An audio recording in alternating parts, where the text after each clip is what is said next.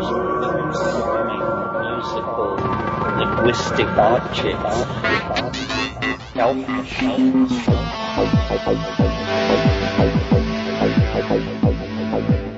Greetings from Cyberdelic Space. This is Lorenzo, and I'm your host here in the Psychedelic Salon. And today we are going to begin to hear some of the talks that have been sent in by some of our fellow saloners. As you know, a few weeks ago I mentioned that I was looking for some as yet unheard McKenna talks that haven't been found on the net before. And the response has been quite good. In fact, I now have dozens of hours of Terence Mckenna workshops that I, for one, haven't heard before. So today I'm going to begin to play some of that material. But first, I would like to thank Visionary Temple and longtime salon supporter Dharma Awakenings for their very generous donations to the salon. Your support is appreciated more than you can know, you guys. And most of all, I appreciate you both joining me here each week, you and your friends, along with the rest of our fellow saloners who together are making an attempt to add a little sense to the world right now.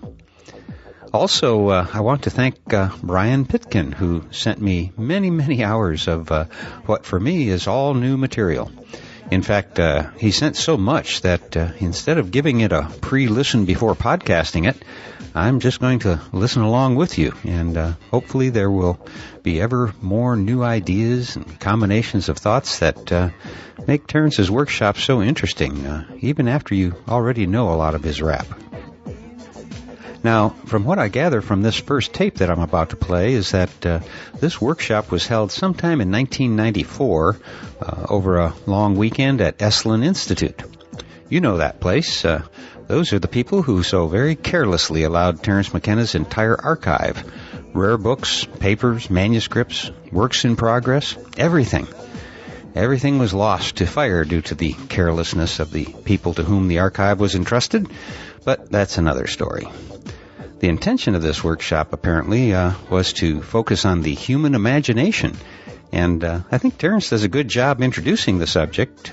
However, as you'll hear in a moment, it didn't take long for the participants in the workshop to begin to skew the lecture in an interesting variety of ways. So let's join them now. I can't imagine a domain of human endeavor that isn't impacted by the imagination. I mean, teasing the imagination apart from the talking monkey is not an easy thing to do. Imagining ourselves without imagination is itself a paradox. And yet, what is it? And why is it? If you take the view that biology does nothing in vain and evolutionary economics are incredibly spare, then why have this faculty that allows one to command and manipulate realities which do not exist? I mean, that's, to my mind, the basic function of the imagination. Some people might argue and say, well, for most people, the imagination is the coordination of mundane data. In other words, if I work this hard and if I have this much money, can I afford that car? To my mind, this is not putting great pressure on the human imagination. The human imagination, as I suppose it, is almost an extension of the visual faculty. Imagination is something that one beholds, something that takes, people speak of castles in the air or something like that. One idea that is worth entertaining because it is entertaining, not necessarily because it's the truth, but is the idea that the imagination is actually a kind of window onto realities not present. In other words, it's very clear from an evolutionary point of view that our body and our sensory perceptors are organized in such a way as to protect us, to warn of danger, to give you the muscles to respond to that danger when it comes. The imagination doesn't seem to work quite like that. If the imagination runs riot in the dimension of the mundane, it's paranoia. In other words, if you believe every cop on the corner is looking at you, every chance-heard comment is about you, the imagination is, in that situation, pathological. It is taking the raw data of experience and giving it a maladaptive spin. So then, where is the imagination appropriate? And it seems that it is most appropriate in the domain of human creativity. That, in fact, separating art from imagination is simply the exercise of separating cause from effect. Art, sculpture, poetry, painting, dance, is like the footprints of where the imagination has been. And you know, the abstract expressionists, Pollock particularly, always insisted that a painting, a Pollock is not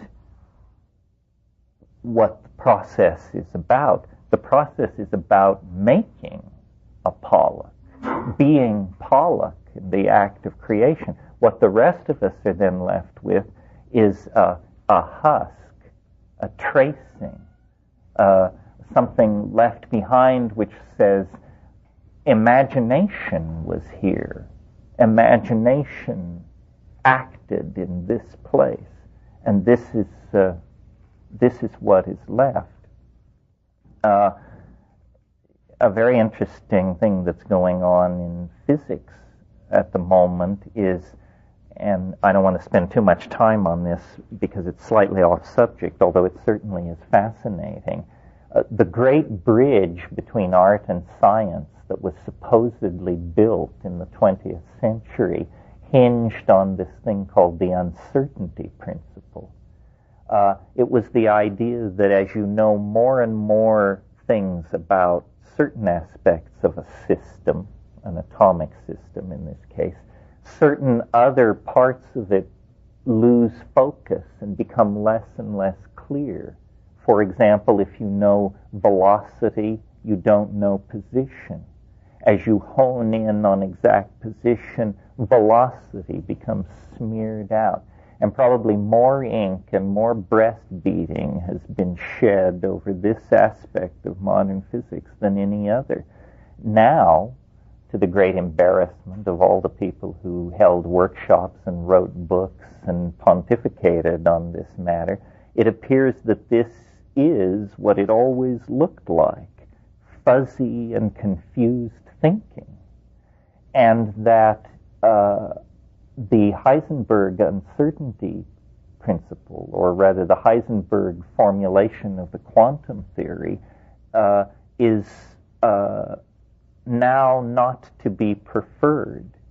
The preferred understanding now is the version of quantum theory formulated by David Bohm. The difference between these two theories mathematically is precisely zero. There is no difference. But they make different assumptions. And the reason originally the Heisenberg formulation was preferred was because it was felt that this uncertainty principle, which was a hard swallow, was not as hard to swallow as a piece of baggage which the Bohm theory carried embedded in it. And that piece of baggage was called non-locality. The two theories produced identical mathematical descriptions of nature, but one had this uncertainty principle in it. The other had built into it non-locality.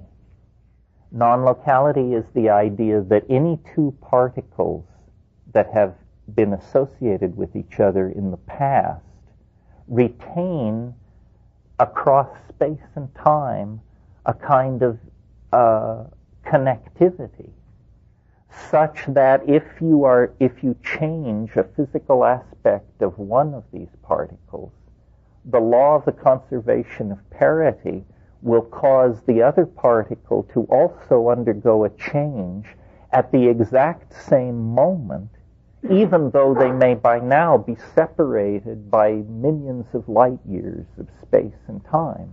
This was thought to be so counterintuitive, so preposterous, that the Heisenberg uncertainty principle was chosen as the lesser of two evils. But it turns out, over the past 10 years, experiments have been done in the laboratory, not thought experiments, actual apparatus experiments, which secure that non-locality actually is real. There is, below the ordinary surface of space and time, ruled by relativistic physics, there is this strange domain of instantaneous connectivity of all matter, of all phenomena. It raises the possibility then that the imagination is in fact a kind of organ of perception, not an organ of creative unfoldment, but actually an organ of perception, and that what is perceived in the imagination is that which is not local and never can be. So I myself am up in the air about this, or as you get to know me better, you will see I don't feel the need to believe or disbelieve, to proclaim this true or untrue, but it is useful at this stage for understanding our mental life. I've spent a lot of time talking to people and thinking about the origins of consciousness. And in one sense, asking the question, what is the imagination, is a different way of asking the same question. What is the origin of consciousness? And as some of you know, to distraction, I believe that psilocybin mushrooms played a role kickstarting human evolution. I don't want to repeat all that here. It's been taped many times. But what I want to point out is that we can see in nature, I think, the declension from the full-blown human imaginative capacity back into the organization of the animal mind. We can see the stages through which this must have unfolded. The interesting animal to look at in all of this, for the moment, are the top carnivores. This is not PC in a vegan environment, but thought just has to lead you wherever it leads you. It's very clear to me that top carnivores coordinate data in the environment very judiciously. Cows have very little to say about grass, but hunting cats, have a great deal to say about their diet, because a top carnivore, to be successful, must in a certain sense think like its prey. And so at the very point of the emergence of these coordinated strategies held in the mind, there's a paradox. The earliest consciousness is consciousness which apes other consciousness. In other words, the top carnivore that is most successful is the carnivore that can think most like a weasel or a groundhog or a rabbit, because this ability to think like the prey gives you a leg up on the prey. And if you've ever seen, not domestic cats, but small jungle hunting cats or jaguars or something like that, in the sudden presence of a chicken 100 feet away or something, they fall into a fit of imagining because they can almost taste it. They probably can taste it. And they fall into a strategic mode that is clearly an intense state of imagining, but it is triggered by the presence of the prey. What is interesting about human beings is we went one step beyond that.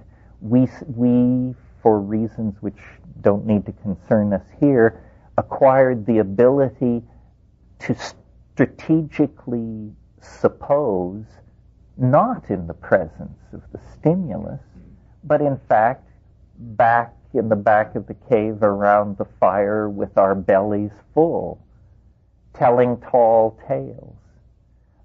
And it's interesting that the imagination is the land of what if.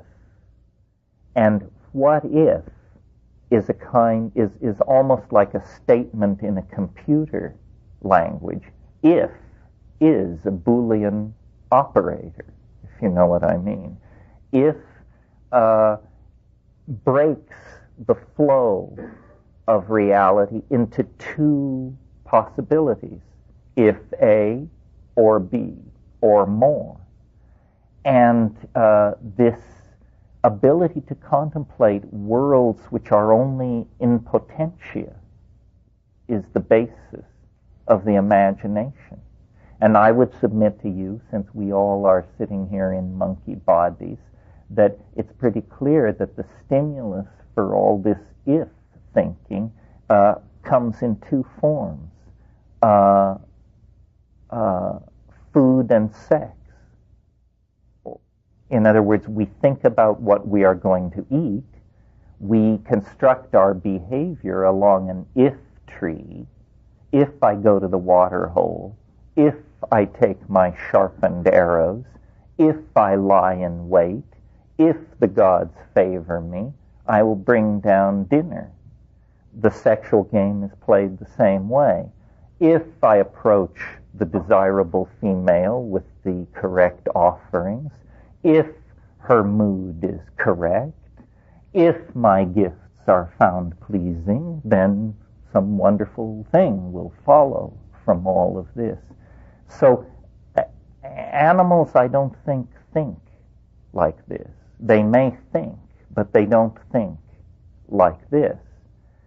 It seems to be a unique human ability that probably has to do with, as I say, in our case, there were many different factors. For example, we became the top carnivore on the planet. But who would have placed their bet on a monkey to be the top carnivore when there were saber-toothed cats walking around that weighed 1,100 pounds? How were we able to insinuate ourselves into a more powerful position than these enormously powerful animals that we once shared the earth with, and that in fact we hunted to extinction? It's our destiny and our fate to have removed the so-called megafauna from this planet. It is now generally agreed by paleontologists that the disappearance of the megafauna and the appearance of the human beings are linked in time. Well, we did this by imitating those carnivores, and imitation is an act of the imagination. We like, in our story about ourselves to think of ourselves as bold hunters. But the evolutionary truth of the matter is probably that as the first wave of primate radiation into the grassland occurred, as the diet was in transition, we were scavengers of carrion. We were not noble hunters bringing down mighty animals. We followed along behind lions. Lion kills. There's one school of evolutionary theory that believes this is why our olfactory senses are so diminished, because, quite frankly, we had our face in rotten meat for 1,000,000 years. And if that doesn't dull your appetite for keen smells, nothing will. Lest you despair, I'll tell you that there's a counter theory which says, no, we lost our sense of smell when we stood upright because it lifted our face off the ground. In either case, there seems to be the idea that when you get away from the olfactory action, the energy to support the maintenance of that sense collapses. For whatever reason, we made our way to the brink of the imagination. In other words, I don't think we require a deus ex machina to take ourselves to the position of being top carnivore on the planet. We have a mean throwing arm. And, you may notice no animal throws things the way we do. Other primates hurl excrement down on agonized explorers, but fortunately not with great accuracy. And anyway, that particularly material is rarely deadly anyway. But a human being, for example, a big league baseball pitcher, can at 125 miles an hour put a baseball across a 17-inch plate over and over again. One theory of the origin of consciousness wants to say that throwing something is an interesting activity, because though it may appear to be the same activity as digging grubs or scratching your ass or something like that, in fact, it requires coordination toward a future outcome that is highly mathematical. In other words, you may not think in numbers, but you must somehow sense the concept of trajectory, coordination of target and intent, and when you get all this up and running, according to some people, you have enough brain power left over to write the Fifth Symphony, invent quantum physics, and paint the Last Supper, if you like. This seems preposterous to me. I think that how the imagination got such a hold on us was that we accepted into our diet catalysts that we were unaware of, that pushed our mental state around, specifically psychedelics of various sorts. And a reasonable working definition of psychedelics, what they do, whether you're for it or against it, whether you think it triggers paranoia or ataraxia, they are catalysts for the imagination. They catalyze thought. Thought becomes more baroque. It reaches deeper into reality for data. It sees forms of connectivity that previously escaped it. It makes leaps of assumption, not always correct, but sometimes correct. So what it does is by, to some degree, transferring chaos into the mental world, it creates a much richer dynamic. And so thought processes become more complicated. And in a sense, then, language becomes the behavior which expresses the imagination. It can be expressed in a limited form through dance, through gesture, and of course it can be expressed very well through painting if you've reached the stage where you have painting and are not chipping rock or drawing in blood in the sand or something like that. But if you have really a rich technology behind your artistic intent, but that rich technology would never have arisen without the intercession of language. And so these two things, which make us unique among nature's productions on this planet, imagination and language, seem to be almost like the exterior and interior manifestation of the same thing, the same phenomenon. And what it is it's a facility with data, an ability to connect it in novel ways for one's own entertainment and amusement, if nothing else. Storytelling is obviously this kind of activity where modules, a ghost, a princess, a lost kingdom, a disturbed father-son relationship, these modules are manipulated to entertain people. And you know, it's a cliche that there are only 5 stories. And I think Robert Graves in The White Goddess argued there's only one story. And we keep telling variants of this story over and over again. Well, what history then is, or what culture is the phenomenon that attends the rise and spread of the imagination in the human species. But because the imagination works on this what-if model, it always tends toward idealism. In other words, it is not simply a networked process. It's a networked process with a vector field. In other words, it's going somewhere. It's not just a random walk. It's headed somewhere. We idealize. If you're going to play the game what if, most people who are psychologically healthy don't sit around entertaining dire possibilities.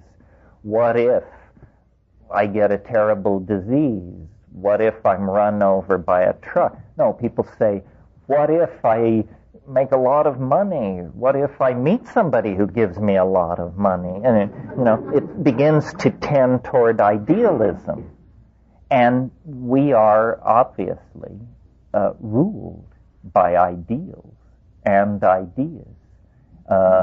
We haven't found a good one yet, but we certainly have sacrificed a lot of blood and time in the process of discovering a whole bunch of bad ideas. And we haven't lost our faith in ideas, even though human history is the record. Not one idea has survived from the distant past in its original form. And some of the most persistent ideas, I would argue, are some of the most pernicious ideas. I mean, the idea of man's inherent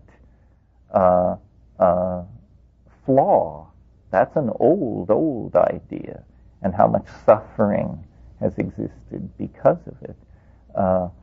But culture, then, is the record of the human imagination. Well, that's fine. That is of interest to anthropologists and somebody else who knows. What gives the whole thing a lot of bite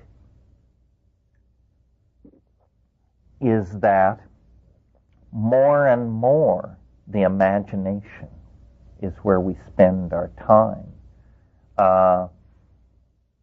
There's a lot of talk these days about virtual reality, an immersive state-of-the-art technology in which you put on goggles and special clothing or enter special environments, and then you are in artificial worlds created by computers. And this is thought to be very woo-woo and far out.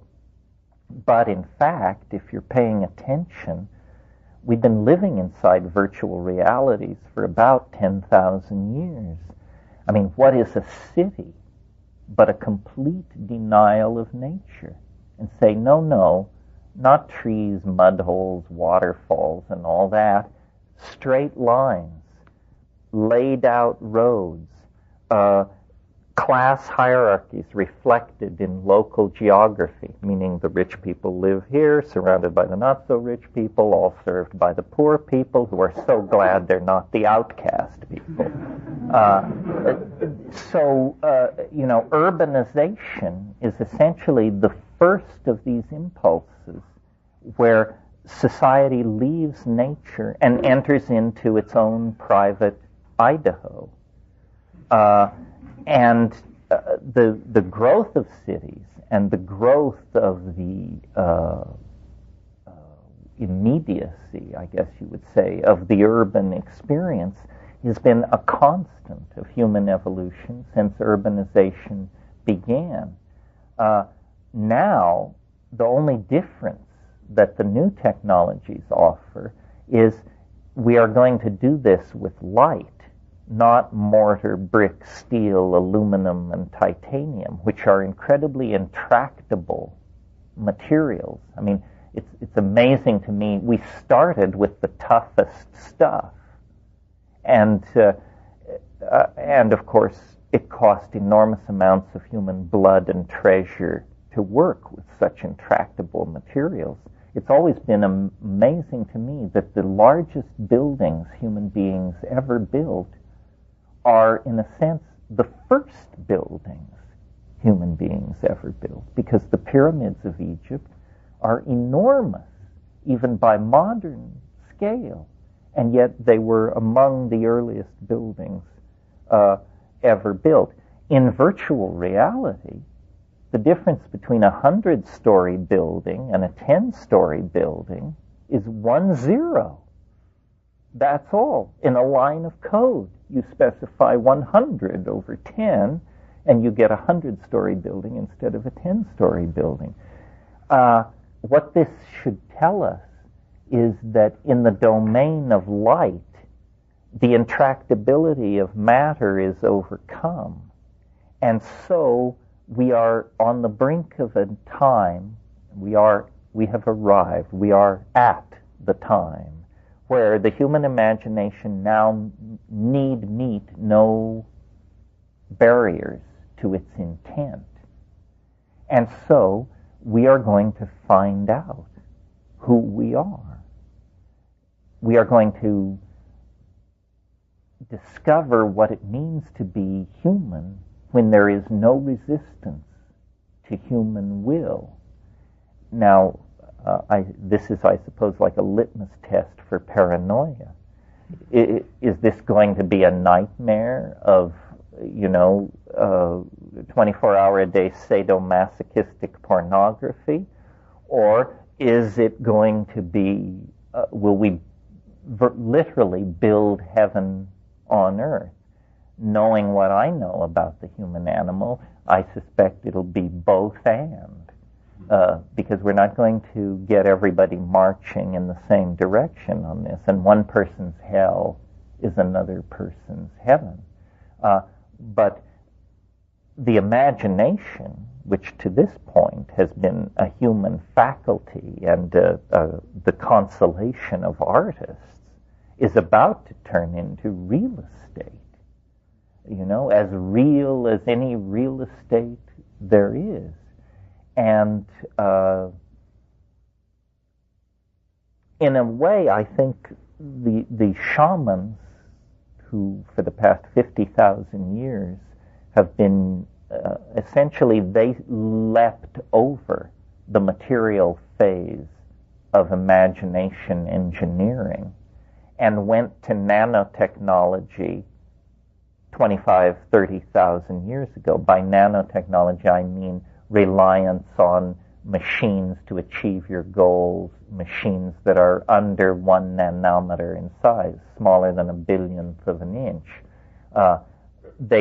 We don't think of drug molecules as machines, but in fact they are machines, and they perform their work in the synapse like machines. So shamanism didn't use matter to build its realities. It was more sophisticated than that. It directly addressed the capacity of the human mind in the presence of unusual neurochemicals to produce unusual phenomena and unusual sensoria of experience. Now, what's happening is these two strains of development, let's call it the pharmacological, nanotechnological, low-tech, natural, shamanic path, and the high-tech, material manipulating, macro-physical technologies are encountering each other and meeting in the domain of the modern computer. And this is fascinating. The world is becoming more and more defined by the imagination. And those of us who are involved in creating this, I think, have the feeling that it has in it a kind of built-in dynamic toward finality. In other words, this is not a process that can go on for hundreds of thousands or even hundreds of years, because the human imagination is so endlessly self-transcending. Whatever its most advanced creation of the moment is, it's in the process of obviating and denying it and seeking to go beyond it. And, I think it was Plato, I'm not sure he said it first, but said, if God does not exist, human beings will create God. Well, I think the truth is they're not even going to wait to find out. It's easier to cut to the technical solution and sort the whole thing out later. And if the God we make and the God we find are in conflict with each other, they'll just have to duke it out. Well, maybe they'll Marduk it out, I'm not sure. Because, there's a wonderful phrase in Myths, Dreams, and Mysteries, a book by Merciliade, where he's talking about powered flight, of all things, the Wright brothers. And he says, whatever we make of this as an engineering feat, it speaks volumes about the human psyche's desire to transcend itself infinitely. And so, in a sense, the powered flight is a psychological breakthrough, because man flies. Well, then, spacecraft, we break beyond the embrace of gravity. And these technological breakthroughs are always presented in terms of overcoming some set of boundary constraints imposed by nature. And in virtual reality, all boundary constraints are overcome by nature, just as in the imagination. But the imagination metabolically sustained, in other words, you eat well, then you smoke a lot of hash, then you enter into an imaginative reality. But as metabolism ebbs and flows, as your food digests, as the drugs leave your system, this reality, whatever it is, falls to pieces and it's washed away. But the reality, the virtual realities created in code are more enduring. They are, in fact, as enduring as the code maker. And so we're beginning to talk in terms of dreams which don't go away, worlds of the imagination which one can work on for months, and then lead one's critics through and collect their critiques and make the corrections and dot the I's and cross the T's according to the way one's critics and friends think it should be done. And so what this means is somehow the imagination, always among the most private of domains, is, like everything else under the impact of the new technologies, being redefined so that there is no private and public distinction anymore. So we are on the brink of losing, in a sense, a part of our individuality. We are going to be able to build hallucinations and then walk through them and discuss them and edit them and re-edit them. And to this point, we've been doing psychology sort of like a blind man polishing a Cadillac in total darkness. If you keep excellent notes and don't lose your place, you form a kind of a notion of what a Cadillac must be. But what we're about to do is just turn on the fluorescent lighting and look at the thing. And I don't know what this will bring. I think it will redefine us. We are a great mystery to ourselves and to each other, but not in principle, only through limitations imposed by the physical body and limitations of technology. And so I think, what our yearning for community, for collectivity, for telepathy, for universal human understanding is, in a sense, going to be self-fulfilled by simply opening up the imagination, not as a private dimension, but as a public and shared dimension.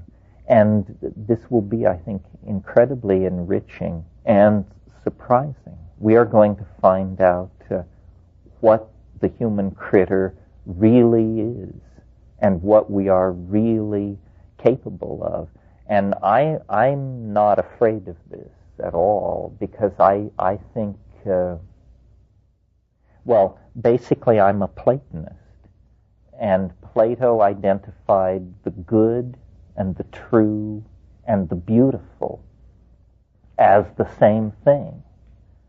But notice, it's very hard to know what is good. And it's quite difficult, even more difficult, to know what is true. But it is intuitively understood what is beautiful. So beauty is the easy way in. Beauty leads to the good and the true. And we are on the brink, I think, of taking a stride toward beauty that is the greatest stride in that direction since the emergence of language in the human species. And the emergence of language in the human species was the first shoe dropping in this enterprise. And the building of virtual realities that can be shared and critiqued and understood is the dropping of the second shoe. A true civilization lives in its own imagination and lives through its imagination. And when this is an accessible possibility to most people, I think a great deal of our inhumanity will simply fall away from us, because it is not inherent. It is the product of misapprehension of each other's goals and intent and aesthetic. So I think that's about all I have to say about that tonight. I get spun into it and I can't stop.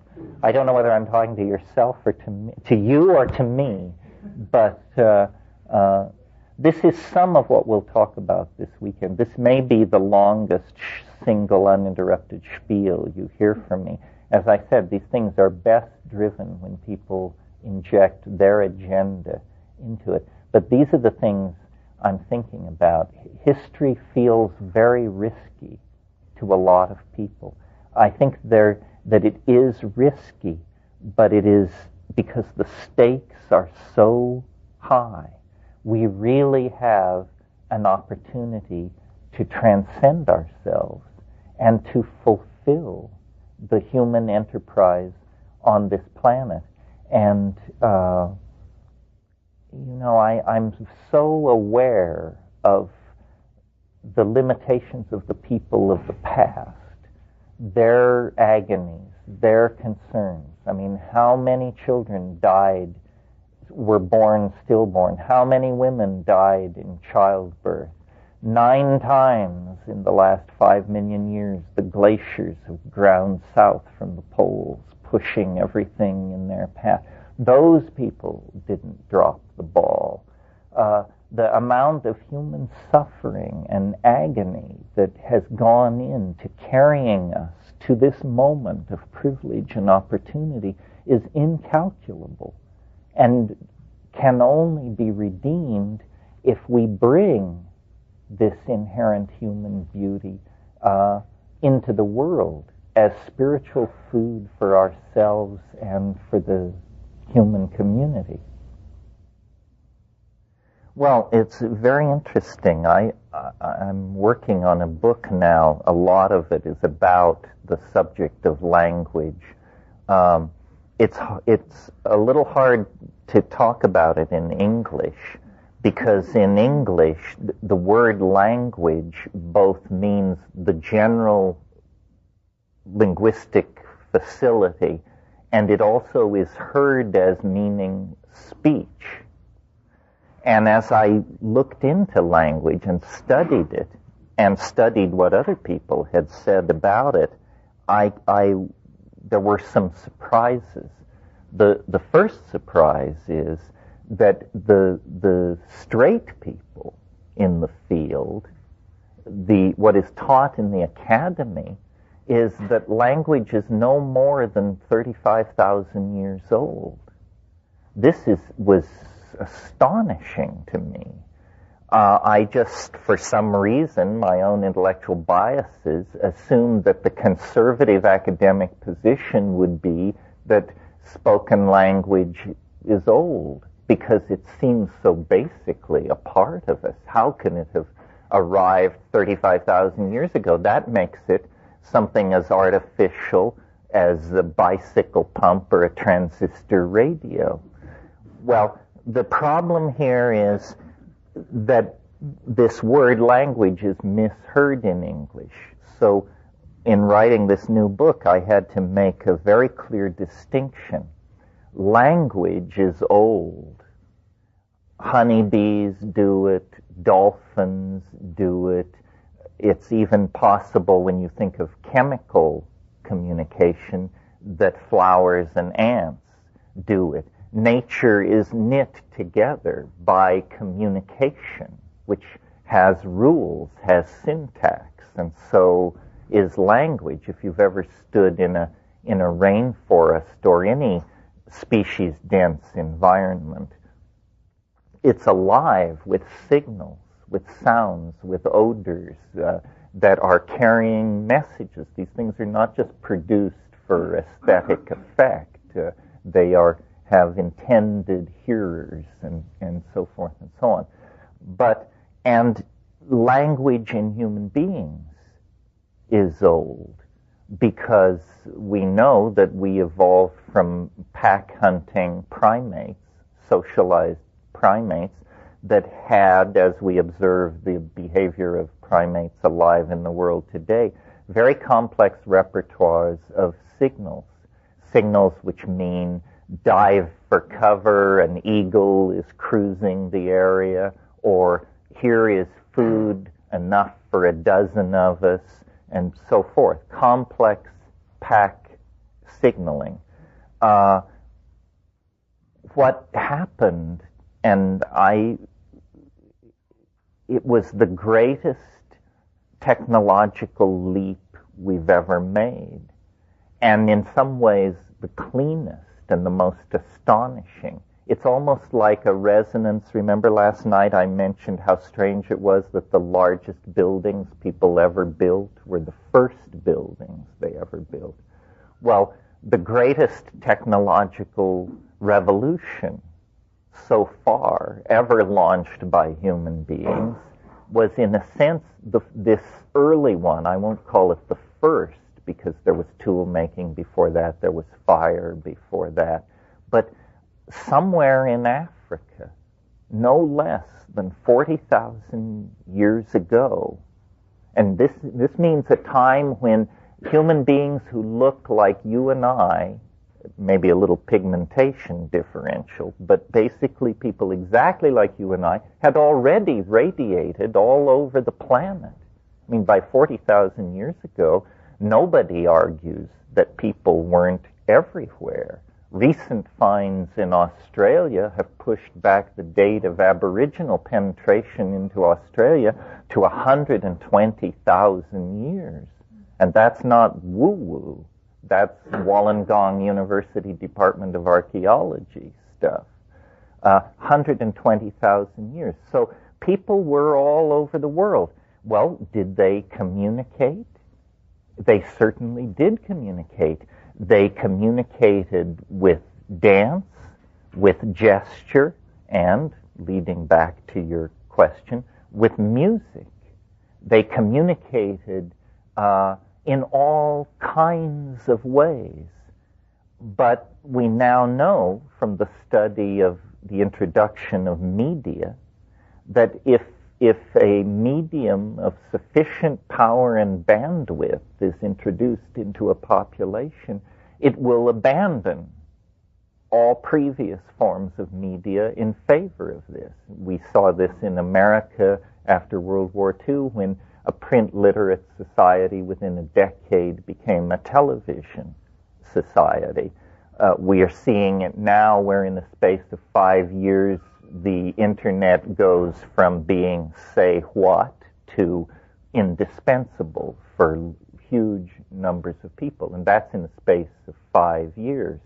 Someone in Africa, probably loaded, experimenting with singing and chanting and sound,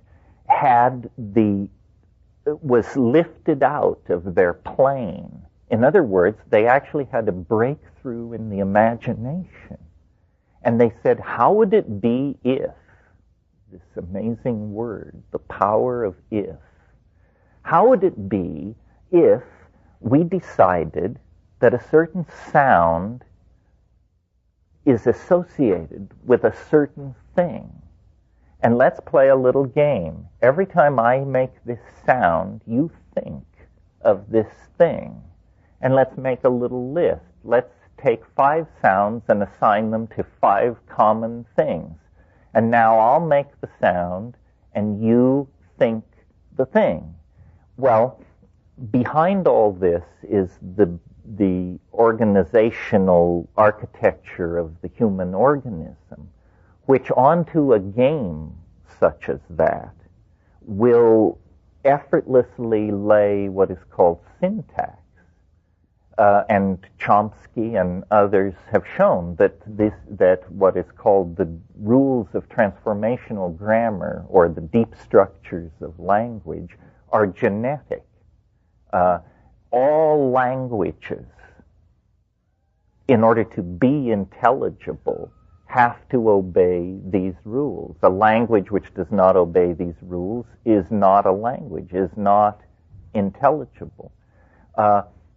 So through a breakthrough in imagination, a kind of stepping sideways from the by then old enterprise of entertaining each other with funny mouth noises, language was produced. Probably, literally at a definable moment in space and time. A person, the mother or the father of all media, discovered utterance, and it was like an intellectual virus spreading through the population and moving as quickly as human beings could carry it, because it was a superior form of media. Before, communication had been, I imagine, highly slanted toward emotional states and time-bounded states. You go up to somebody, you take hold of them, you look at them, and they understand we're either going hunting or we're going to have sex, and it will be spelled out in just the next little while. That kind of thing. And this kind of communication was a sufficiently viscous social glue to hold small hunting-gathering groups together. As society complexifies and spreads out through space and time, it either loses its coherency or it evolves methods of communication to keep it in touch with itself. I am not a linguist. I read a lot of this linguistic literature without really understanding it. But I know that the people who give their lives to this believe that they can extrapolate the rules of spoken language, of the Indo-European, of modern European languages, to reason backward toward a language that was spoken 12 to 10,000 years ago, called Indo-European or Proto-Indo-European. And this was thought to be the great achievement of linguistics as of 15 or 20 years ago. Now a new generation of people have pushed it further back. There is a language called Norstratic that was spoken on the Anatolian Plateau and across southern Europe 15 to 25,000 years ago. And now people like Shavroshkin at Stanford, and this was all done by Russians, by the way. The Russians hold the high ground in linguistics. It was Russian insights that cracked the Mayan language too. But Shavroshkin and his people are now talking about a language called Old World. And Old World is the first language ever spoken on this planet by higher primates. Beyond Old World, there is inarticulate silence. And Old World is a 35,000-year-old language. How can we know such things? You have to push into the linguistic literature, and you're a better man than I am, Gunga Din. But there are websites you can go to where people speak in Old World, and you can hear what it sounded like. And sounds like a bunch of really primitive people. How do we know that we've really evolved with this language? Well, this is an interesting area. You know, one of my sub-themes is novelty, and that supposedly reality becomes more novel as we approach the present. And this is certainly true of biology and many, many phenomena. But there is an important exception, so I'm told. I'm not yet entirely convinced of this, but convinced enough to pass it on.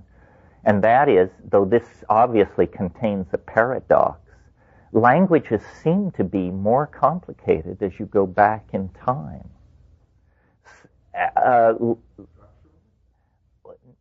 Structurally and in number of words.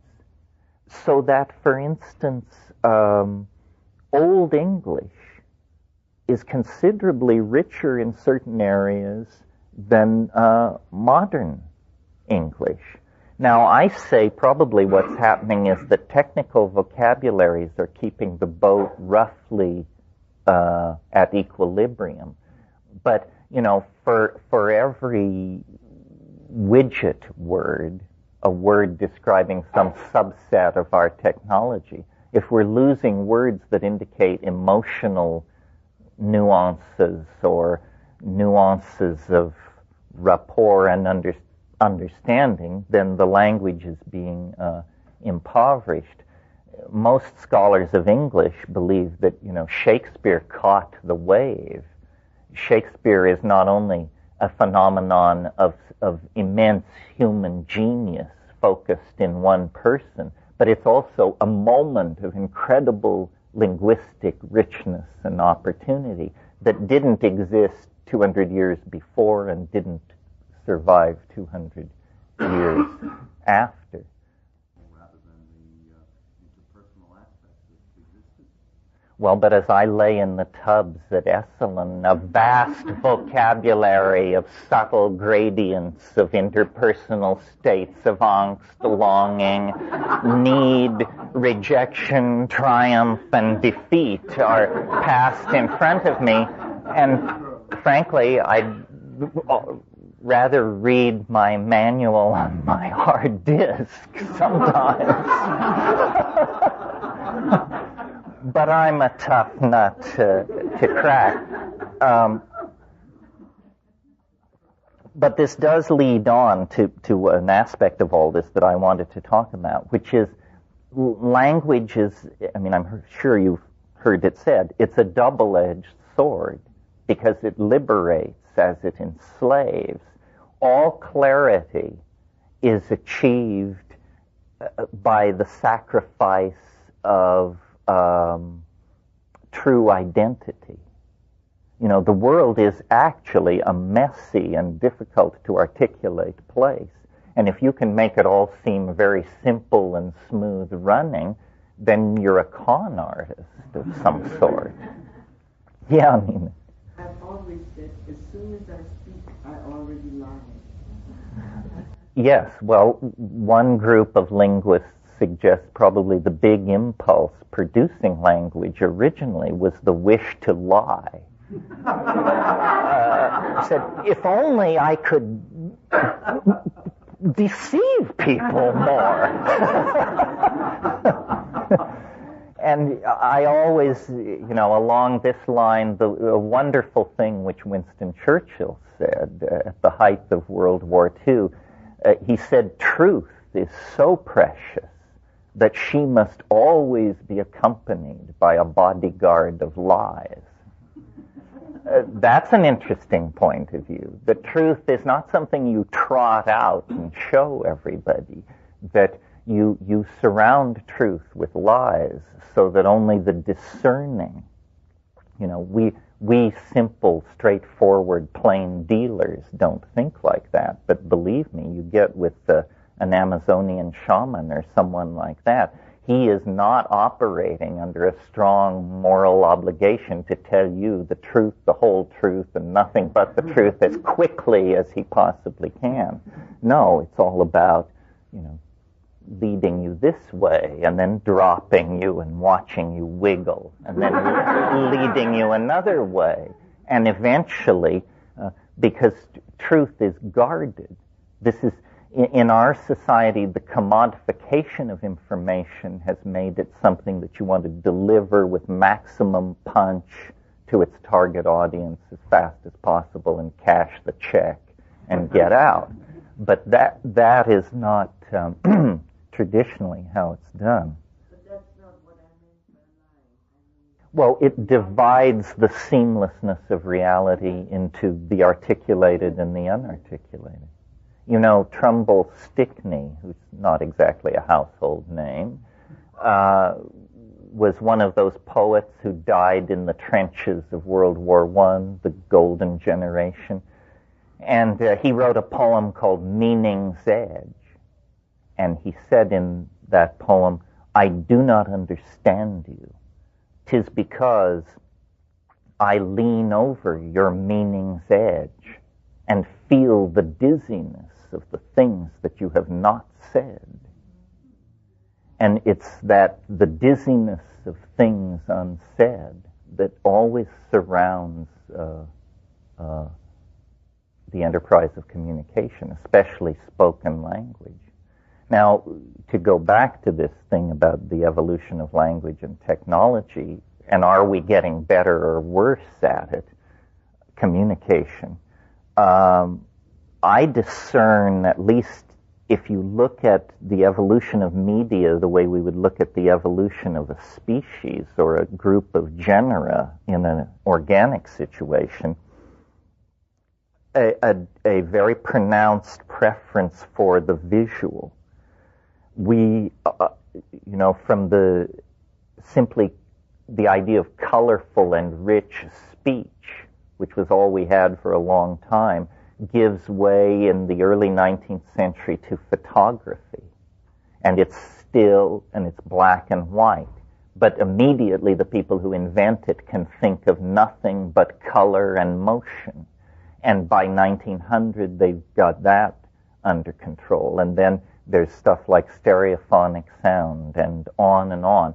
Clearly, we view the language-forming enterprise as a task not yet brought to completion. One of the things that seems to always come up in these things is the fact that so-called primitive or aboriginal or pre-literate people using psychedelic plants that melt local cultural conditioning seem to access a place where language is much more a visual enterprise. Ayahuasca circles sing, but the singing is critiqued as though it were pictorial activity. In other words, after the shaman stops singing, you hear people saying, I like the part with the orange spots, but I thought the olive drab magenta section was self-indulgent, or something like that. You know? And you're thinking, this is a critique of a song. No, the song is the sound, is the carrier. The acoustical wave is no longer in the foreground of the experience of appreciating the performance. It has become the carrier of something visible. And, a lot of people think that somewhere in the human future lies telepathy. And it's usually imagined as you hear what I think, a kind of extension of what we have. But I think it's more likely to develop along the lines of you see what I mean. In other words, we add dimensionality to language, and we then can walk around in it. I touched on some of this last night with the virtual reality. Because virtual reality, in the service of the ideals that I'm interested in, would become a technology for showing each other the contents of our imagination with less ambiguity than we have ever had before. Yeah. Well, I suppose every technology has created more opportunity for deception. You can't have complex illusionistic realities unless you work in pictorial space. Yes, I don't think these technologies will reform the human character. Also, I'm not sure subterfuge is a major part of art. It certainly is a major part of legerdemain. Every sentence is essentially a conjuration. And, the rabbit of meaning is pulled out of the hat of constructive syntax. So you cannot have truth unless you allow for the possibility of error. This is the point that illuminates why predestination is a waste of time. Predestination is the idea that the universe is a kind of film, and it's running, and it's all determined how it's going to come out, and there's nothing anybody or anything can do to affect it. God created it, and it's unfolding. Well, the thing that makes predestination theory worthless, in my estimation, is notice that if that's true, then you think what you think because you can't think anything else. And that puts the enterprise of seeking truth in a preposterous position. In order to seek truth, one must have the option of screwing up. And then it's the dichotomy between the screwing up and the finding truth that creates the sense of dynamic existential completion. Well, this is, now you're at the cutting edge. I mean, yes, yes, and yes. Sound is the fourth dimension. Sound is a very effective way for transducing energy into the body. the body is virtually transparent to sound. The mushroom said to me once, apropos of absolutely nothing, it said, what you call man, we call time. And time and metabolism. Metabolism is permitted by time, and somehow time is caused by metabolism. And then sound is in there as an energy transducer. And yes, I think a future technology of sound probably will cure disease and set people right. All this business that goes on in shamanism with blowing on the body and projecting sound into the body, obviously some of it is misunderstood and marginal and showmanship, but at the core, sound is, I think, not yet been given its complete role in all of this. The fact that you can see sound under certain conditions, you know, there's a phenomenon called sonoluminescence, that creates temperatures 20 times greater than the surface of the sun. This is done in a test tube by simply using acoustical waves and bubbling fluid to collapse and create extremely brief high-pressure states. So sonoluminescence, there's a website you can visit. Isn't there always? Yeah, Al. Are you saying catalyst? Well, I guess what I'm sort of saying is that once you have the concept of nanotechnology, then you see that drugs and prosthesis or computers or tools are categorically migrating toward each other. You've probably heard me say, the only difference between computers and drugs is that one is too large to swallow. And our best people are working on that very problem.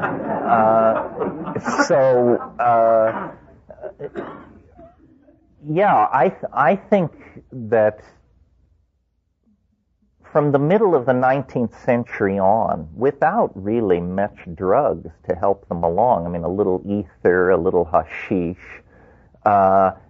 poets and artists in Europe were obsessed with synesthesia. There's a wonderful New Yorker cartoon, maybe some of you saw it.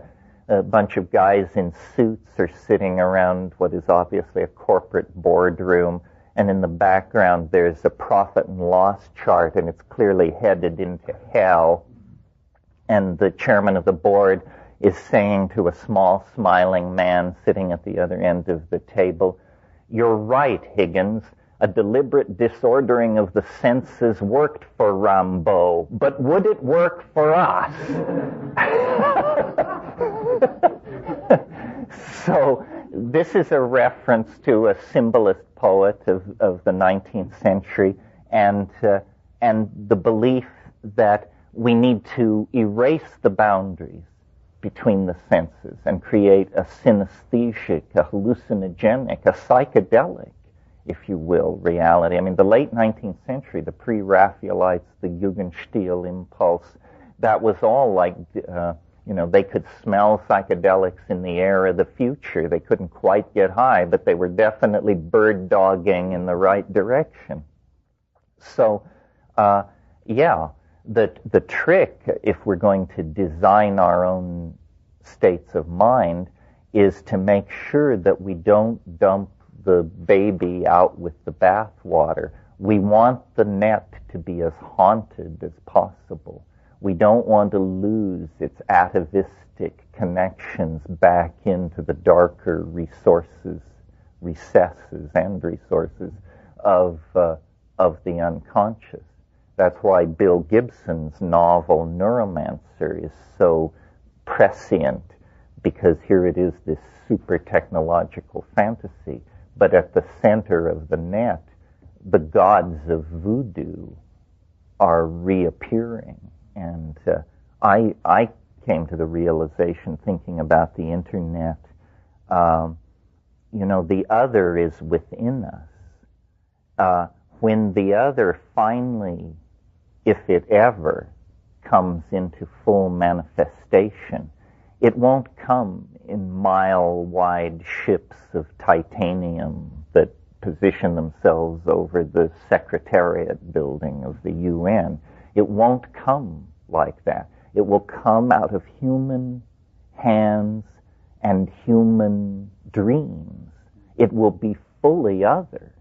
I'm not copping out here. It will be fully other, but it can only be built through us. This addresses what I was beginning to get at last night when I talked about non-local information. The alien is real, but the alien is not here in the stupid sense. The alien can only manifest itself through us. But this probably means that given a sufficiently resilient technology, it can manifest completely through us. So, in a sense, the internet is a kind of landing pad. There has always been in our fantasies of extraterrestrial contact the notion of the pad, which has to be built for them. And people claim it's the Nazca lines and all, it's an archetype, the idea of the prepared space that awaits the arrival of the other.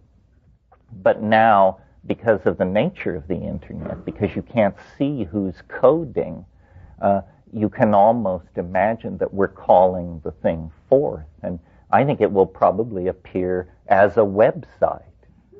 And, when it's sorted out, you'll realize, my God, http://zeta-reticuli.org is really coming from Zeta Reticuli, but through virtual, through non-local Bohmian space. Yeah. It's totally separate in the sense that it is somewhere else in the universe and evolving completely along its own lines and not in any way under our control. But then you turn the coin over and the division between it and us is completely seamless because of the non-local nature of information. In other words, this is an incredibly empowering idea, if true. I mean, it will make a revolution in psychology that few people have yet even sensed coming. What we're talking about here is putting the Jungian idea of the collective unconscious, first expanding it to the size of the cosmos, and then showing with physics exactly how the trick is done. So we are not separate from any place. You're listening to the Psychedelic Salon, where people are changing their lives one thought at a time. Although I had heard him say it before, I have to admit that I just love hearing Terence say, the only difference between computers and drugs is that one of them is too large to swallow, and our best people are working on that very problem. Back in 1994, that probably seemed like just a lot of hyperbole, but with the advances being made on a daily basis in the art and science of nanotechnology, it's looking more and more to me like his poetic metaphor may one day become an actual reality. But I'll leave that for some of my fellow podcasters to pick up on the thread and see where that one leads. Now, I just have to insert a little geek moment here to let you know that when Terence mentioned Trumbull Strychnine just a little while back, I had to go to Wikipedia and look him up, just because I thought he had such a cool name. And my geek moment here is to let you know that Terence's information about Stickney's death was a little off. You see, like Terence, he too died of a brain tumor. but it was in 1904, and that was about a decade before the war where Terence thought he died, at least if Wikipedia is to be believed. But that's an interesting coincidence, don't you think? But what about Terence's memory, though?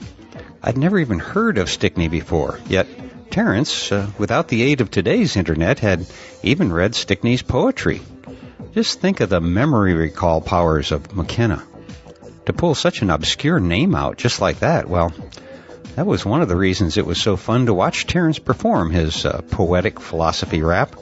He was always coming out of left field with something like that. And to pull out close to the exact lines of such an obscure poem really blows me away. And, by the way, I'll save my fellow geeks a little time Googling that poem and read the exact lines for you. And they are, I cannot understand you. 'Tis because you lean over my meaning's edge and feel a dizziness of the things I have not said. Which carries a little different meaning from the way Terence recited it, but to tell you the truth, I've never been very good with poetry, and I can't honestly say that I get what he's saying, so I guess I'll just have to go along with Terence's explanation. And maybe we'll be hearing more along these lines when we continue listening to the recordings of this workshop. If the remaining tapes are anything like the first two that we just listened to now, it means that we still have 5 more episodes in this series. Right now, it's my intention to podcast all of those in succession, but next week I leave on a 10-day trip, and so everything is subject to change. But since it's going to be difficult to work in a couple of podcasts during that time, continuing on with this workshop will be the easiest way and my best hope of keeping up with a podcast every week. However, if you aren't a big McKenna fan, take heart, because I have a couple of other interesting talks by some other psychedelic luminaries that I've been told are winging their ways to me. So with a little luck, there will be a surprise or two coming your way, at least between now and the end of the year. There is one more thing I want to mention yet today, however, and that is to read part of an email that I received from fellow saloner Bob C., who said in part, the second topic I would like to take a moment to write to you about is that of Mark Emery, affectionately known as the Prince of Pot, who has been a very vocal and dedicated activist in Canada. I sometimes make the comparison that he is kind of like a Canadian Jack Herer. Mark Emery has recently been imprisoned and is to be extradited to the United States for selling pot seeds. The DEA is responsible for the arrest, and the selling of seeds is not even illegal in Canada. Mark had been paying taxes as a legitimate business for years without hassle from the government. For selling and mail-ordering the seeds to U.S. customers, he is being held responsible for all of the plants and product those seeds are believed to have led to. Upon arrest, he was to be extradited and given a lifetime imprisonment. The motive, when viewed from the outside, is clearly one of political imprisonment. The DE raid of Emery's Vancouver hemp shop took place shortly after Mark appeared on national television advocating, as he consistently and vocally does, the legalization of cannabis. Most of Mark's numerous arrests have been in the wake of similar activities. Over the past few years, a long-running legal battle and back and forth with the courts has reduced what was once to be a lifetime incarceration in a U.S. federal penitentiary to a 5-year imprisonment. The situation, however, still reeks entirely of bullshit and is a slap on the face to pot activists worldwide. Even after his imprisonment, Mark has remained vocal, which is why I am writing you now. Mark Emery has begun a prison podcast while he is waiting for his court hearing and extradition. The first 2 episodes can be found on his website, and I'll put the link to that on the along with the program notes for this podcast. It's a long URL. Website, however, main website is www.cannabisculture.com, and that's where you can find these podcasts among much other material. Now, continuing on with Bob's email, he says, efforts are still being made on Mark Emery's behalf in attempts to overturn this atrocity, or at very least have Mark serve his term in Canada, a bargain the U.S. even agreed to, but our own conservative government turned down. If you would be able to share this information about what is going on with Mark Emery and the information he is providing with the rest of the tribe, it would be greatly appreciated. The hope is to find enough people willing and able to help him and help the legalization movement that we can turn this around. Well, thanks for sending that, Bob, and as you probably already know, the Dope Fiend has been covering Mark's case in great detail on his dopefiend.co.uk podcast. And as Bob just said, Mark is a person who has done more good for the world than all of our politicians combined. So I strongly urge you to support Mark's podcast and send him your message of support.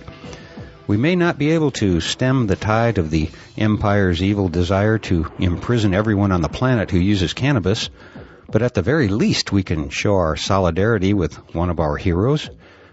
We love you, Mark, and our hearts and minds are with you. May you see the light of freedom sooner rather than later. Well, that's going to have to do it for now, and so I'll close today's podcast by once again reminding you that this and most of the podcasts from the Psychedelic Salon are freely available for you to use in your own audio projects under the Creative Commons Attribution Non-Commercial Share-alike 3.0 license. And if you have any questions about that, just click the Creative Commons link at the bottom of the Psychedelic Salon webpage, which you can find at psychedelicsalon.org. And if you are interested in the philosophy behind the Psychedelic Salon, you can hear all about it in my new novel, The Genesis Generation, which is available as an audiobook that you can download at genesisgeneration.us. And for now, this is Lorenzo signing off from Cyberdelic Space. Be well, my friends.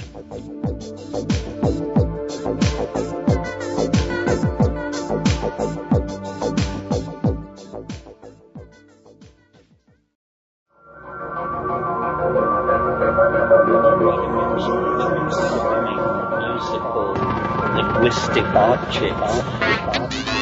Elf machines.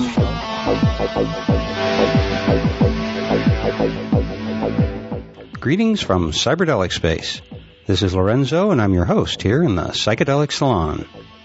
And before I go any farther, I would first like to thank Joseph S., Mark C., and John H., all of whom sent in generous donations to the salon over the past week. So, Joseph, Mark, and John, thank you for your continuing support. It's what keeps us going around here.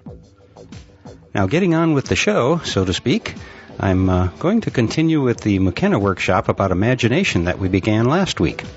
But when I introduced it, I said as how this workshop took place in 1994 because that was how the folder that these files were in was labeled.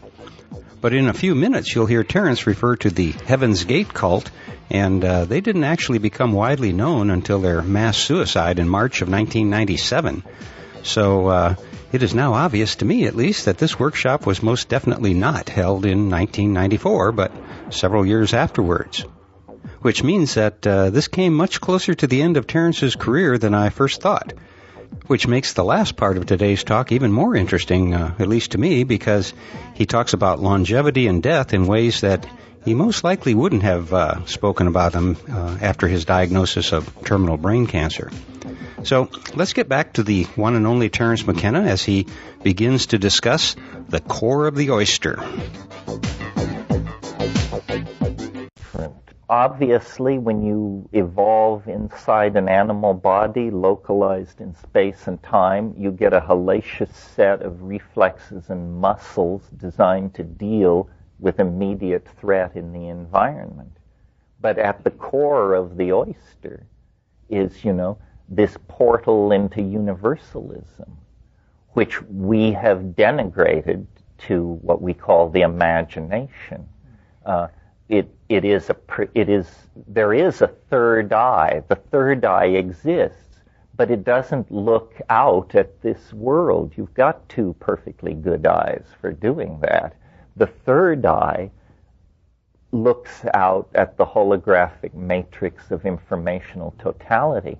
And then the problem for that form of perception is filtering. Would you say that another word, you use the word... Well, Atman means soul or being, or... Yes. I mean, it's simply that consciousness is distributed and holographic, and nobody has their brand on it. What we have been calling human consciousness is the only consciousness there is. It's something you tap into, not something you evolve out of yourself. I mean, you required a local language to create a local model of this universal input. If your local language is insufficient, then you abide in a domain of intuition. And that's what I would call animal consciousness. It's a domain of intuition of being. Animals intuit being. But given a more advanced nervous system, a more advanced cultural toolkit, the intuition changes into a direct perception. And you begin to make poetry and experience loss and feel love, and you begin to feel the emotional outlines of the enterprise of being. And how far one can go into that, I assume it's infinite, or at least appears infinite from our limited position. So the local language is? Well, the local language is a necessary compromise.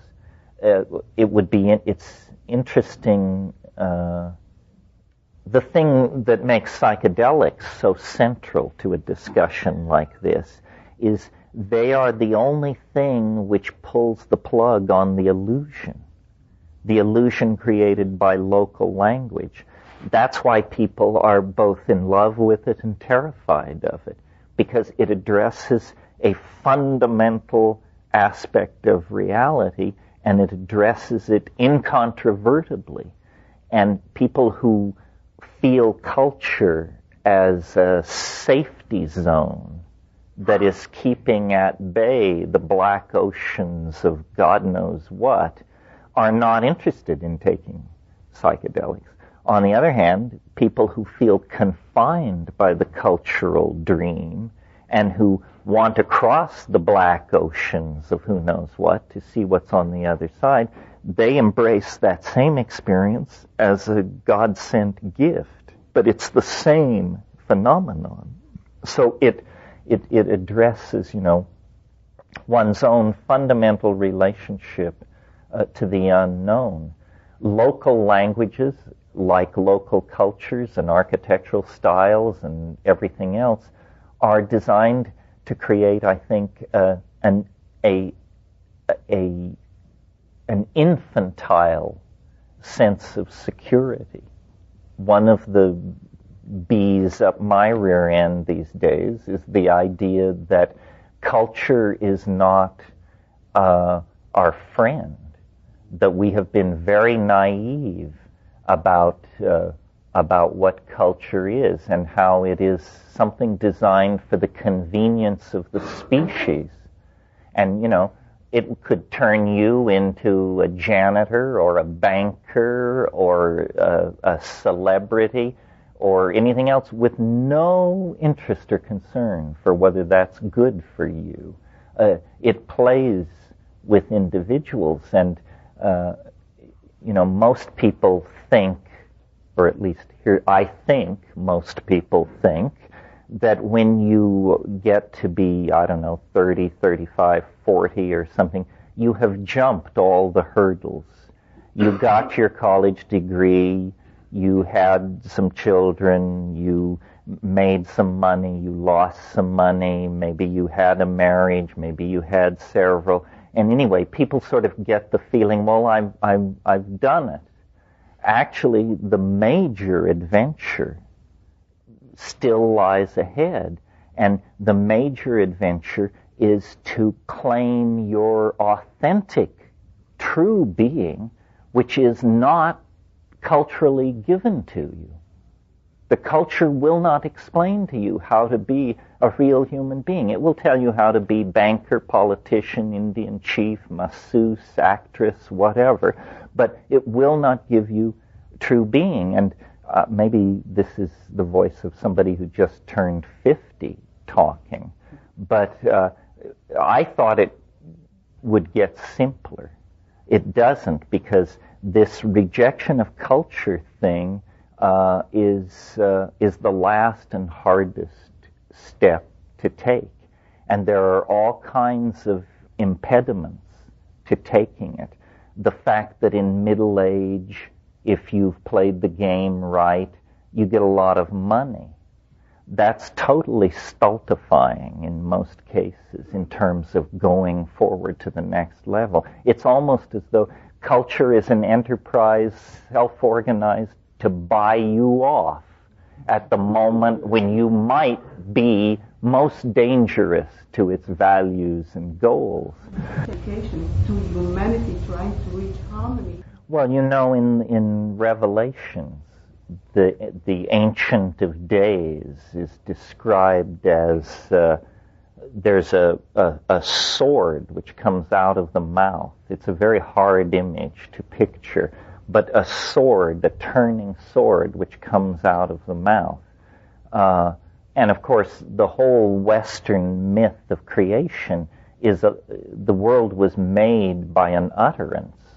In principio et verbum et verbo caro factum est. In the beginning was the Word, and the Word was made flesh. And in some sense, I think what is not stated there is that then out of the flesh, the Word must be redistilled. That's the second half of the historical process. In this book, which I may mention at some point, the statement is made, God created man in order to taste the bitter fruit of time. In the DMT flash, the entities that appear, their entire program is a program of language acquisition. And, you know, this is a point that's brushed over in science fiction films because it's actually such a conundrum. Those of you who saw, and you suffered as I did, Mars Attacks, the little role for Rod Steiger in there as the German guy with the translation machine. Well, if you think about alien contact, real alien contact, we cannot assume that universal understanding is easily achieved. The very first aspect of true alien contact would probably be a language lesson of some sort, because the aliens don't want to communicate about our gross national product or our political system. If they do, they're not really aliens. They're just odd-looking people from far away. Real aliens have something really alien to communicate, and it can only be communicated in an alien language. So I think it's very suggestive that these invisible entities that we contact, when we dissolve the local language boundaries, and they're like mud walls built around our little hut of mental, you know, our collection of goats and stuff that we've pushed together, and then we dissolve the walls, and, you know, there's alien people, there's alien minds out there waiting to trade with us. They probably have always been trading with individual geniuses through dream, through insight, through imagination. I mean, many of, you know, if you've read Thomas Kuhn's book, The Structure of Scientific Revolutions, you know that even in as constipated and self-conscious an enterprise as science, the real breakthroughs occur in situations of delirium, frenzy, drunkenness, inspiration, and then guys, usually it's guys, spend the whole rest of their professional life trying to make it all sound reasonable and rational and how it proceeded from earlier work done by other people and so forth and so on. This is just a fantasy, a kind of way of attaining respectability. Well, yeah, I mean, Hinduism and Hebrew, and I think those are the two biggies, have really elaborate theories of the power and the place in the universal scheme of things of certain tones, and it's as I was sitting here, I was thinking Sufi, and then I was also thinking Pythagorean. I mean, some people call this the Pythagorean impulse, the belief that basically the universe is harmonious and exists as a series of octaves, and that if you know the mechanics of this, you can converse with angels, you can ascend to higher levels. Yes, again, it's an issue of language. I mean, some languages fill your pockets with lead, and some languages, give you a helium balloon for plunging into these metaphysical areas. One thing I wanted to talk about this morning, and maybe this is the place to get into it, is we've spoken of the imagination as a seemingly boundless realm, but it's not ruleless. And people who encounter it without rules often have very difficult experiences, the most difficult of which can be raving madness, I would think. And so if we're going to embrace the imagination as the new benchmark of being, then we need to talk about what the rules are that obtain in the imagination. The 14th century nominalist William of Ockham dealt with questions like, can God do anything? Yes, God can do anything. Then can God make a rock so heavy that God can't pick it up? And then, if not, why not? And what does this mean? Well, this is an effort to tame the imagination. And Ockham concluded from exercises like that even God must follow the rules of logical necessity, otherwise becoming trapped in self-negating paradox.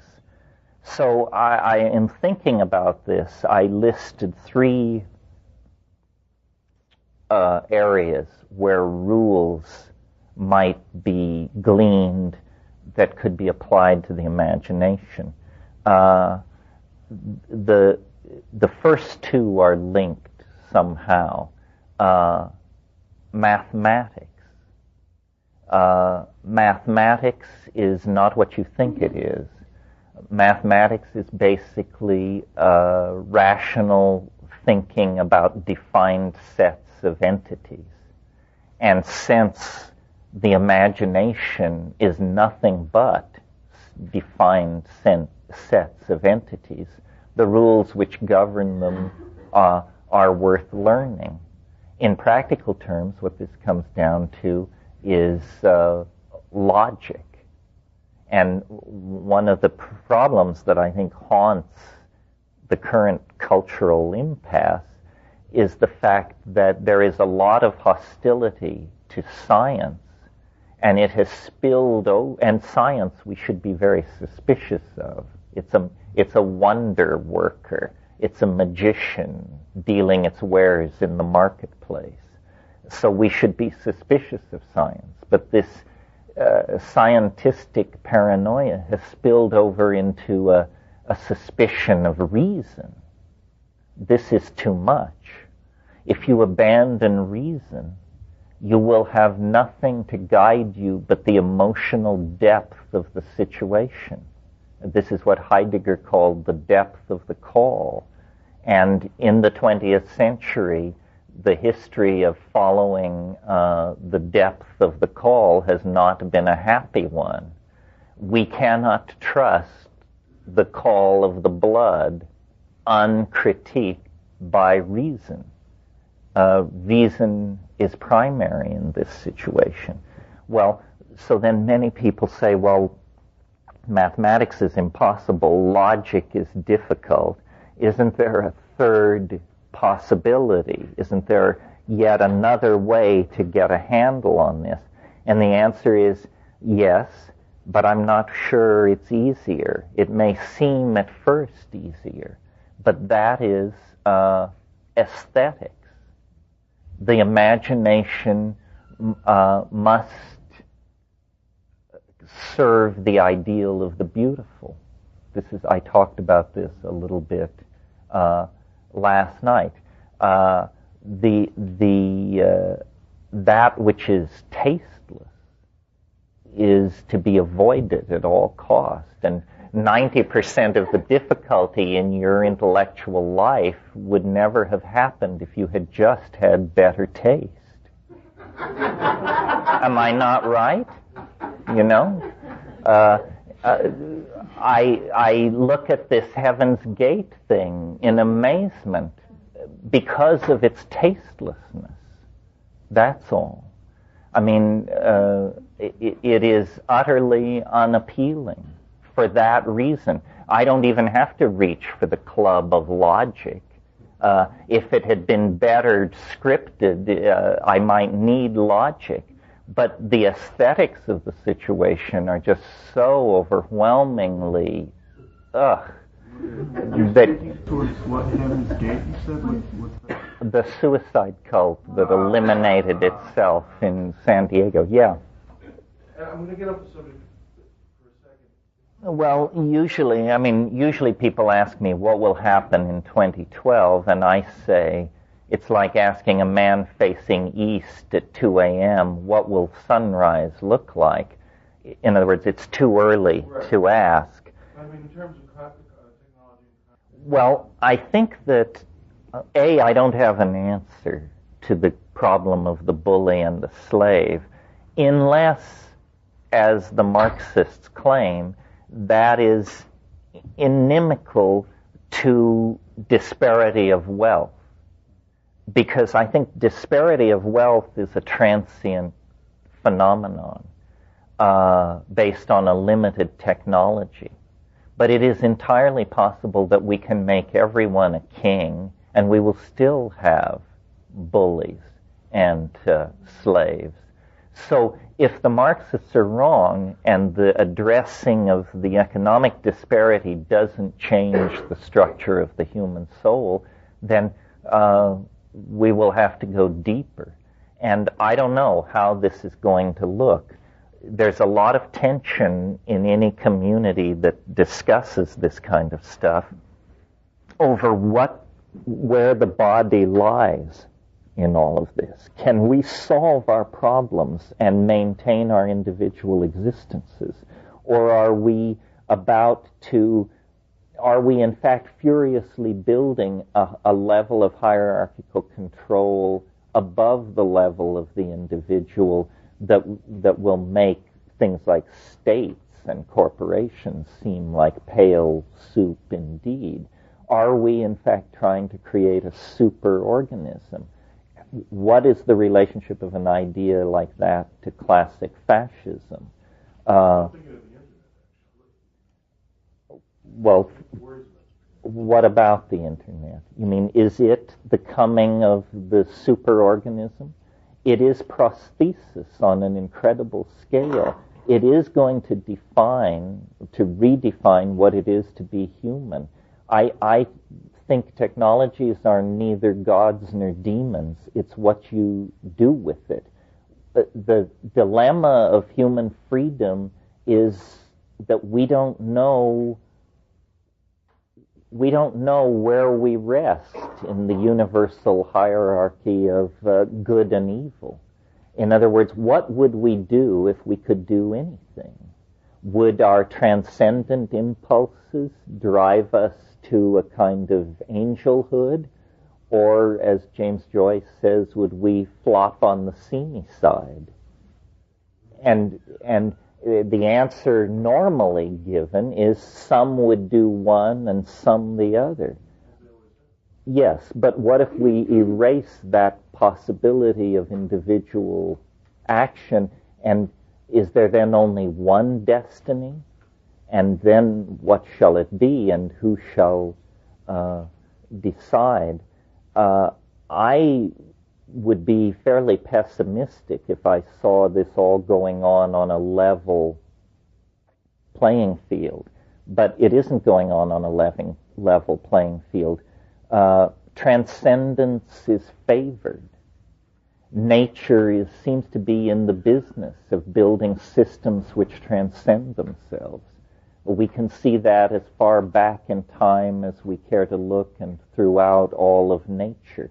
So it seems like we actually have a hell of a tailwind helping us toward the transcendent other. Probably that is what will make the difference. We couldn't have done it by ourselves, but we happen to be in a universe which is itself involved in the process of bootstrapping to higher levels. Yeah. Well, traditionally, meaning since the invention of print, the artist has had this role where the eccentricity and the bohemian lifestyle and so forth of the artist was tolerated, because the argument was the artist is a kind of antenna for this mysterious thing called the future. And the artist would sound the alarm and bring the news. In a sense, we don't hear this kind of talk anymore, because this is the future. You know, we have become the very thing our parents warned us against. Those cheerful dreams of endless progressivism that built up the 19th century and early 20th century have given way to a much more cynical and sophisticated understanding that our buildings may become taller, our automobiles shinier, but somehow the human animal is not moving forward at the same rate as our technology. So what we have to do then is give people opportunities and let the devil take the hindmost. At least create a world where those who aspire to transcendence are not blocked in the aspiration. And of course, it's not that some of us are these pure aspirants and others the haunters of the sleazy side of the internet. We each play all these roles and move in between them according to taste and mood. I mean, one of the great falsities of print is the making illegitimate of schizophrenia. I mean, we are all just swarms of personalities. The idea that a healthy person has a unified identity is just a silly idea. It's like believing that sexual preference comes in only 2 flavors or something. It's one of those incredibly weird simplifications that once made, everybody lines up and salutes, no matter how much agony it causes individuals. Yeah. Well, last night what I said was that I was a Platonist, and that Plato felt that the world was approached through 3 paths: the good, the true, and the beautiful. But that goodness is controversial, and truth difficult to discern, but that beauty has a kind of resonant self-evidence. And so, following beauty, it's my faith, will lead to the good and the true. And some beauty is, I'm a fan of extreme forms of beauty. Hieronymus Bosch and Redon and James Ensor. The beautiful can be grotesque. Of course, this then opens up a whole aesthetic can of worms that maybe we don't want to get into. May maybe it trans. Well, beautiful art is never bad. Yeah, but I mean, when you said the word. Yes, I think grotesque, the beauty of the grotesque is the unique modern contribution to the discussion of beauty. And it's a higher form of perception. I mean, it's all very fine to find beauty in wildflowers and women dancing in diaphanous dresses and harpsichord music, and it's quite another to find beauty in ripped up railway tickets and found objects and smashed machinery and that sort of thing. The modern sensibility has been unsentimental and has, in that sense, I think, advanced the canon of beauty. Modernity, I'm feeling much better about now that it's over.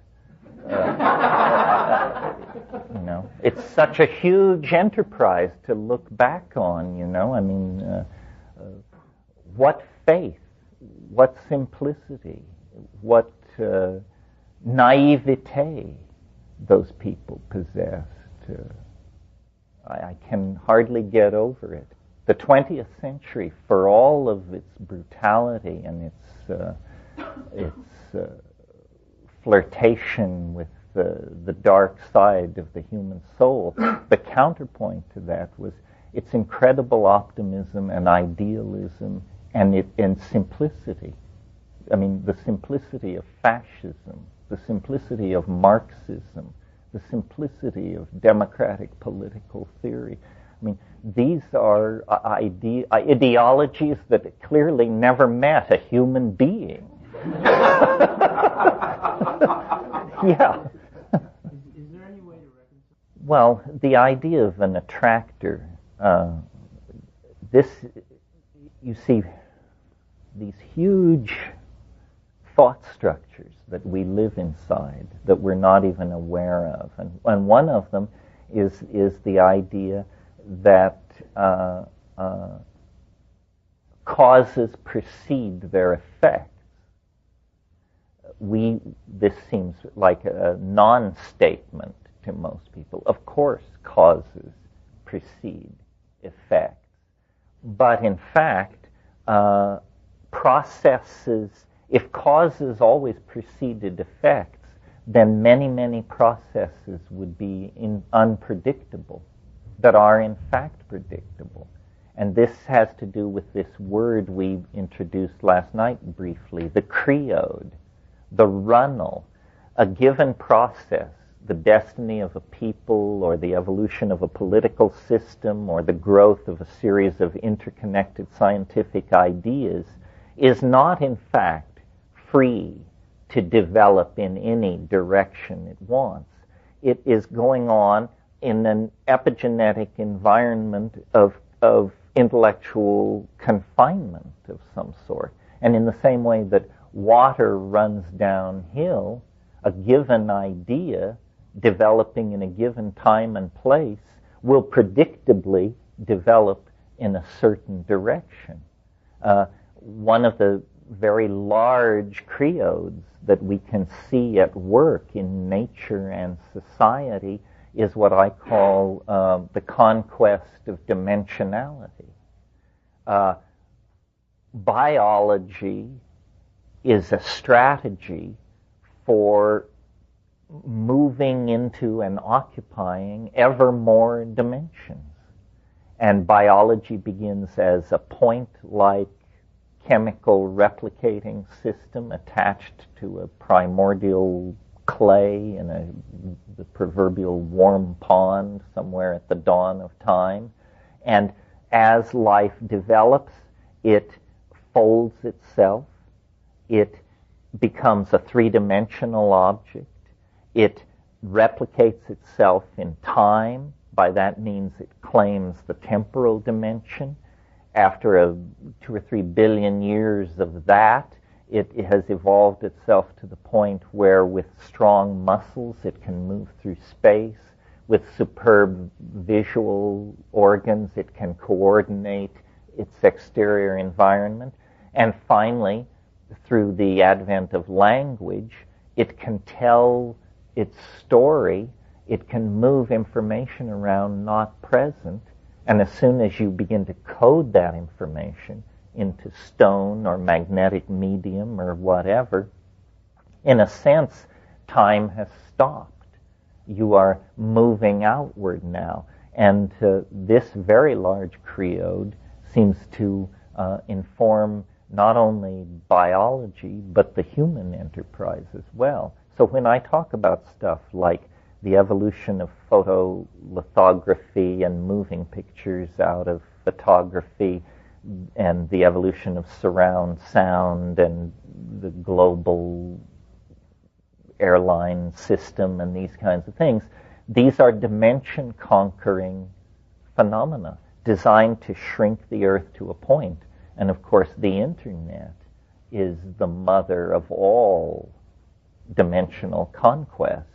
I mean, in a single 40-minute session on the Internet, I may talk to computers in Helsinki, Australia, Paris, Vanuatu, you name it. And I don't even notice that this has happened. Yeah, it doesn't matter. It's meaningless to think in those terms because, in fact, you might as well think of it all being inside your CPU sitting on your desk. It has the same effect. And what that is it's the sum total of human knowledge being daily augmented, and the fury with which people put their thing on the Internet, everything from, how grandma's recovering from her stroke to, I visited a language site the other night that had 122 syllabuses for 122 languages that were philological engines for searching these languages. I got there through the Vonich manuscript site. Yes, that all still goes on. That community is at work. So apparently we will not rest until all space and all time is brought down into, for all practical purposes, a single point. And this is an idea that has been around in various forms since at least the 16th century. I mean, it's the alchemical idea of the philosopher's stone, a universal panacea, a medicine which makes you wise, immortal, all-seeing, all-knowing, all good, but interestingly conceived as an artifact of technology, conceived as something brought into being through the effort of a technological worker in concert, in resonance with the intention of nature, which is to do the same thing. The human world is simply a catalyst for nature's intentions. We are speeding up nature's program of dimensional transcendence. Nina? The Internet begins to sound more and more like the Akashic records made years ago. It is. It is that, and it is, in a sense, the Jungian unconscious, but no longer unconscious. In a sense, what we're saying is, we all, before the Internet, you were who you are, you knew what you knew, and you knew there was a great deal that you didn't know. You had once known it, but forgotten it, or never learned it, but somebody somewhere knew it. And because we had this vast, dark companion, the unconscious, bad things keep jumping out of it. It was remarkable to me that throughout the Cold War period, a planet ruled by carnivorous monkeys, filled with ideological hatreds, under immense economic and social pressure, and yet nobody ever used atomic weapons except once, the two Japanese instances. And in a sense, they don't count because they didn't know what it was. They had to use it to see what it was. And once they saw what it was, remarkable restraint set in. I would never have guessed that we would have been capable. I mean, remember how deep the fear of the Soviet Union was. Remember that for 35 years, a thermonuclear strike was a possibility within a half an hour of any undue movement on the other side. And yet, somehow we got through that. So there is in the human animal an effort to awaken. You know, it was H.G. Wells who said history is a race between education and catastrophe. And you know, it's a white knuckle enterprise. You know, catastrophe edges inches ahead, education moves ahead. And again, if it were a level playing field, I'd be betting on catastrophe because I believe that nature favors the good, the true, and the beautiful. I've got all my money on education. I think we'll make it, but I think we have to scare ourselves to death in order to keep focused. You know, we're primates, and we don't really dig in and get rolling until we're painted into a corner. Yeah, man. I guess the answer is you have to somehow make it your friend. You have to make it your friend. There are ways to do that. Actually, I made a little list. You played right into my hands. The first and probably oldest friend, older even than psychedelics, is dreams. Dreams are hugely important. I was in Australia in February, and I did a lot of reading up before I went down. The Aboriginals of Australia have been at the cultural enterprise for a long, long time, along a different path than the rest of us. I mean, I've spent time with Amazon tribes and with people in Central Asia, and yes, they're funky, and yes, they're different, but these Australian Aboriginals are on to something quite other. Many people barely open their eyes. People sit silently. People don't talk. This again relates to what we said about language. In Australia, among these people, you get the feeling that they don't talk because they're not sure it's here to stay.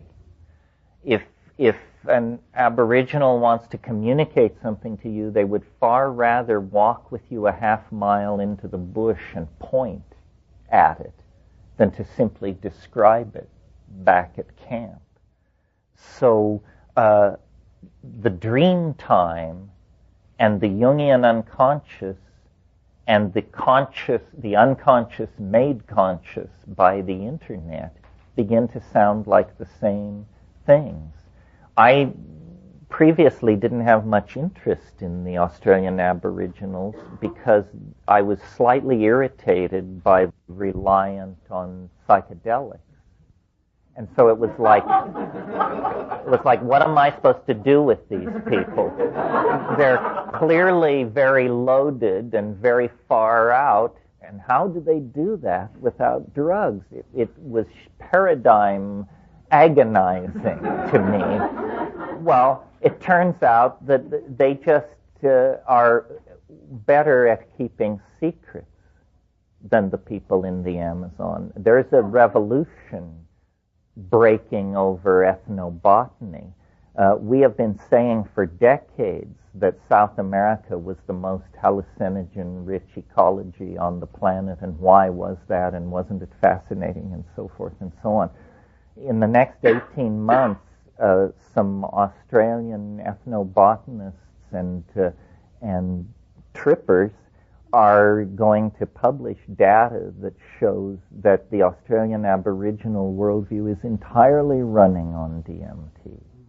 these acacias, this gum tree ecology that stretches from Queensland down to the south coast, is replete with DMT. It's simply that the Aboriginal culture is even more secretive than other Aboriginal cultures in other parts of the world. And only very, very slowly is this information being let out. So dreams are one of the great friends of the imagination. Yeah, that's what I'm saying, basically. There'll be more. It's not for me to take the thunder. Very good people have hundreds and hundreds of pages about to be published, and they've got the data, and they've done the analysis. Yeah. What do you think your point that you were attacking? Well, I pretty much take the position that there may be people who can do it on the natch, but there's no technique. It's something you have to be born to, and there's no culture that can do it. I think throughout the human population, there may be one person in 100 who has a futuristic set of synapses. Because I occasionally, in a group like this, somebody will come up to me and say, well, I've never taken a psychedelic drug, but I know exactly what you're talking about, and I see visions and so forth and so on. I used to just think that these people were nutcases. I've now encountered enough of it that I modify my position to say these are just incredibly fortunate people. And you can't tell how much of it is personality and how much of it is chemically real. Again, how much of what I'm saying to you right now, it's being processed differently in every head in the room. Some people are seeing pictures. Some people are hearing words. Some people are logically building on what I say, and for some people it's just music. And so it's very different, and again, it's something very hard to share because it's so subjective. But throughout the world, there are what we would call primitive or aboriginal cultures, and some are drug users, and some are not. And it isn't a matter of ecology, it's a matter of something else.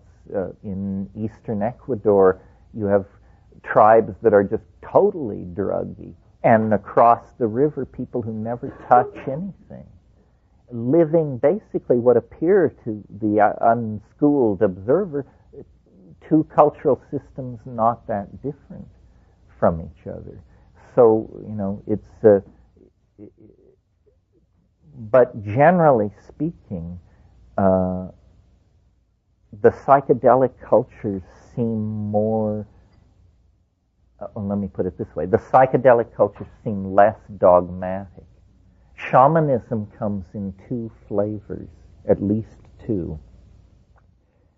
There's what I call a traditional shamanism is very rigid and ritual-driven and usually non-psychedelic. And the other kind of shamanism, there are rituals, but they are basically for the consumer, not the producer. And what shamans in these psychedelic cultures are simply alienated intellectuals.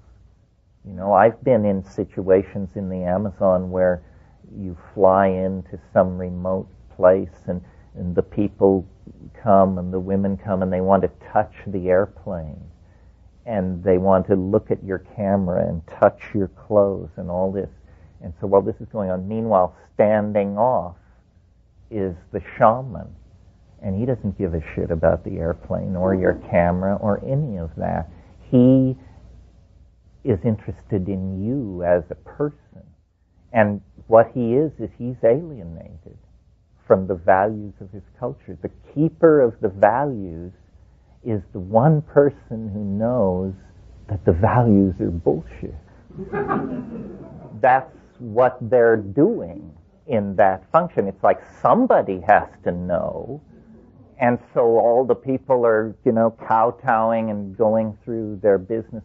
But the shaman at the top realizes, my God, we stare out onto an abyss. We do not know.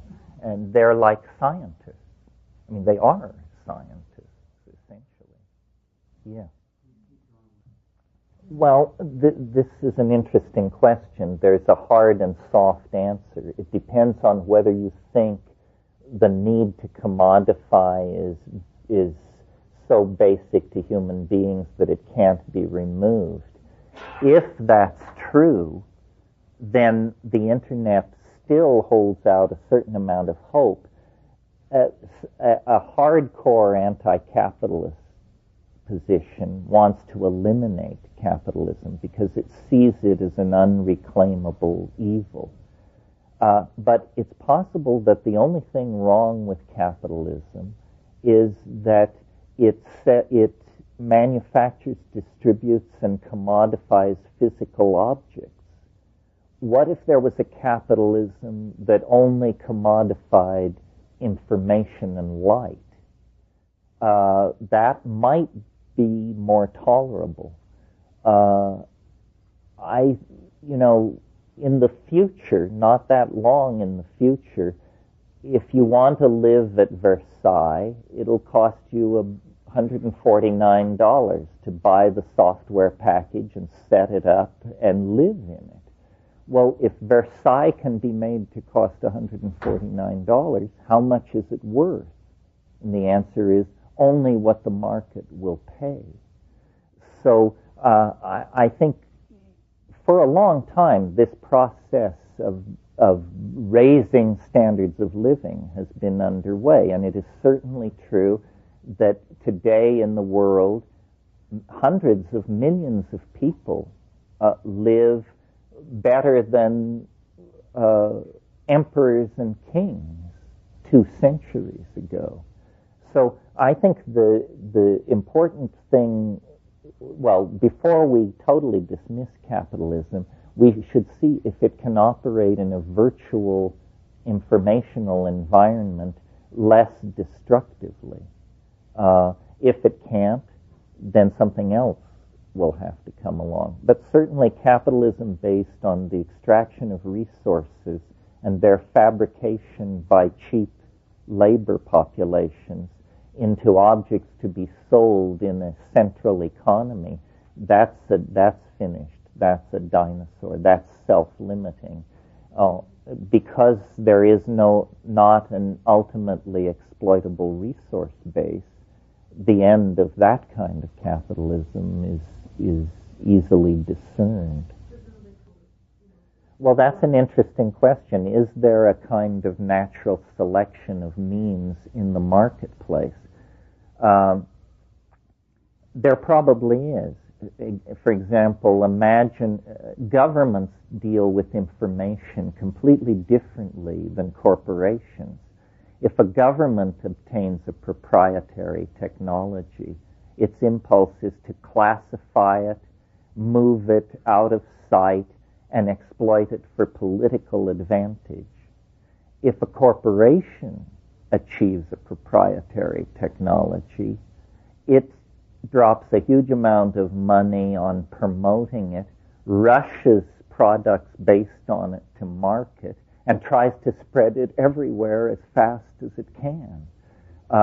This certainly has caused an evolution of certain kinds of technology. But the two systems, the capitalist corporate system and the governmental system, value and put emphasis on different kinds of technologies. For example, nation states use war as an instrument of national policy. Corporations almost never do that. Corporations don't like war. It busts up environments, it makes products difficult to move around, and where you had happy, healthy customers, you now have hollow-eyed refugees standing around with their hands out. But those were national interests. No corporation could have launched a war like that. It wasn't Exxon who had a knife poised at their throat. It was the economies of France, Germany, and the United States. Also, that war was generations ago. A completely different set of political rules were in place. That was probably the last of those sorts of wars, I would bet. What capitalism does with war is it exports it to already burnt out market areas, like Rwanda, Bosnia, Albania. They don't care what people do to each other in those places because they don't have, there's no market there anyway. Let me go on with my list here. I think I got through dreams and drugs, which were probably the biggies. This is Friends of the Imagination, in case you lost your place here. Fiction and the enterprise of fiction, not necessarily science fiction, although it's interesting if you look at the golden age of science fiction, the magazines that created that had names like Amazing, Astounding, and If. These are the very words and themes that we've been pursuing around here. But fiction is, until we get virtual reality up and running in the hands of a master, the best way we have of showing each other the contents of our own heads.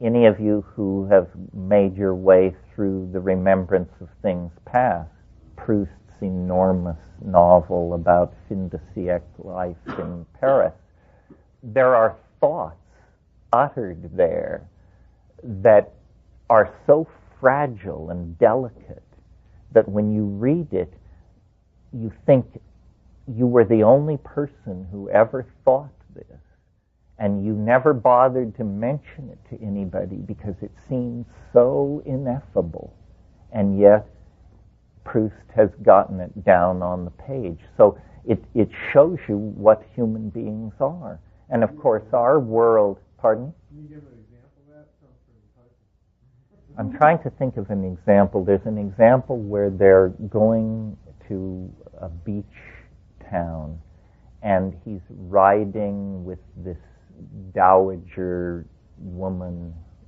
a great society woman, and he's watching the trees go by the carriage, and he notices that, now how does this work, that the nearer trees move faster than the trees further away, and then over this spatial metaphor is mapped a temporal metaphor about people changing in time.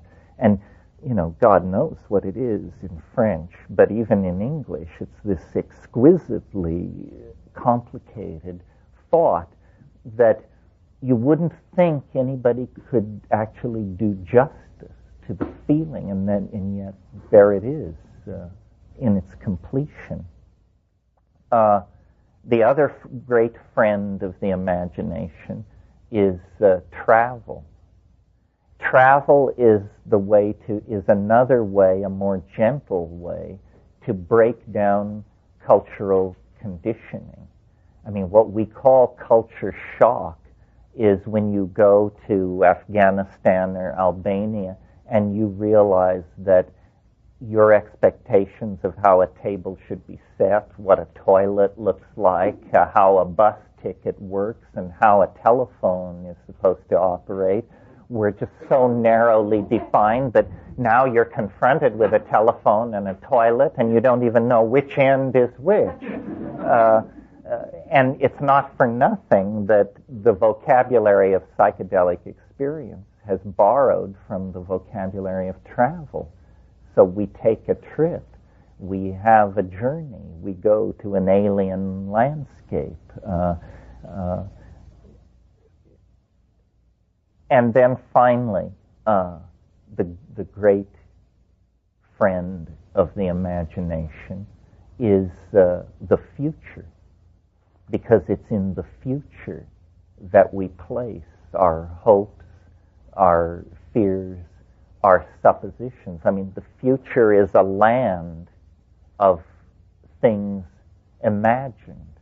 things that have not yet undergone the formality of actually occurring. Yeah. As a friend of the imagination? Well, did I not mention last night that the two great motivators were food fantasies and sex fantasies? And yes, the sexual imagination is at a very early, I almost said primitive, but I don't mean that, but I mean early level, because if I'm understanding you correctly, it revolves around the if operator. If I approach the desirable female with the proper blandishments, and then, of course, just sexual fantasy. Then we will do this, then we will do that, and so forth and so on. It certainly is a vehicle for altered states, whether I would call them imagination or not. I suppose I would. But now that I'm thinking about your question, I think, there are pitfalls in the imagination. And probably the sexual pitfall is sentimentality. Well, tastelessness is in there too. Sentimentality is a virulent form of tastelessness. And sentimentality is very hard to root out. You may think you're a hard cookie, but I'll bet there are areas of sentimental delusion so broad and deep in every one of us. And some people carry that to the grave. They're the lucky ones. The rest of us have divorces, bankruptcies, muggings, and what have you, and slowly our sentimentality is pounded out of us. And, it's a good thing to lose sentimentality because it's a false aesthetic. And I think we recognize it. It's also a very easily manipulated. It is truly a false aesthetic in the hands of modern media because it is a great ploy for buying. If you can induce sentimentality in people, they will buy the object of that induction. Yeah. Well, your word idealism is good here because it brings me to something I always eventually get to, which is in line with this thought: culture is not your friend.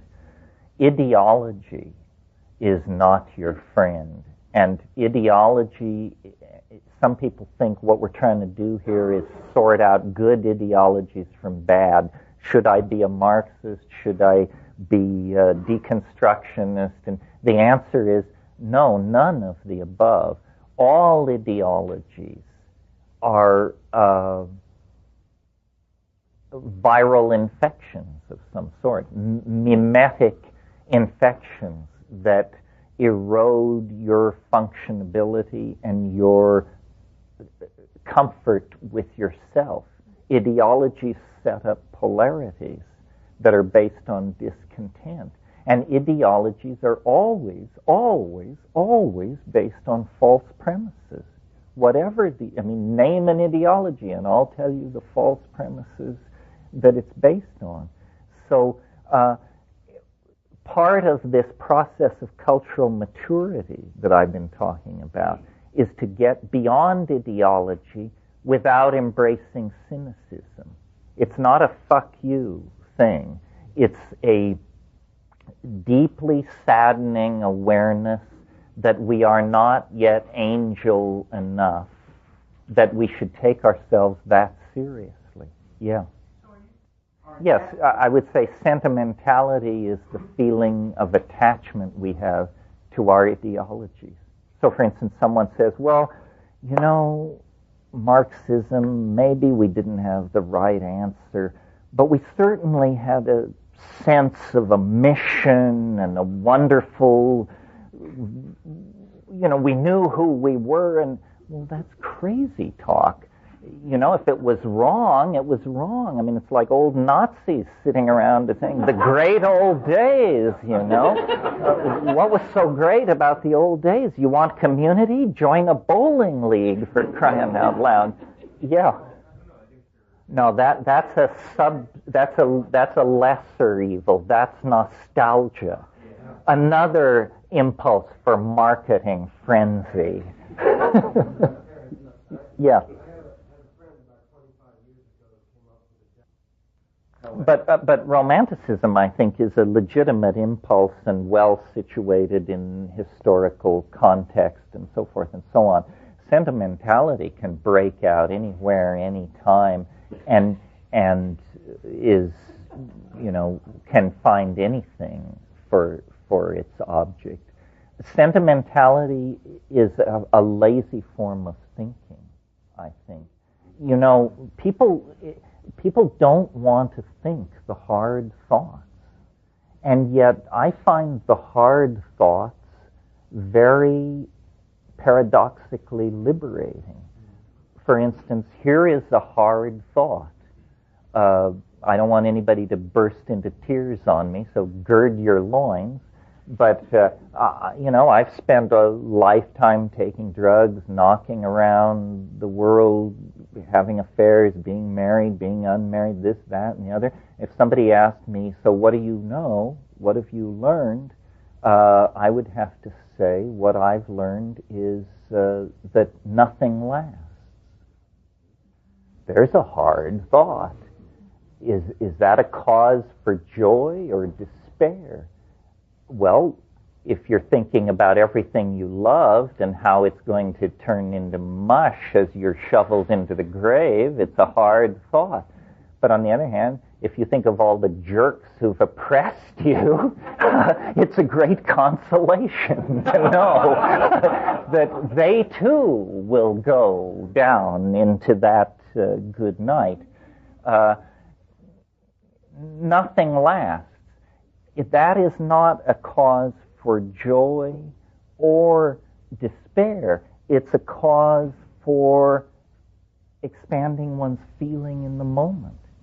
If nothing lasts, then there's a conclusion, not a feeling, to be drawn from that observation. The conclusion to be drawn from it is then the felt presence of the immediate moment must be what life is for. And somebody who could take that perception and use it that way could immediately transcend all kinds of neurotic behavior, longings, regrets, doubts, fears. No, you just say no, the felt presence of immediate experience. Yeah, sentimentalism. Yeah.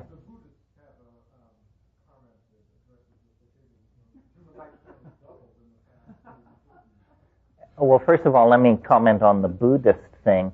I'm not that friendly to that formulation because it still is postponing gratification.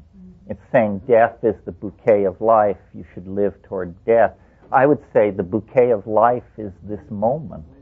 But to the more important point of longevity, I certainly am not interested in living forever, whatever that might mean, because I suspect if you live forever, you miss the point.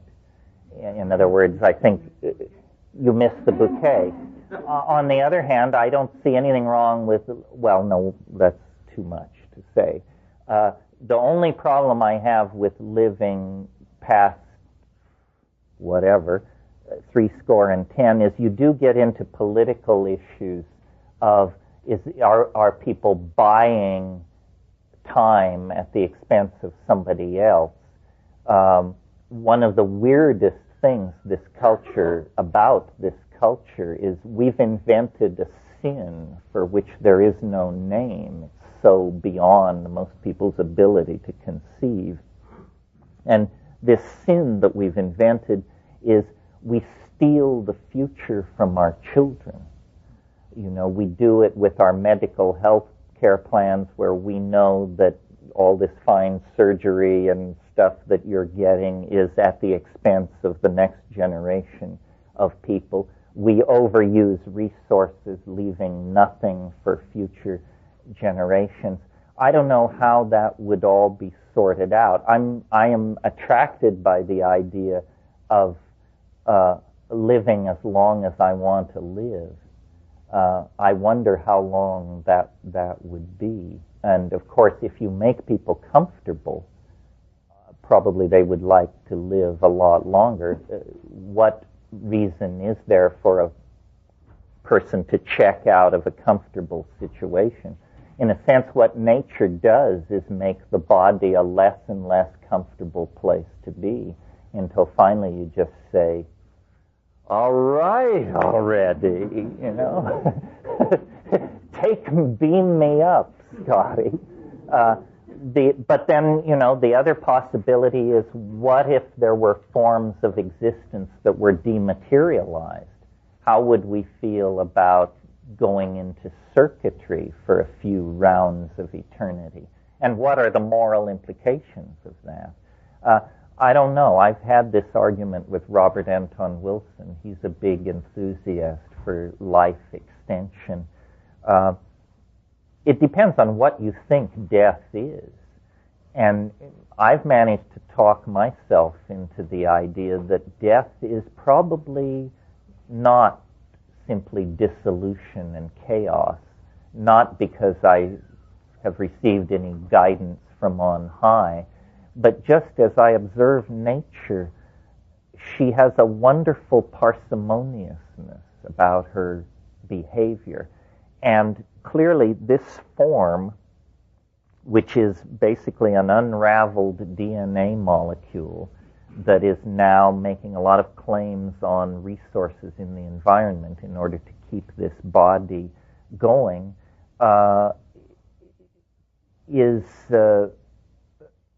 nature put a lot of effort into this. And I think that the best model for what life is, based not on religious thinking, but on biological thinking, is life is what you get when a hyperdimensional object protrudes into ordinary space. In other words, if we take this cup and cut it in two, it doesn't change. It just becomes a cup in two pieces. But it doesn't bleed, it doesn't rot, it doesn't lose its essence. If we take any living being, from a bacterium to a brontosaur, and cut it in two, the entire system falls apart very quickly, and we've created a mess, and we see that the thing that we had is no longer there. So I think what biology is the intrusion into three-dimensional space and time of hyperdimensional objects. And the other clue to that seems an argument for it, is that we do have this thing called a mind, but we can't find it anywhere. It doesn't seem to be anywhere. Even when you get down to the level of electrodes in the brain and saying words to people and watching oscilloscopes, you still can't seem to quite nail it down. So I think probably these objects retract back into hyperspace, higher space, and that this is what the soul is. The soul is there is something to this idea of a morphogenetic field, and we clothe ourselves in matter, but we are not matter. And so to actually complete a human cycle of existence, you have to go into death. It's where you came from, in some sense. I mean, we put a lot of attention into death. We don't look very much at birth. We think we understand it. I mean, we all know the story about the sperm and the egg and all that. But before that, what is going on? Whence cometh these forms? We seem to have the matter down pretty good. But really what a being is the intrusion into space-time of a form. And the form is unique, and then it retreats. I think it would be one of the great jokes of human history if here at the end of the 20th century, at the end of the millennium, with all this techno hypola surging around us, if we were to actually gain insight into the after-death state.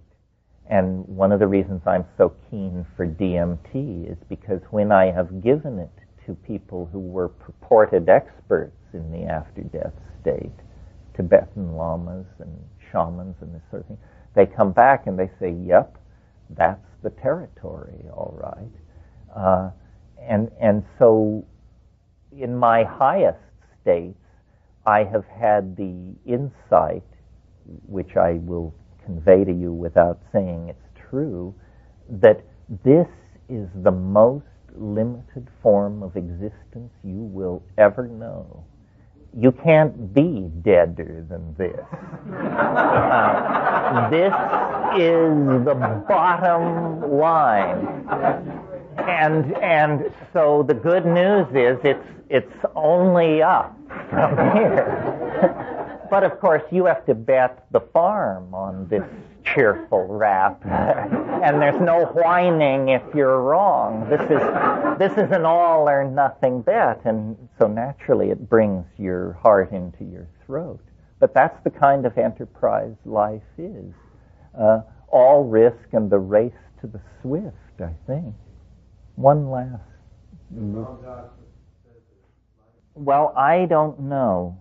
And I wonder what I will think as I approach the great divide. It's easy in the pink of health to speculate and play the philosophe and all that nonsense. But, you know, the last dance you dance alone, and nobody will be watching. But I have seen people die, and it is an inspiration. I hope to have that equanimity of mind. The other thing about death that needs to be said is we all imagine, I think, that we will have a leisurely philosophical death. That's what we all want, you know. Months to get used to the idea, to say goodbye, to gather friends, to make our bequeathments, to speak our final wisdom, and, you know. But death for most people comes messily and unexpectedly. And so I don't think you should live in an anticipation of the drama of your deathbed scene. Better to repair to the moment. You know, being a realist primarily, what I find always waiting when I return from these flights of philosophical fancy and imagination is my body, my history, my space, my time. And these things are all good. It's a great space, a great time, a great body, a great being to be. So the real message of the psychedelic experience and of the anti-historical thrust of the critique we've been carrying out here is to take the moment, the felt presence of immediate experience. This is all you know, it's all you will ever know. Everything else comes as unconfirmed rumor, innuendo, unrealized possibility, fading memory, conjecture, lie, hope, who knows. But in the moment of being, we have the completion of being. It is always complete, every moment. And to the degree that we force ourselves to look beyond it or cannot find ourselves within it, we betray it. And then we have more work to do. Well, that's enough, I think. You're listening to the Psychedelic Salon, where people are changing their lives one thought at a time. And then we have more work to do. So says the Bard McKenna. And I also want to repeat here what he said at the end just now. I think it's very significant. He said, The real message of the psychedelic experience and of the anti-historical thrust of the critique we've been carrying out here is to take the moment, the felt present of immediate experience. This is all you know. It's all you'll ever know.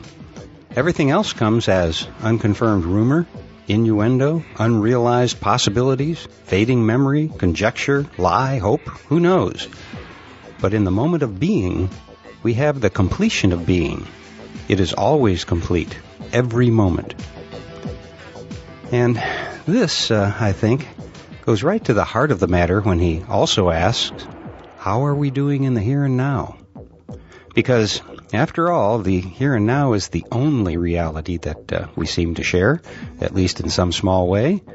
So the next time you're feeling a little blue, be sure to ask yourself if it's because of something that is going on in your current environment and in the present moment, or is it because of something that happened in the past or something that you fear may happen in the future? As you already know, the past is just a figment of our imagination now, as is the future. All there is the here and now. And it is in the here and now that we need to keep in focus if we are to hold steady during the great shift that has now begun. But for me right now, the great shift is going to be shifting me out of here because I'm about to lose access to my computer for the rest of the day. So I'm going to have to sign off for now, and hopefully I'll have enough time on my machine tomorrow to do the post-production and publish this program before I leave on a little trip that is going to take me away from the salon here for a week or more, which is my way of letting you know that there most likely won't be another podcast from the salon for about 2 weeks. I'll miss you, to be sure, but we'll be back together again in cyberdelic space before you know it. And so I'll close today's podcast by reminding you that this and all of the podcasts from the Psychedelic Salon are freely available for you to use in your own audio projects under the Creative Commons Attribution Non-Commercial Share-alike 3.0 license.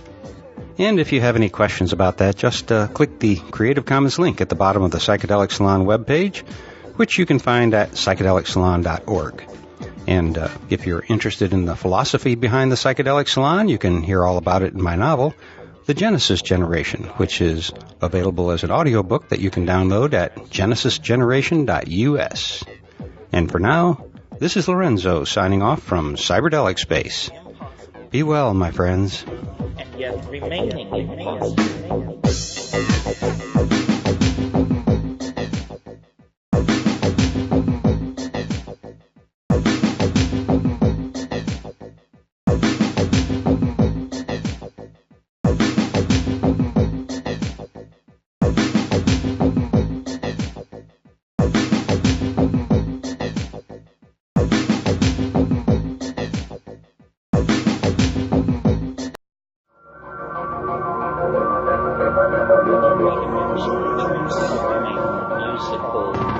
Linguistic objects,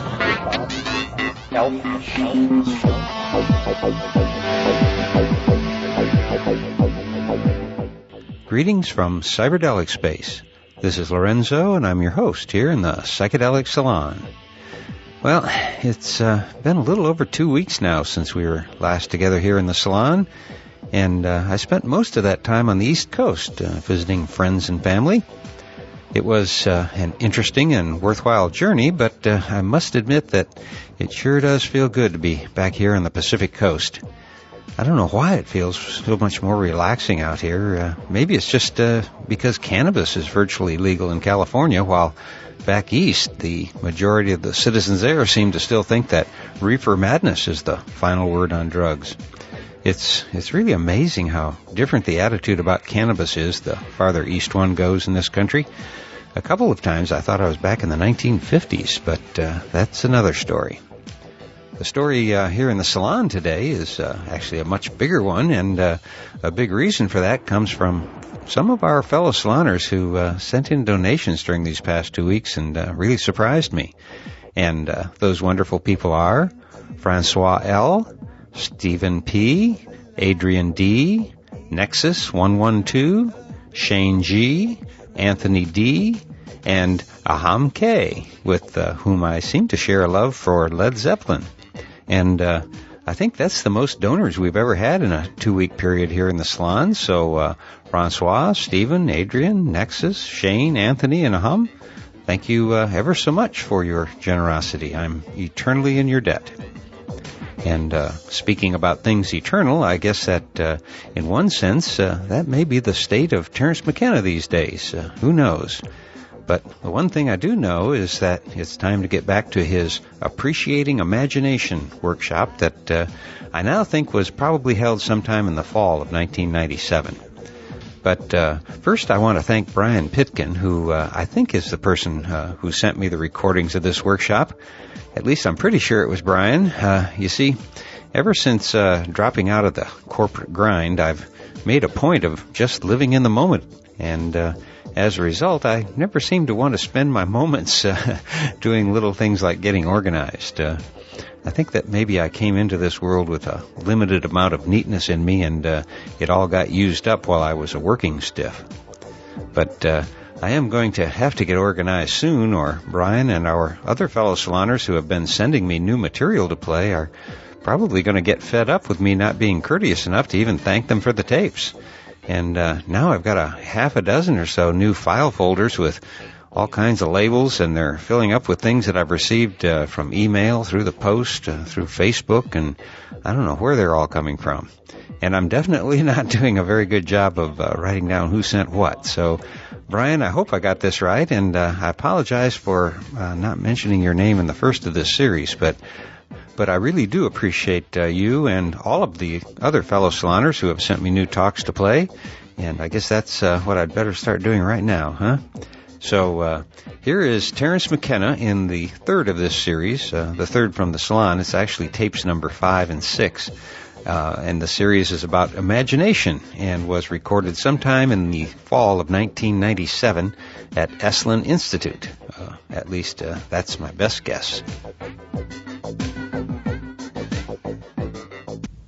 Well, you have to somehow exercise that invisible muscle that tolerates strangeness. My brother had the notion of what he called extra-environmentalism. He said the reason we are fascinated by the alien is because we want to become the alien. And the alien, this is this thing I keep coming back to about the need to graduate from culture. I mean, I'm really into this. It's not about recovering your Irish, Jewish, Slavic roots. We're beyond that. It's about discovering and acting from your uniqueness and not defining yourself as a member of a class or a category. That's a print-created mental error. Things like racism, sexism, all these forms of averaging and leveling are sloppy forms of thought. Have you ever noticed that race, for example, is a quality that adheres only to large groups of people? To speak of a race, you have to have a bunch of people. It's not a quality that adheres to an individual any more than an individual water molecule is wet. Wetness is something that only emerges when you have millions of water molecules. And yet, and I think this is a print-created phenomenon, this overuse of simple categories is a kind of genuflection to the simplification of the world that takes place through print. So, for instance, we analyze social problems through the use of the category class. We say, well, the ruling class is screwing the lower class, or the working class isn't getting its fair deal.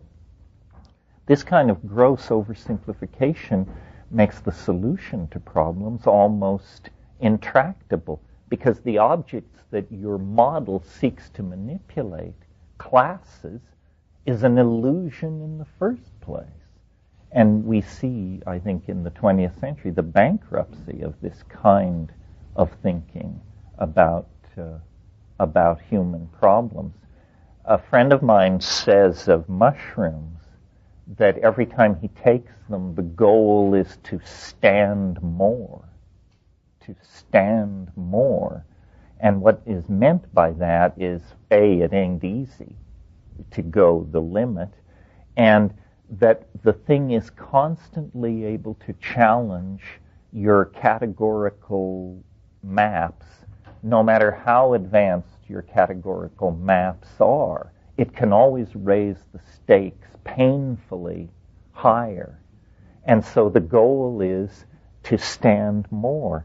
And the more you stand, the more your own place of intellectual origins, your own cultural ven, recedes into quaintness. This is what you were talking about getting beyond culture. Culture is a simplification and a lie. It's the currency by which fools navigate the world. Smart people get beyond it, and you can choose when to do that. I don't think for myself it happened until my middle 40s. And then suddenly, because experience and maturation somehow found each other and carried me forward, I began to think like this. Before, I was, in a sense, a true believer.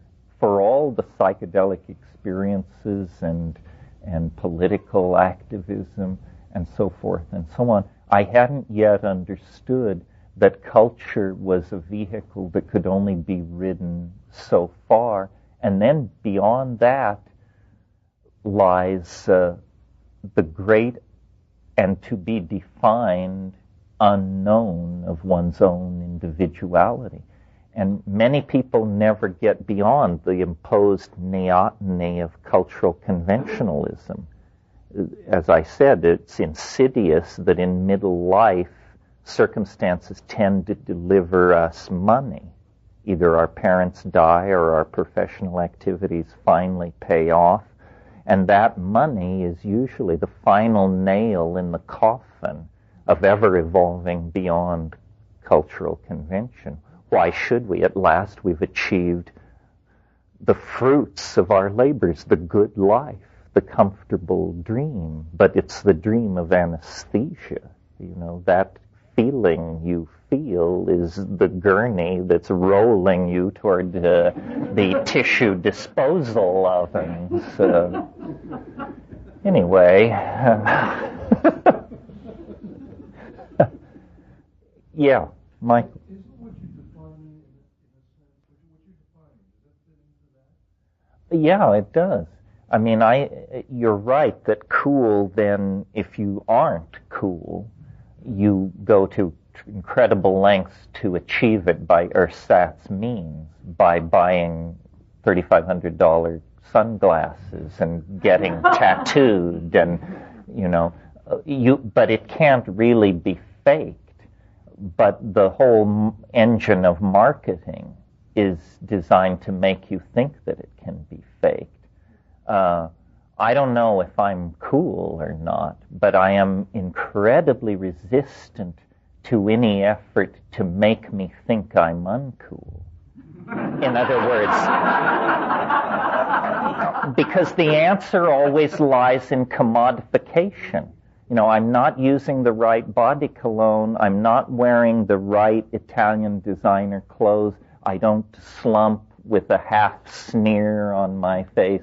All of these things which are marketed as the accoutrements of cool. So you get a clueless culture aping cool, and of course real cool can't be commodified. That's what makes it so cool and so maddeningly distant from the uncool. As long as we're on this kind of tack, this morning I talked about the imagination and its friends, and you recall the list, and I won't refresh it, but I thought it would also be useful to talk about the enemies of the imagination. We've talked about culture as the enemy of imagination, and I think we've done enough of that. The other thing that I think is the enemy of the imagination, and this may seem paradoxical, and it may raise hackles, and it may bring controversy, but it has to be said. There's always been a strain of this in my thinking, in what I'm about to say, but my son pointed out to me that I needed to hammer this particular key harder. My son is sort of my surrogate in the culture. He goes out to the highways and byways and listens to the murmurings of the people and then tells me what's going on. And this brings us to the subject of relativism. I'd never quite heard it put this way until he put it to me this way. What is relativism? Relativism is the idea that your ideas are as good as anybody else's ideas, and all ideas are equal in worth because nobody can tell what's going on anyway. It's the live and let live, laid-back approach to doing intellectual heavy lifting. I'm a nihilist, you're a Nazi, you're a Christian, you're something else. Hey, no big deal. Let's just hoist a beer and party on. Well, I have to defer. It's a problem, especially in California, where this thing has gone from being a pathology to the defining mode of normalcy. But it allows stuff like Heaven's Gate. It allows Jonestown. Nobody ever said to those people, "You're full of shit. Don't think like this. This will lead to catastrophe." Instead, people said, "Hey, cool. See you in the sky." And people say, "Well, but now this sounds like you're advocating acrimonious and emotionally painful judgment-making that will leave some of us disenfranchised from our belief in the space people or the presence of great Atlantis or something else that's very cherished." Yes. Yes. We have loosened our girdings sufficiently, folks. We are now open-minded enough. You don't want to become so open-minded that the wind can whistle between your ears. And there are logical razors and rules of evidence that can be brought to bear on any situation. So, for instance, our culture is awash in claims of all sorts. Religious claims, the 1,000 various religious offerings on the market, and then it moves over into medical claims, dietary claims, claims of superior sources of knowledge. I can read the Dead Sea Scrolls, you can't. She's talking to the space people, you can't. This guy is accessing past lives, you can't. There are all these whisperings and intimations of special connection and uniqueness. If you are passive in the face of this, I think your intellectual arteries will just fill up with mental cholesterol, and eventually you'll have the equivalent of a coronary thrombosis at the intellectual level. It's very important to hone intuition and logical razors so that reasonable questions can be asked. And it may break the mirrored surface of we're all in it together, the illusion of community maintained by nobody ever criticizing anybody else. But this nobody ever criticizing anybody else brings the intellectual enterprise and the refinement of human knowledge to a screeching halt. The way in which the intellectual enterprise moves forward is by being critiqued, analyzed, subjected to tests, and you've all heard me knock science, and I have many bad things to say about science. It has to answer for some of its sins. But the great thing about science, and the thing which makes it unique in the history of human intellectual endeavors, is it is a human intellectual enterprise in which you get lots of credit for proving that you're wrong. Scientists really respect each other for proving that they are wrong. If you have a theory that you've defended for 15 years and then you publish a paper saying, I've been over it again, I've looked at the data again, and you know what, fellow colleagues, I botched it. I was wrong. They promote you for this. They say, this is the essence of intellectual honesty. We know you do good work because we see how you trashed your early accomplishments. Religion doesn't work like this. In the religious domain, you never admit you're wrong. You further elaborate the story to save whatever preposterous notion has been exposed, and you never deny, you never recant, you never go back. And so what you get is error, based on delusion, based on illusion, based on lie, based on half-truth, based on supposition, based on somebody thought it would be nice if. And it's no wonder that there's not a great deal of spiritual juice in that. So I think there are many things to be said about science, that it has relied on probability to too great an extent, and so forth and so on. These are technical issues, but in our personal lives, it's a wonderful thing to take as a model. Always seek the simplest explanation. This is called the principle of parsimony, otherwise known as Occam's razor. Sounds very fancy. All it means is always prefer the simplest explanation. Try the simplest explanation first. If it fails, complicate it as little as you have to go to the next level. But we live in a culture where the simplest explanation is never accepted. Somebody sees a light in the sky. Immediately, it's a UFO invasion. The possibility that it was a meteorite, a piece of aircraft in trouble, something like this, is not entertained. And so consequently, people's intellectual lives become incredibly baroque, but unanchored in the world of observation and reasonable discourse.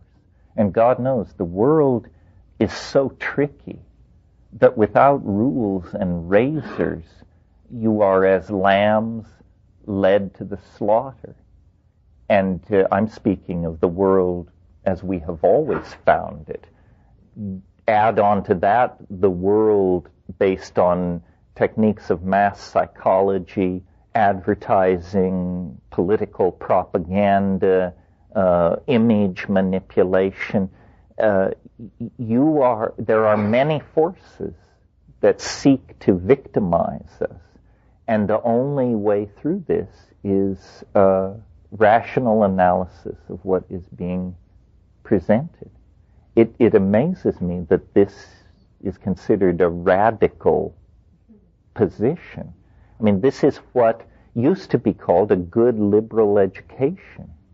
And then somewhere after the 60s, when the government decided that universal public education only created mobs milling in the streets calling for human rights, education ceased to serve the goal of producing an informed citizenry, and instead we took an authoritarian model.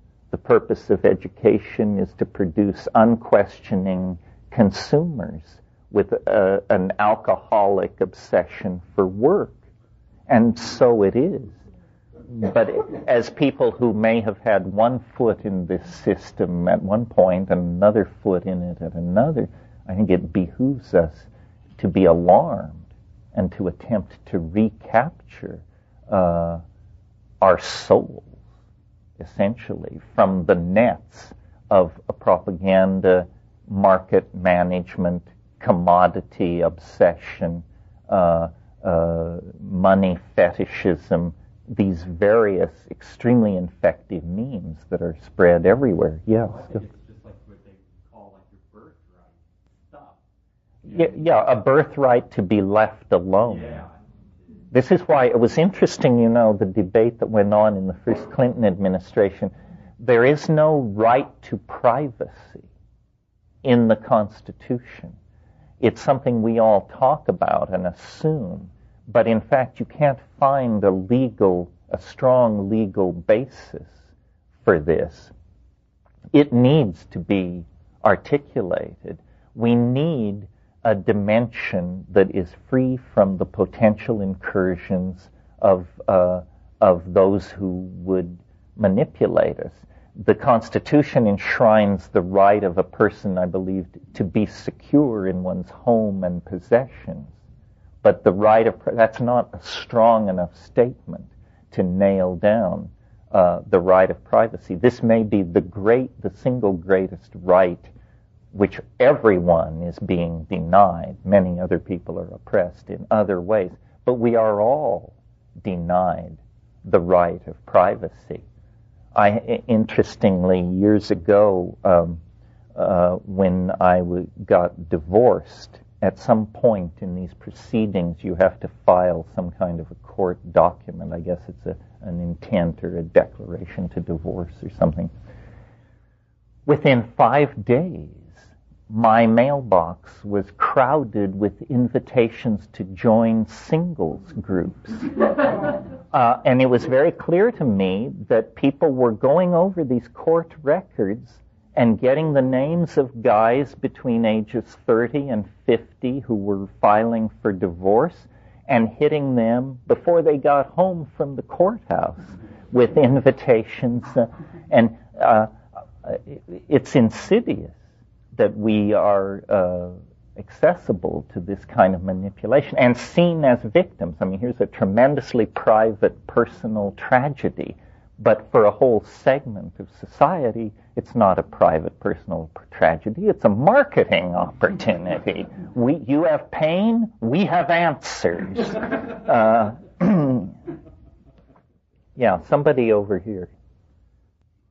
I've been a victim of it. Well, yes. I mean, for example, before drugs were an issue, if we take a subset of the population like white college students, this was without contest one of the most law-abiding subsets of the population.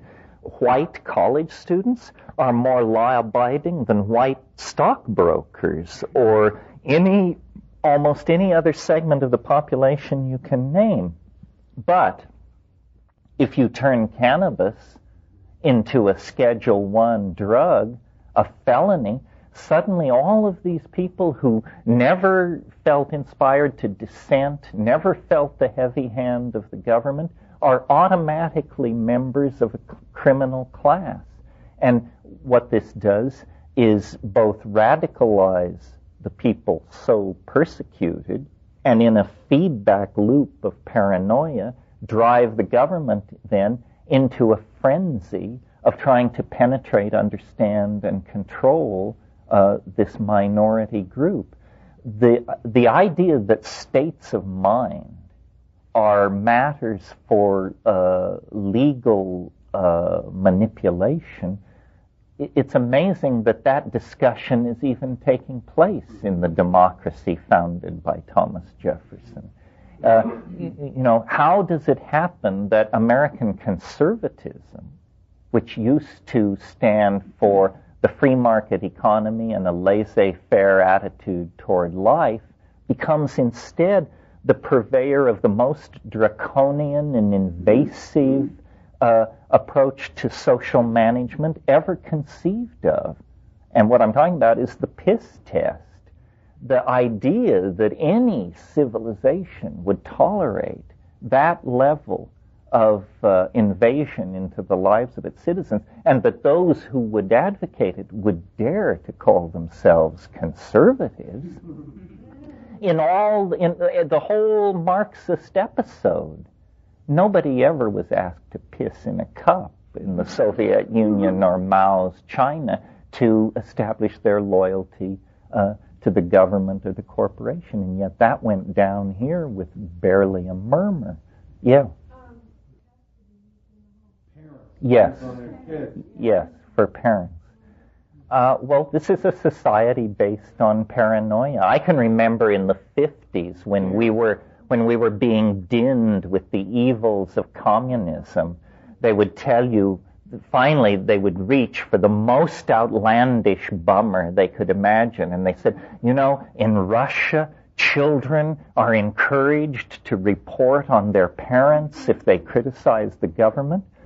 Well, my God, now in America, if children report on their parents and the parents are dragged away to prison, the mainstream straight people stand up and applaud. This is a wonderful example of the nuclear family functioning at its maximum best. Program that's being... Oh no, there are numerous examples of this.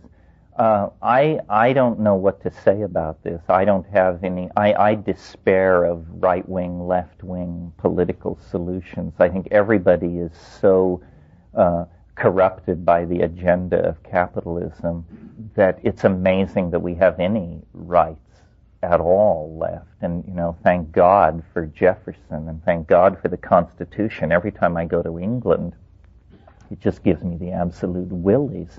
I mean, these people have no constitution. If you get into some kind of complicated wrangle in England, the old boys club, guys in powdered wigs in locked rooms decide what happens to you and your fate. And England is not exactly Tajikistan. We tend to think of it as a source of democratic ideals. But in fact, in the absence of a written constitution, it's just what the establishment says.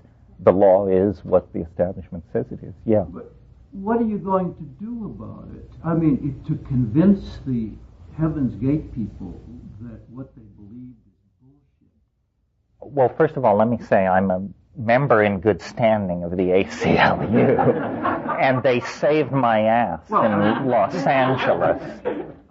I don't really see the contradiction. We cannot abandon culture completely. One could. In other words, it's perfectly clear to me that because of psychedelics, if I started eating mushrooms and didn't stop, I would in a day or two have to move up onto the ridge, and I would begin to browse on the local flora, and in a week or so discard my clothes, and in a year or two my eyebrows would grow down along my face, and I would be like the monk on Cold Mountain. I could do that. You could do that. Once you find psychedelics, there's nothing that stands between you and a complete checkout from your cultural heritage. The only cost to you is the complete abandonment of everything you've ever known and loved. And if you can give that up, these monkish people, these fuzzy people, these people who hang out with dragons in the clouds, you could become one of them. Most spiritual seekers drive whatever spiritual vehicle they've rented with their foot on the gas pedal. Once you get to psychedelics, you begin asking, where is the brake? Because you have now the power to transform yourself. If the search was for power, you found it. Now, but you see, searching for answers is the position of an ingenue. It's the journey of the fool. What I assume all of you people have to grapple with in different degrees is the fact that by chance or design or good fortune, you have found the answer. Seeking is over with in this room. But what you have to do now is a much more demanding and grown-up thing. You have to face the answer. And you have to take the measure of yourself against the answer. You said you wanted to ascend into the dragon realms. You said you wanted these spiritual realities to become vivid for you. But now there's nothing between you and it except the decision to make it happen. And where do you come down on that? So when I push things like extra-environmentalism and critique of culture and all that, I mean it in a very wussed out sort of way. If I really meant it, I wouldn't be here saying it. I'd just let you all figure it out yourself, and I would go off and be a legend, and you could follow me into it if you wanted. I love things about the culture, but I define this loving of things about the culture as a kind of weakness. I'm not proud of the fact that the highest I can get is to teach at Esalen. I'm not at all proud of the fact that that seems to be where I top out. Had I greater courage, I would go further. But I don't. So I'm hoping that you people, my graduate students, as it were, will sacrifice yourselves on the pyre of going further and report back. The thing is a paradox, and you either live with the paradox, I think, and that contains a certain amount of hypocrisy, and hypocrisy was a word we used earlier, or you become so individuated that from the point of view of everybody else, you're mad. And I've been that, too. And it's very hard to do it and remain in society. I don't think I could have done it. My episodes of madness occurred, thank God, 700 miles up a jungle river in Baboon-Asholia. But had it happened in Manhattan or something like that, it would have quickly set up ripples that would have inextricably complicated and made my life much more difficult. Well, what do you think?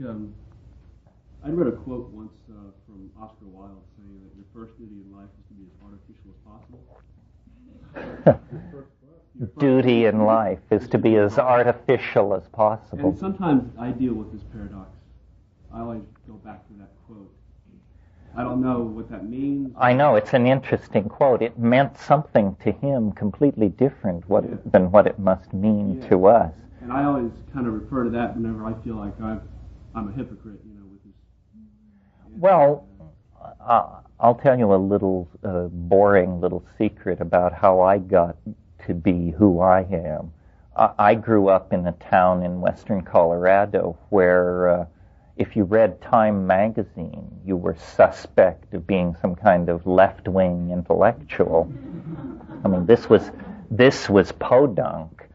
And as I grew up there, I became aware of all these extremely strongly expressed cultural values.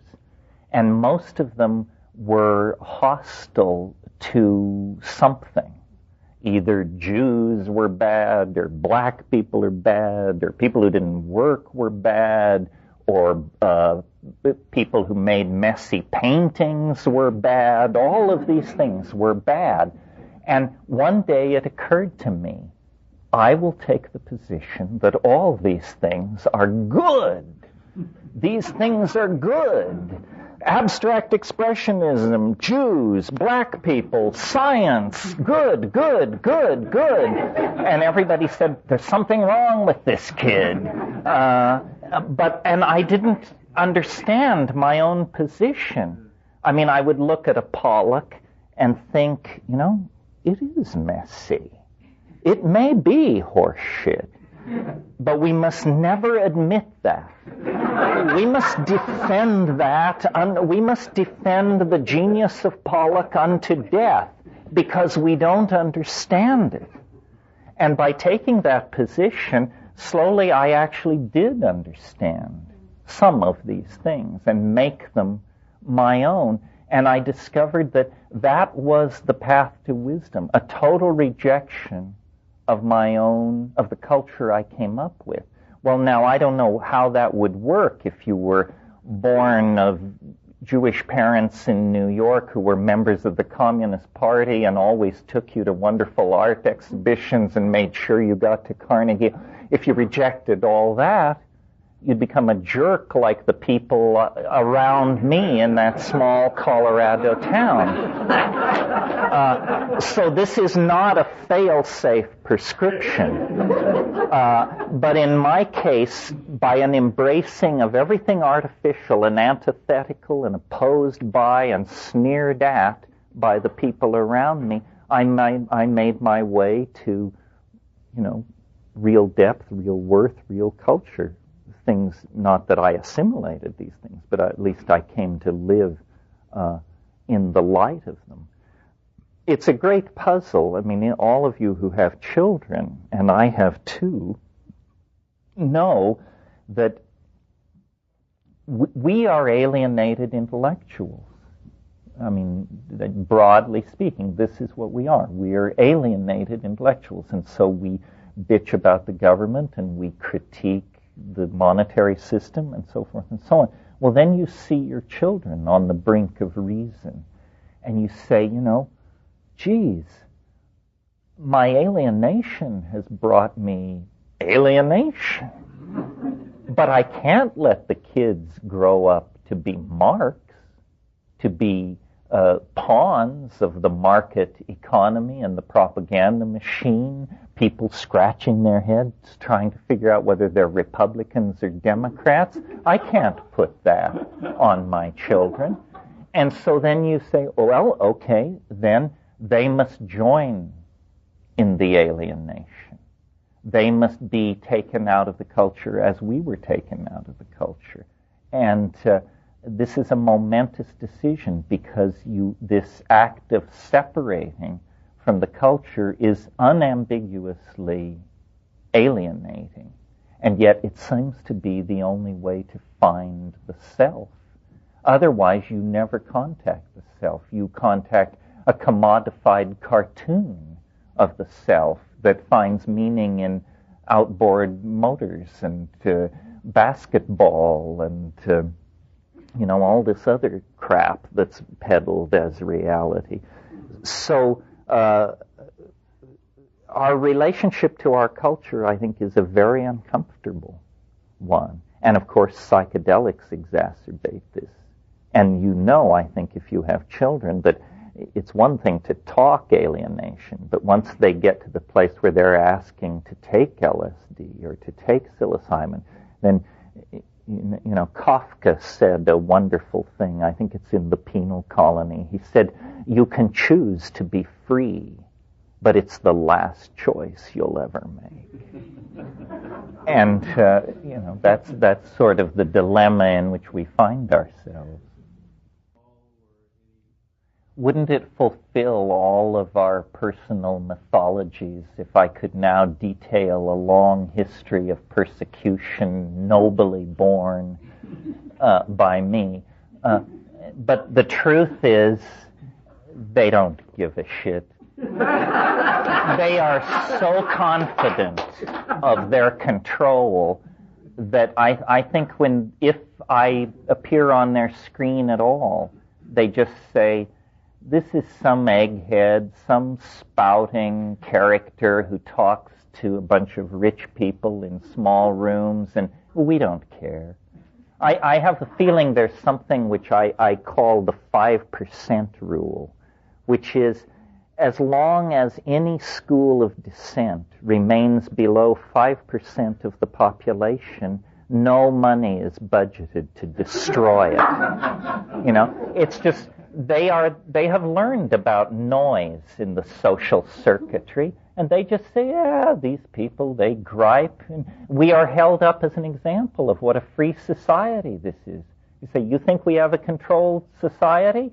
You think we tell people what to say? Go down to Esalen and hear what Terence McKenna is saying. We tolerate this. What clearer proof do you need that we are magnanimous, generous, open-hearted, and liberal? We tolerate this kind of thing. I think, of course, that they do not understand the nature of the game, but it's a good thing, because if the game is played on their terms, we lose. What they don't understand is the power of memes and the fact that psychedelics are a touchstone of creativity, and creativity can always provide breakouts from any situation, no matter how confined. And also, they have a horrifying fascination with us, because they, as the managers of society, probably know more about its internal contradictions and its failings and its shortcomings than we do. I mean, the information we have available to us is the declassified, downloaded, cleaned up stuff. Recently, I was in London, and the hotel, the conference was at the ICA, which is down near Buckingham Palace, and so the hotel was on Vincent Square. So it was about a 20-minute walk from Vincent Square down to the ICA, and it's right through Whitehall. It's where all the intelligence agencies and the Ministry of Defense and all this. And we would stay late at the ICA. And walking back at 2 a.m, the lights in Whitehall are burning at 2 a.m. The lights at the Ministry of Defense and the Ministry of Economic Planning are on at 2 a.m. Why? Because people are sweating blood in those buildings. They are working around the clock to keep the entire system. Look at these rainforest clearing statistics. Look at this oil slick. Look at this. This is costing us money, gentlemen. What about this? And the answer is you can manage some of the future some of the time, and you can manage all of the future some of the time, but you can't manage all of the future all of the time. It keeps breaking loose in most unexpected fashion. The internet is a perfect example. Here was a privileged instrument of the intelligence community and the scientific elite that served it. Ultra high security, totally out of the reach of the common man.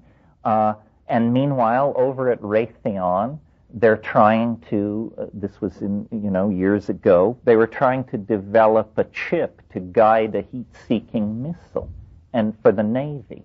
And they had certain design specifications which had to be met.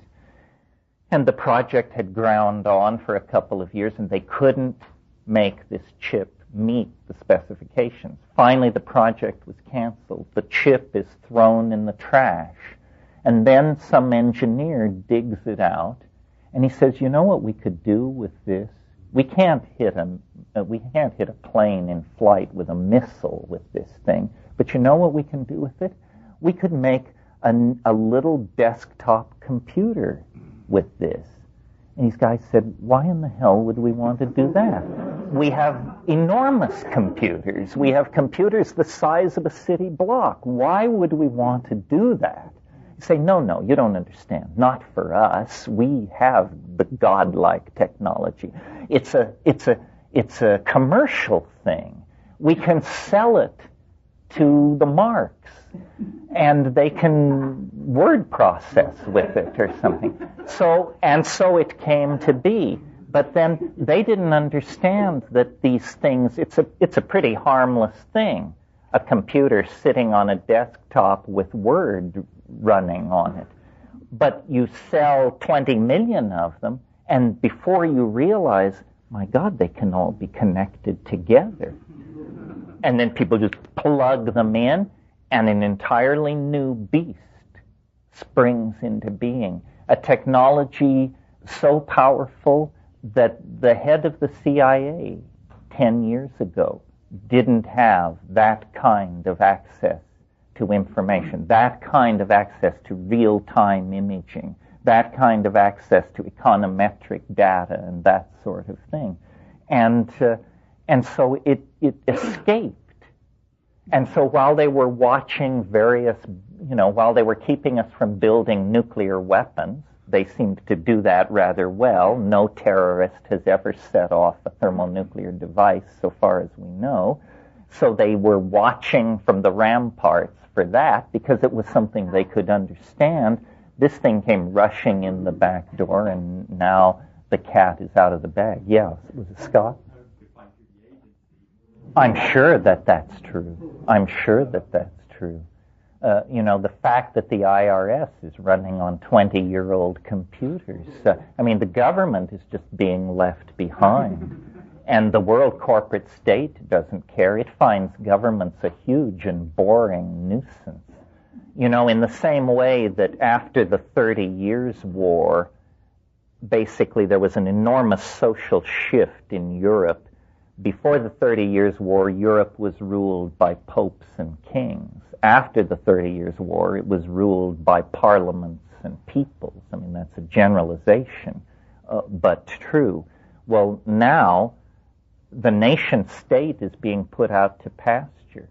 It's being told, as the church was told in the 17th century, you care for the poor. You take care of the highways. You bury the dead, and you educate the children. But all the stuff which makes money, we, the new streamlined form of social organization, will take care of the money-making enterprise, and your job is to keep the roads cleared and the dead out of sight. And so this is happening. When I understood this, it was like a bolt of lightning. When Jesse Helms stood up on the floor of the U.S. Senate and called for the assassination of the American president, I realized this has become a circus. These people are yahoos. When was the last time a governor of the World Bank threatened the life of an American president? When was the last time that someone who sits on the board of directors of the IMF felt the need to physically threaten the life of a president? No, it doesn't happen. Real power doesn't act that way. Only pseudo-power, Yahoo power, thug power acts that way. And so government has become largely irrelevant. And I don't know whether this is good or bad. It certainly is complex. War was an instrument of national policy for governments. War is not an instrument of policy for corporations. They hate war. But governments kept cultures in a deep freeze. We spend a lot of time lamenting the destruction of Aboriginal cultures, this rainforest tribe, that Central Mexican language group, so forth and so on. But while we're lamenting the loss of these exotic cultures, notice that your culture is being erased. If you were, raised in a close-knit Jewish family, if you were raised in a small town in the Midwest, those cultures are gone for most people, we have all been given mall culture and commodification of values. It isn't only happening to the Witoto and the Huichol, it's happening everywhere. And this uniformitarianism of culture is entirely for the convenience of market economies. You know, if you can get everyone drinking the same brand of vodka, it's much easier to sell and market vodka than if you have to appeal to ethnicity and local tastes and so forth and so on. So everything is being leveled, dumbed down, and subjected to a hideous homogenization process. No, I think people, this leads to the brink of the question about paranoia and conspiracy theory. I am very puzzled by the popularity of conspiracy theory. It seems to me it must just indicate a paranoid tendency in the population, because what I see is the more you aspire to control, the more frustrated and maddened you must be by the situation. So, an example would be the Communist Party of the USSR. Infinite power to penetrate the lives of people, to manipulate media images. You have total control of the newspapers, total control of TV, total control, and then the top guy dumps the whole thing. So I think that no one is in charge, and that this is a very good thing, because it allows the internal dynamic of the situation to express itself. Everybody who wants to control the situation is fighting a losing battle. And if you bank with chaos, your stock just keeps growing exponentially. Chaos is spreading. It's the place to put your bets. All efforts to ideologically or economically or any other way channel the global process seems to meet with incredible frustration. Nobody is in charge. The so-called great successful conspiracies of history are so successful they don't even think of themselves as conspiracies.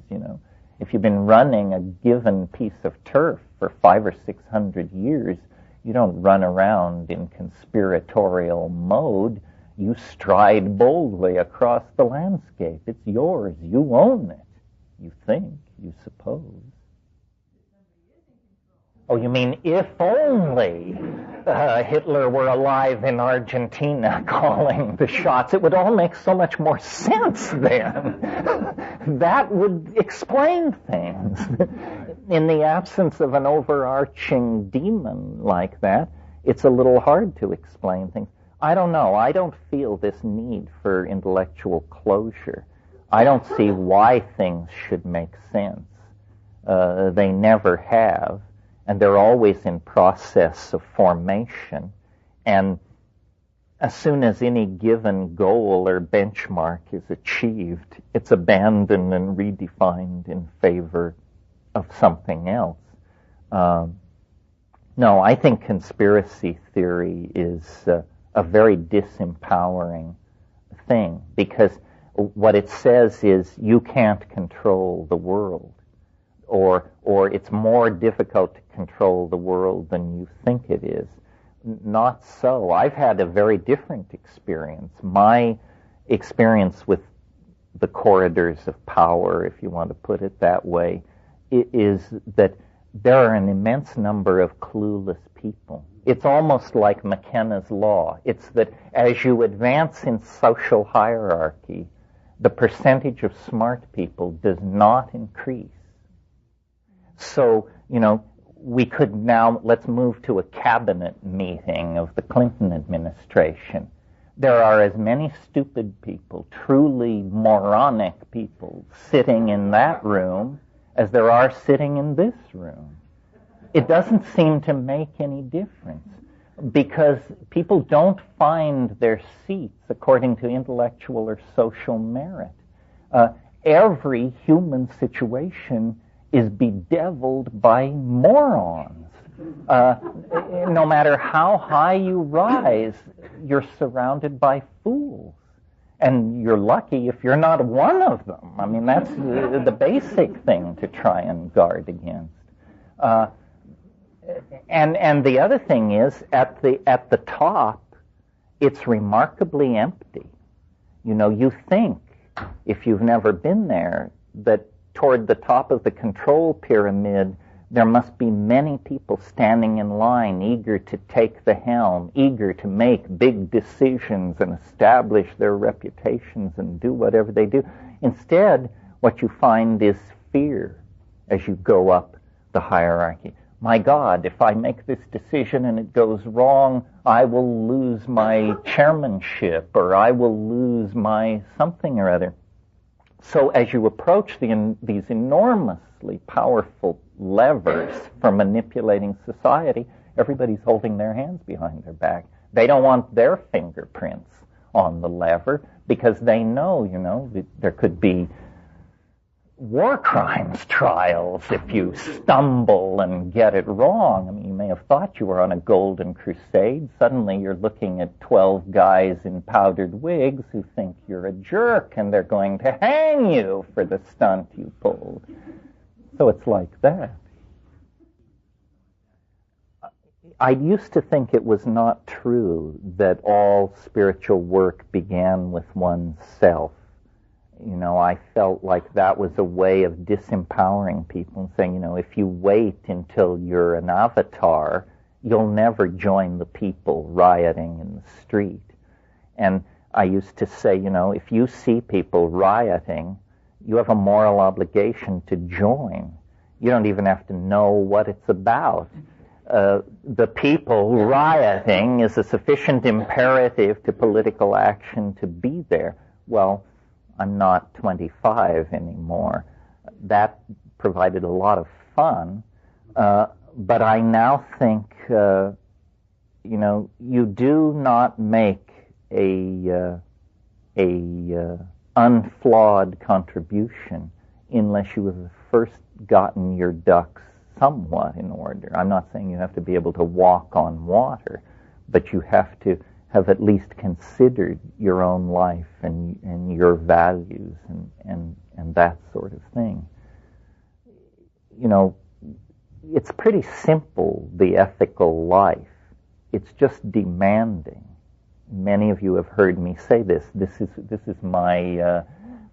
Father McKenna talking to you. The moral life does not consist of wheatgrass diet or affirmations or any of that. The moral life is, unless you're at Esalen, you should clothe the naked, you should feed the hungry, comfort the afflicted, bury the dead, and there are a couple others, obvious things to be done. It's not about how many prostrations you do or what lineage you've associated yourself with or how much cholesterol is in your diet. And somehow we have confused the ethical and moral dimension with the dimension of physical practices. Probably because we have been too infected by the memes of tired Asian religions that long ago gave up moral philosophy in favor of rotational activity, because the social problems of Asia are overwhelming. That's a response to an overwhelming human tragedy, the quietism of Asian religion, I think. Yeah. I mean, I'm exaggerating it, but it's still movement from that position. Well, and it's flawed, is what you're saying. Yeah, I agree. I mean, the person helped by that person is still advanced, but the whole system is not served by misguided do-gooderism or the large noblesse oblige is an insulting attitude to take, because, the real nature of the human condition is that we're all in it together. This is one of the reasons why I am so hostile to all forms of spiritual hierarchy. I have never seen a truly superior person, I don't believe. And if I have, they were so humble and self-effacing that they never would have claimed that superiority as their own. If somebody tells you they're a superior person, my God, they're automatically to be taken off the active list. That alone screws the pooch right there. And it's tremendously disempowering. The mushroom said to me once, and I've said it to many of you many times, it said, if for one human being to seek enlightenment from another is like a grain of sand on the beach seeking enlightenment from another. Don't you get it? It's the same flesh. It's the same flesh. Nobody knows anything you don't know, and even if they do, it's not your knowledge, so what good is it doing you? The idea that it's okay for you not to understand mathematics or not to play the violin because somebody else does it very well is a complete cop-out. You will be held responsible for what you know and what you can do. And using the excuse that you lived in the same world with Jascha Heifetz is not going to get you off the hook of not knowing how to play the violin. I say this as someone who does not play the violin. It's fun to take responsibility. It's fun to test the waters. The hardest thing to put across to oneself and to other people is that the universe is a more friendly place than we have been told. Paranoia, culture is institutionalized paranoia.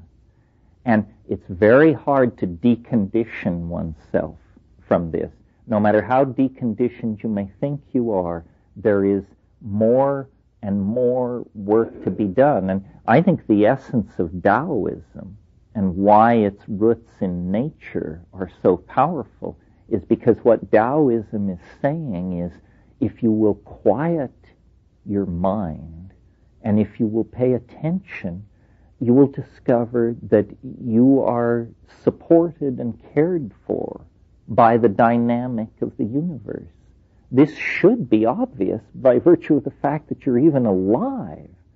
I mean, how unlikely is your existence? I put it to you, pretty unlikely. And yet, here you are. Well, do you just think it was the greatest series of well-rolled dice in history? That's silly. That's ridiculous. Probability would never have delivered us to this room this afternoon. Probability sculpted by loving intent has delivered us to this room this afternoon. Once you can sense that living intent and, make it an object of familiarity, that is the antidote to cultural paranoia and to the acceptance of your identity through imposed definitions by other people. And of course, psychedelics figure in here because they dissolve more dramatically and more effectively than anything else the cultural and linguistic and habitual assumptions that are masking that presence of Tao. It really is true, as the Bible says, you must become as a little child. That means you must become pre-culture. You must recover who you were before the engines of culture went to work on you and abused you and made you afraid and dumbed you down and distorted your values and so forth and so on. Yeah. So, in a way, you're saying that Yeah, see, I think what's happened is at the top of the culture, it's profoundly intellectually bankrupt. There is no plan except to keep peddling stuff, basically until the forests are gone and the ocean's polluted, and this is not malevolent. It's not malevolent. It's simply they are clueless. They have run out of steam. And so the answer is to try and keep the game going as long as possible with daytime TV, with casino gambling, with lotteries, with endless distractions, with pop culture fads, with cults of celebrity, with spectacular trials and gory mass murders and endless circuses, while the people at the top are saying, sooner or later the shit is going to hit the fan. Sooner or later the dam will burst. And they say, well, let's make sure it's later, not sooner, because I've got 2 kids at the Sorbonne, I'm paying off a Mercedes, and I need to get this taken care of before it all falls apart. So in the absence of any cultural plan imposed from the top, this strange dynamic is happening. This has happened before in cultural history, where some huge enterprise like Christianity or patriarchy or something like that, after running its games for millennia, it just runs out of steam. And often there's nothing to rush in and fill the vacuum, nothing that is consciously engineered to do that. And so then in those situations, an actual creative bifurcation can take place, because what is about to happen is not in the hands of human managers. It lies deeper in the dynamics of the whole system. And we all feel, I think, this sense of excitement and the approach of the unimaginably new. And we don't know whether it's the aliens coming to pull our chestnuts out of the fire, or virtual reality, or a new drug, or a new style of sexual behaving, or star flight. We don't know what it is, but we can feel that it will transcend the categories of our managers, and they and we will then have to make sense of whatever this new reality is. And it terrifies some people, it liberates others. It's the same reality. Stephen Vincent Benet says something about, at the end of John Brown's Body, he says, when the prophets of strange religions bawl out their bizarre despair, do not join them on the mountain. Say only then, it is here. It is here. Because it is here. I mean, that was 1927 when he wrote that, and he spoke then of technology as our humble servant, already half a god. And that was in 1927. You can imagine then what that technology is today. Yeah, Mike? A manager class. I'd rather talk about a point in history where there's no more commodities. Yes, I don't think there will be a manager class. A manager class, you manage toward ideology. If we could transcend ideology, the way to manage society, I think, would be self-evident. The problem is trying to force it into the service of some kind of ideological vision. And then, of course, it becomes intractable, because no ideological vision we've ever had has been true to our humanness. The Christian version of what human beings are, the Nazi version, the Marxist version, the secular, market-oriented version, these all somehow insult various parts of our humanness. And so when an attempt is made to push us into these things, it doesn't work. and you get instead war, anxiety, and Q forces swamp the social system. I think the managing of society would be fairly simple in the absence of ideology. But we're addicted to ideology because somewhere along the line we've gotten the idea that you can't understand the world without an ideology, when in fact ideologies are incredible impediments. No more bosses. Well, I suppose as long as we are disparate entities, there will be hierarchies of control. That seems obvious. But it seems as though we are playing with the idea that we may not be disparate entities, or that we may be only provisionally disparate entities. You know, we are a peculiar creature, somewhat, and we human beings, as a mass phenomenon, we're somewhat like a slime mold. We have a life cycle where part of our life cycle we appear to be completely separate individuals. But apparently in our, if you view our development over the past few centuries, we're entering into some aggregation phase, triggered by pheromones spread through technology. And we are beginning to create some kind of a superorganism.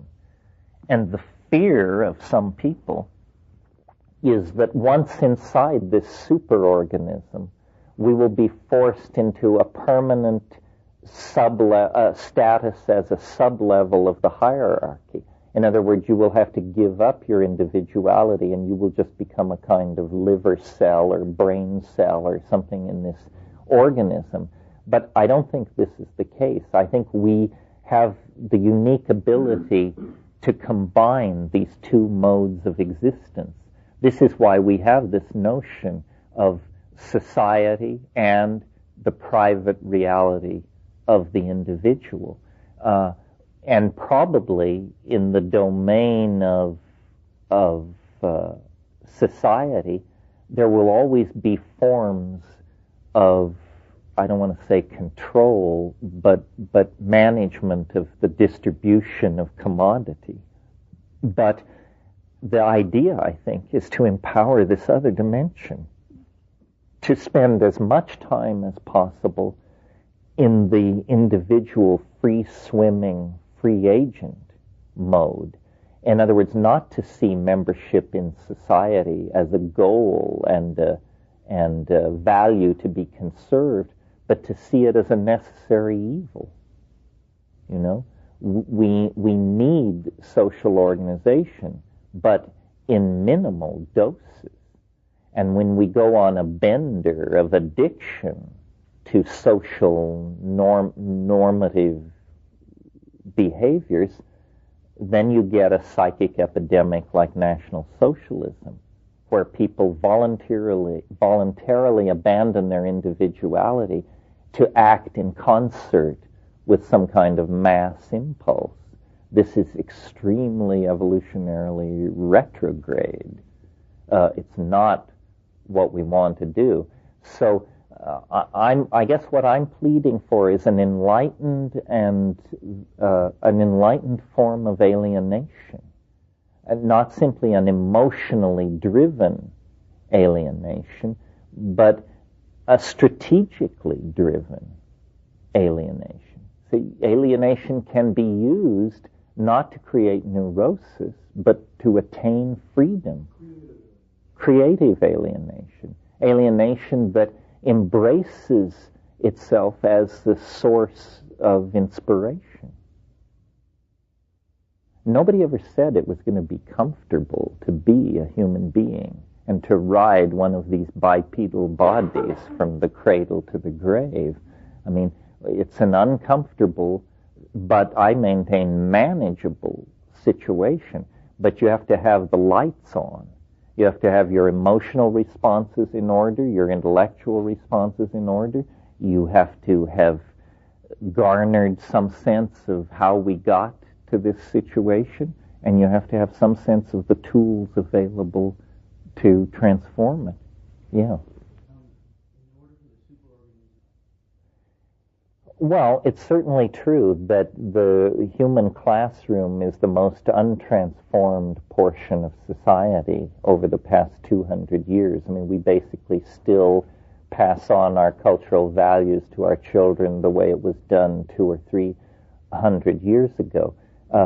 This may be changing. Again, I don't mean to make the internet the panacea of all problems, but it seems to me here is a problem that the internet can address, and you don't have to be a technocrat to see how it has enormous power, because education is a process on one level of putting correct information in front of people. And in the present form of education, the great choke point is the limitations of human teachers, who, while as finely and nobly motivated as they are, inevitably they pass on their own limitations to their students.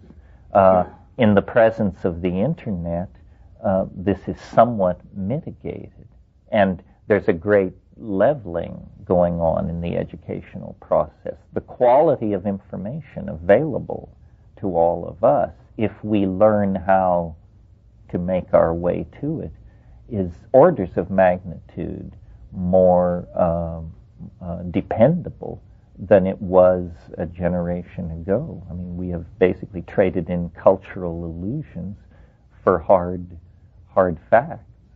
Did you want to say something else? Well, would you discuss because they are not functional? Well, yeah. No longer functional.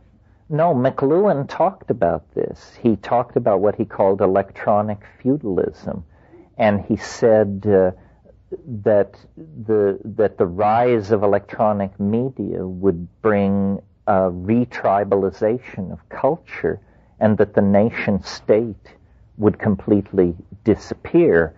And I think this is happening. It won't disappear completely, but in the metaphor I made a few minutes ago, it will sort of take on the role of the church.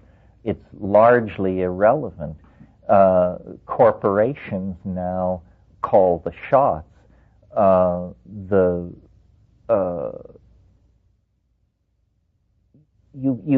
Print, you see, has what are called hidden biases, and it allows and in fact makes inevitable certain kinds of ideas that once you get outside the domain of print conditioning, these ideas appear, if not absurd, then at least simply provisional. And what I'm thinking of is ideas such as the idea that all men, apologies to women, but all men are created equal. This is a faith of print-created society. There's absolutely no evidence that this is true. In fact, there's considerable evidence to the contrary. But the argument against not believing it is that if we don't believe this, we can't have social justice. So we must embrace an obviously preposterous idea in order to achieve social justice. Why is this preposterous idea so attractive? Well, it's because print is linear and uniform. Every lowercase e looks like every other lowercase e.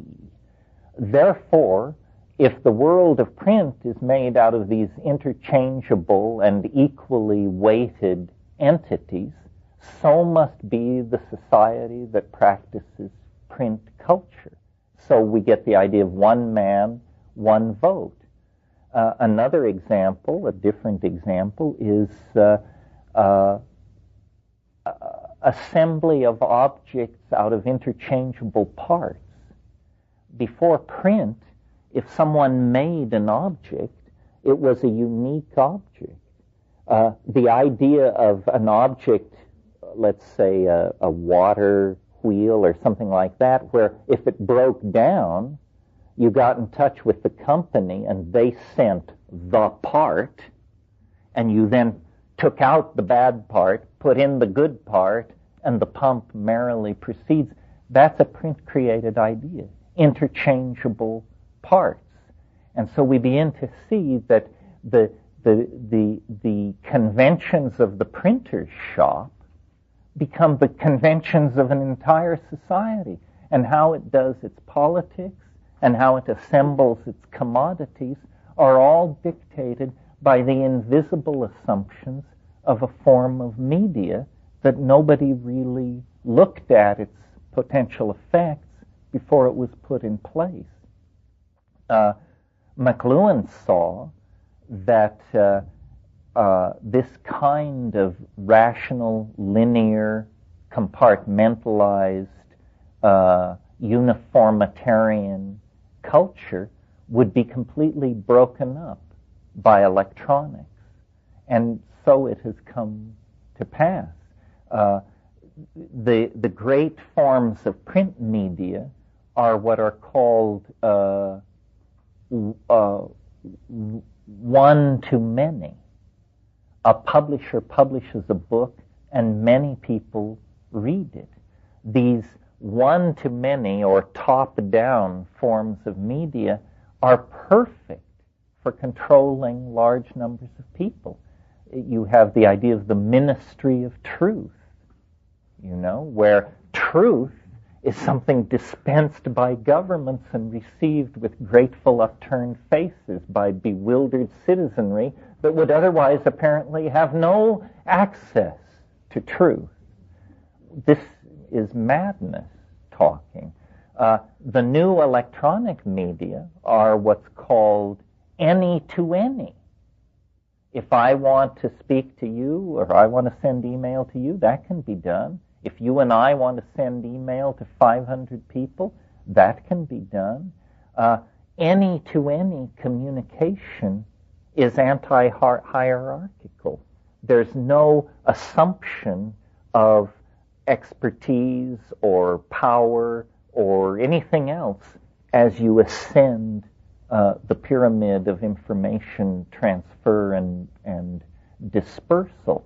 And so it's almost like the Wizard of Oz effect. Suddenly people say, you're not all powerful. You're not the wizard. You're a fat man in a stained overcoat pulling levers behind the scenes. And then the whole illusion drops away. The illusion of leaders, of privileged ideologies, of special forms of understanding. This is resisted by some people, usually control freaks, because they say, well, in the absence of these illusions, you would have chaos. Yes, indeed. The mother of all progress, the source of all innovation and creativity, the wind that blows the ship of paradigm shift, chaos. And the idea somehow that the human mind should interpose itself between society and this expression of chaos is just an illusion of control freaks. You're listening to the Psychedelic Salon, where people are changing their lives one thought at a time. It's really too bad, isn't it, that Terence isn't still alive to see what he called the illusion of the control freaks beginning to fall away.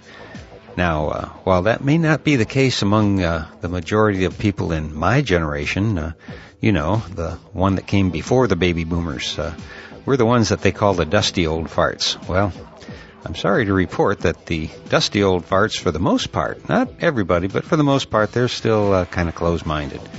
But I've found very few people under 30 who have any illusions at all left. And that may be the most important thing that the Internet has brought about. An army of young people who are armed with the actual facts about the world and not just some trumped-up story that the power elite feed to us through the corporate media. No, most of the people that I know, and I'm talking here about the worldwide psychedelic community, almost to a person, the tribe knows what's going on. And we're watching and we're waiting, and we're also laughing our asses off at those sad defenders of the culture of conspicuous consumption. It seems like their world is now slipping away from them a little bit more each day. And not a moment too soon, I might add. Also, I guess I'd be a little remiss if I didn't add my own 2 cents about what Terence just called McKenna's Law. And that is, and I quote, "As you advance in a social hierarchy, the percentage of smart people does not increase. Every human situation is bedeviled by morons. No matter how high you rise, you're surrounded by fools, and you're lucky if you're not one of them. That's the basic thing to guard against." Now, I suppose you can say that this is just my big ego talking here, but I have had the great misfortune to have spent many, many hours in some of the boardrooms of the Fortune 500 and with the executives of some of the world's largest corporations. And as a result of my personal experience, I determined that the higher up the pecking order these so-called executives were, the more ignorant and unqualified they were. Most of them didn't have the common sense of a 10-year-old.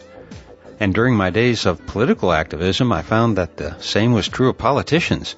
The higher the office they held, the less qualified they were to be there.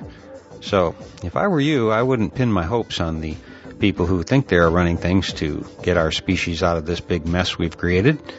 It's up to you, and me, and the rest of the worldwide psychedelic community, I think, to pick up the reins and steer civilization in a new direction while we still can. But before I get too heavy here, I want to pass along one more little bit of wisdom that a friend of mine gave me last week. It's a quote from Kurt Vonnegut Jr., and he once said something to the effect of, "We're just here to fart around, and don't let anyone tell you anything different." I like that a lot. So I guess you can tell that I'm still in a somewhat funky mood, but it was definitely lightened up considerably this morning with some music and comedy from my old friend Lefty, who you can hear on his Lefty's Lounge podcast over at dopefiend.co.uk. Personally, I find that whenever all of this heavy talk here in the salon starts making me think too much, I just surf on over to the Dope Fiends network and lighten up a bit. I mean, how can you not smile when you hear stories about doing chloroform and smashing muffins? You really have to be there. It's all in Lefty's number 64, and hey, give it a listen if you get a chance. I'm sure it'll do you as much good as it did me today. Well, that should do it for now, and so I'll close today's podcast by reminding you once again that this and most of the podcasts from the Psychedelic Salon are freely available for you to use in your own audio projects under the Creative Commons Attribution Non-Commercial Share-alike 3.0 license. And if you have any questions about that, just click the Creative Commons link at the bottom of the Psychedelic Salon webpage, which you can find at psychedelicsalon.org. And if you are interested in the philosophy behind the Psychedelic Salon, you can hear all about it in my novel, The Genesis Generation, which is available as an audiobook that you can download at genesisgeneration.us. And for now, this is Lorenzo signing off from Cyberdelic Space. Be well, my friends.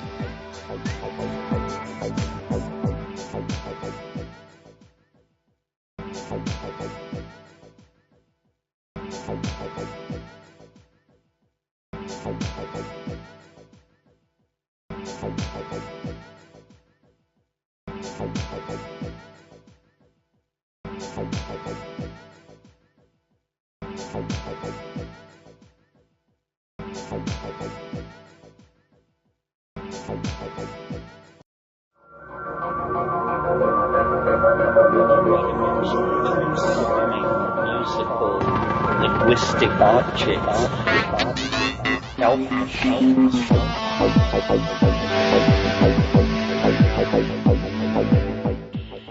Greetings from Cyberdelic Space. This is Lorenzo, and I'm your host here in the Psychedelic Salon.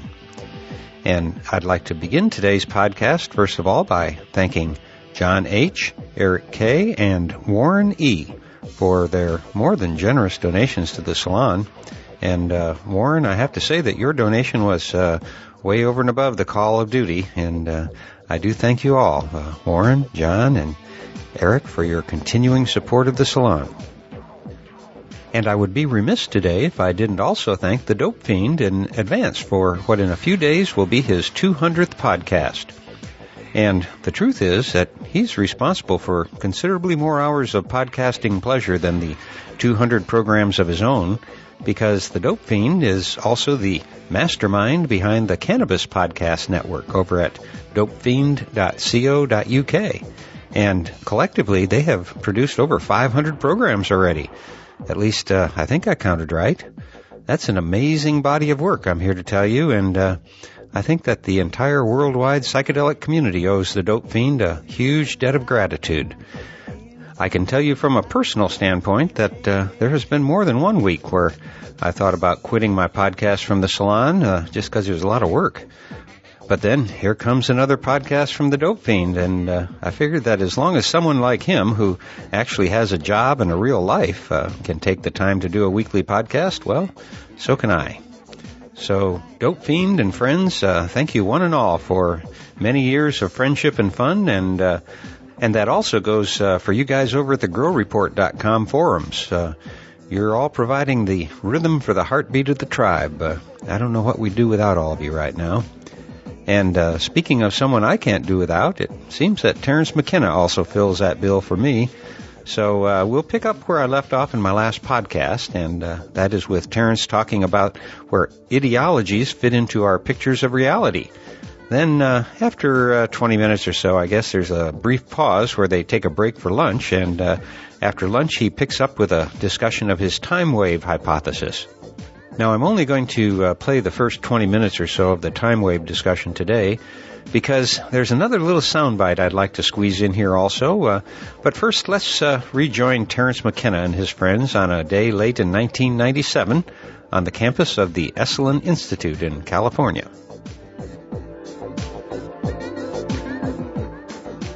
Well, an ideology is a simplification of reality, where the vast, seething, messy baroqueness of being is put through some kind of rasher of language and comes out grossly simplified. And because it's grossly simplified, it becomes like a kind of algebra of idiocy, where now you can set up these little equations and they solve themselves, and you get a feeling of satisfaction from that. But in fact, the whole thing betrays the human enterprise. And to give you a graphic example of what I'm talking about, I'm thinking of a scene from a novel called Corelli's Mandolin by Louis de Buneares, where a guy who's a communist in the Greek partisans during the war beats a villager to death who has given shelter and food to some non-communist partisans fighting in the mountains. And the protagonist of this particular part of the novel says to this guy, as he's beating this old man to death, he says, "Why are you killing this old man? He is harmless." And the guy, without even missing a stroke, turns to him and says, "It's a matter of historical necessity." This is the voice of absolute fanaticism speaking, and this is the voice of pure ideology. In other words, unconscionable acts. The Holocaust, up to that level of unconscionable acts, become intellectually defensible in the presence of a complete corruption of language. And so ideology always paves the way toward atrocity. Well, ideals and ideology are not quite the same thing. Ideals are simple and don't knit themselves into vast intellectual structures. In other words, an ideal of mine is to do as little harm as possible. I may not meet this ideal, but it is an ideal of mine to try and to do as good a job as I can. And so But in the name of that ideal, it doesn't lead on. There isn't a therefore. Therefore what? Therefore I should become a Mormon. Therefore I should no longer eat meat. Therefore I should no longer have sex. Therefore, no, there isn't that kind of implication. But ideology always implies implications. If man is, as Marxists say, an economic creature, then the following must follow, and the following must follow from that. So I think ideals are very close to our emotions. They're things that spring from the heart, and their boundaries are not well defined, and the implications are not clear. I mean, if I say my ideal is to do good for mankind, the next step is not at all clear. But if I profess an ideology, the next step is always deceptively clear. So I think ideologies flatten complexity. You know, people don't like paradox. I'm not sure why this is. I think it's a quality of print culture. People want closure. They want every program or every intellectual argument or every examination of a phenomena to end with a conclusion. QED. Therefore, this is what it is. But you don't have to be a rocket scientist to notice that this betrays the complexity of the world. The world is never one thing or even several things. The world always has dimensions which exceed the descriptive machinery that you're applying to it. And I don't know who it was, George Bernard Shaw or Nietzsche or some other 19th century bad boy, but it has been said that the essence of intellectual maturity is being able to simultaneously hold two contradictory thoughts in your mind at the same time. Now you are actually approaching the beginning of intellectual maturity. But if you're always saying, well, if it's this, then it can't be that, and if it's this, it can't be that, then you have been hoisted on the petard of dualism. And it's more than a joke to say that dualism is the root of all evil. Of course it is. It's the root of all good.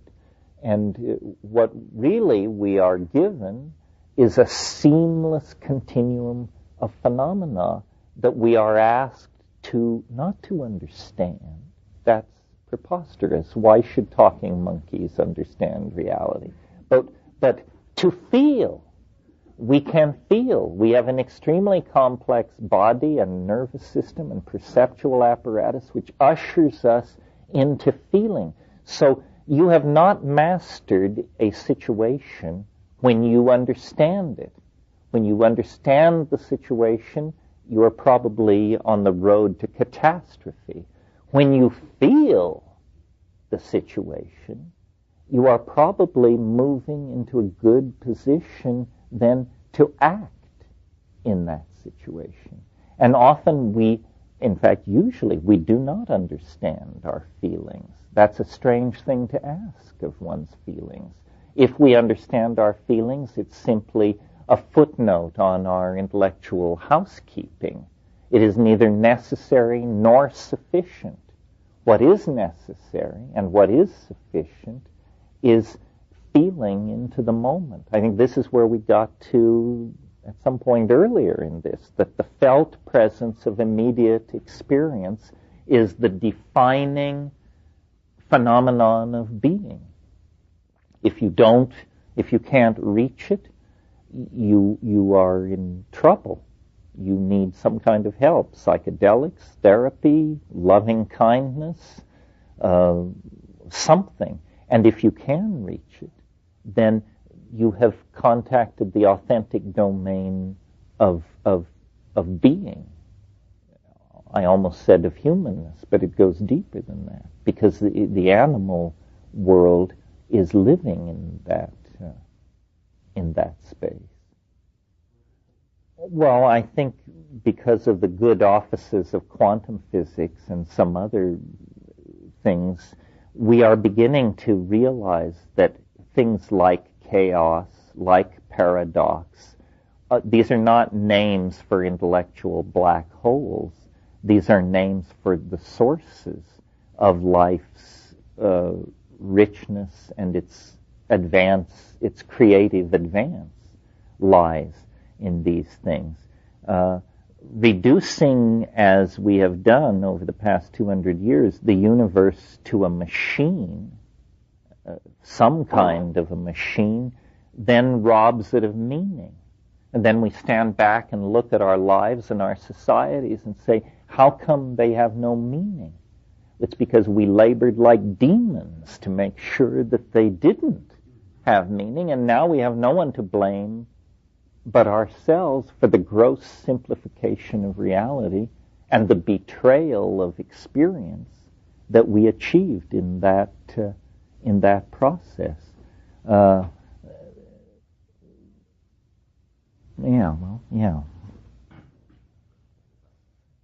You know, years ago in Canada, there was a political party called the Social Credit Party, and they had a very complex scheme that nobody could understand. And they ran on the platform under the motto, you don't have to understand social credit in order to vote for it. So this is sort of what you're talking about. Harold Sassen's great thing was Harold Sassen's precedent. Why not? Yes. Feelings are primary. The primary datum of experience is feeling. And then out of that comes a logical reframing of experience. And then still lower on the rung, and I maintain low enough on the rung that one shouldn't go that low, is an ideological recasting of experience.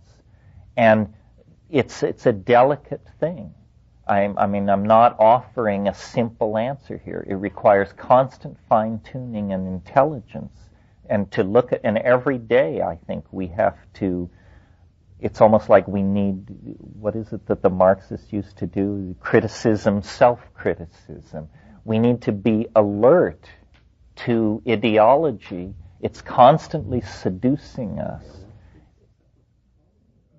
Yeah, dialectic. But the idea of criticism, self-criticism, that you and your colleagues or comrades constantly search your behavior for betrayal of the ideology. I think we need to constantly search ourselves, not for the betrayal of ideology, but for the embracing of it. And say, oh dear, I'm starting to believe something. Slap, slap. That feels better. Because these ideologies are incredibly draining and distracting. They get in the way between us and true feeling. On the other hand, if you don't apply logical razors to experience, then feeling is open to all kinds of interpretations that become somehow themselves springboards to ideology. I think it's really important to try to keep things as simple as possible, because they will still be hellaciously complex if you are true to experience. The simplest explanation of what is going on here is still maddeningly Baroque. So throwing on flying saucers and papal plotting and the plans of great Atlantis only further exacerbate the problem. If you just deal with the given of the fact of your history and your destiny, things are quite complex enough. And of course, again, what the psychedelics do is provide a reference point in organism. It's like a reset button.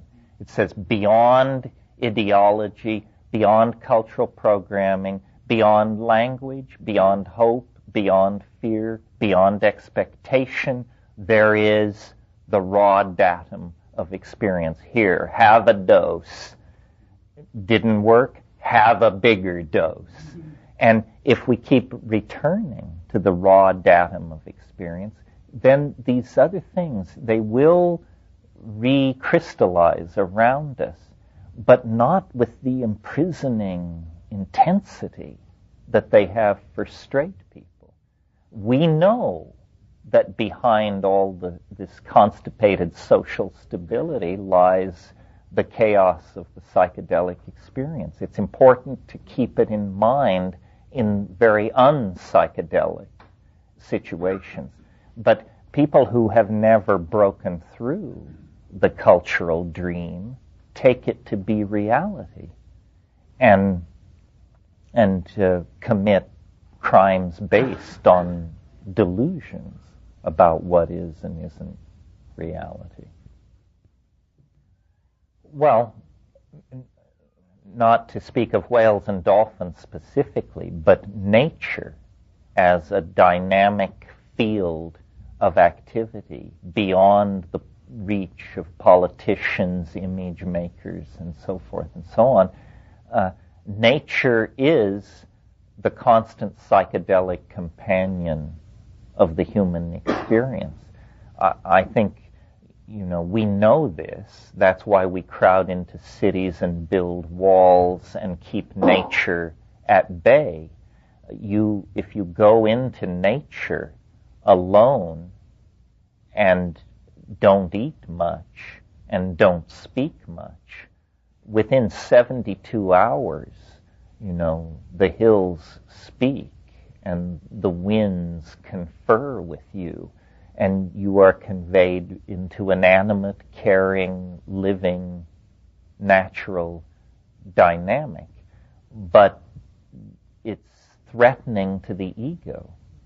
This is the first time in 2 hours I've used this word. But the ego is a maladaptive, tumor-like growth in the personality that has been inculcated into you by the toxicity of culture. It is literally the response to toxic culture is the growth of ego. The more toxic the culture, the more the ego is revered as a natural value within that culture.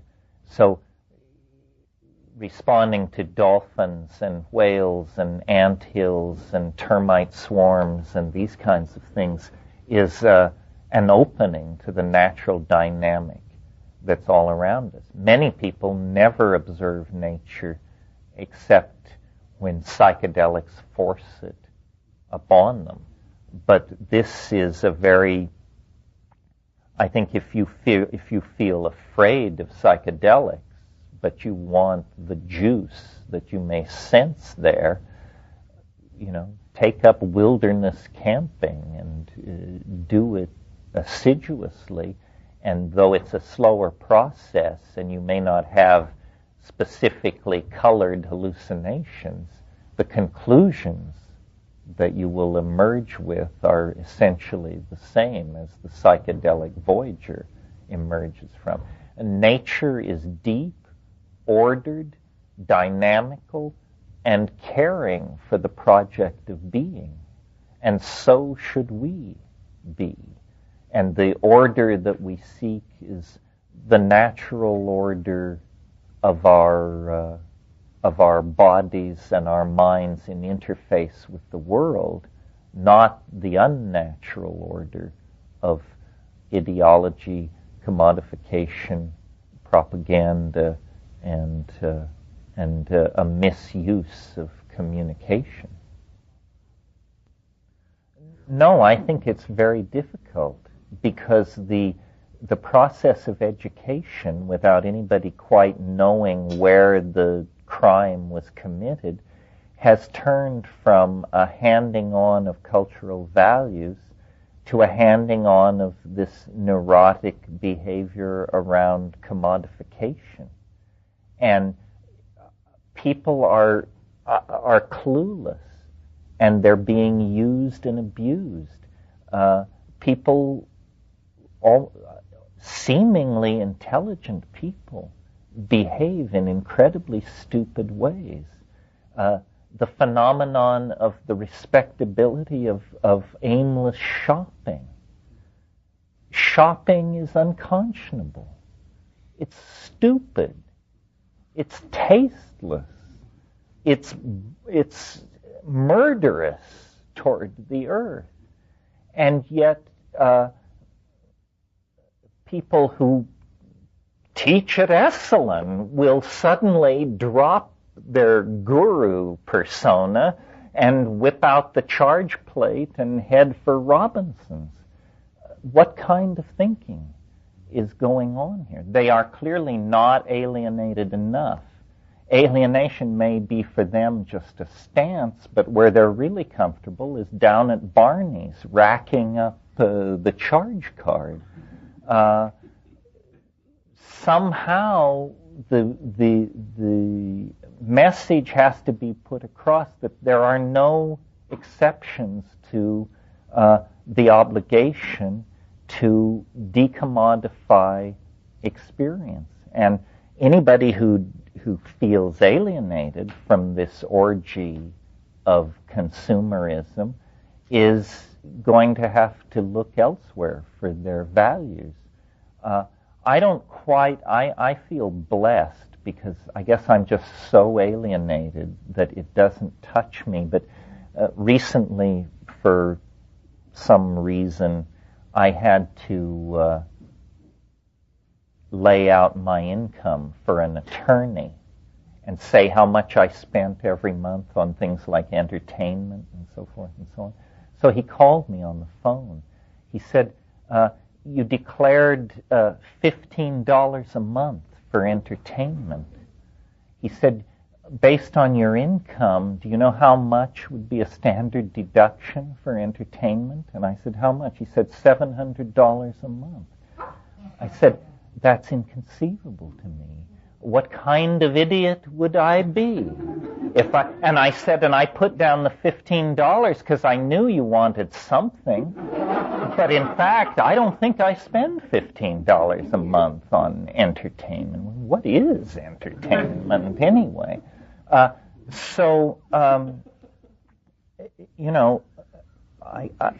suppose it just sounds like preaching a kind of monkishness, but what is the charm of all this crap? Can anybody explain it to me? I heard a story about the Dalai Lama. Let this ricochet around in your mind.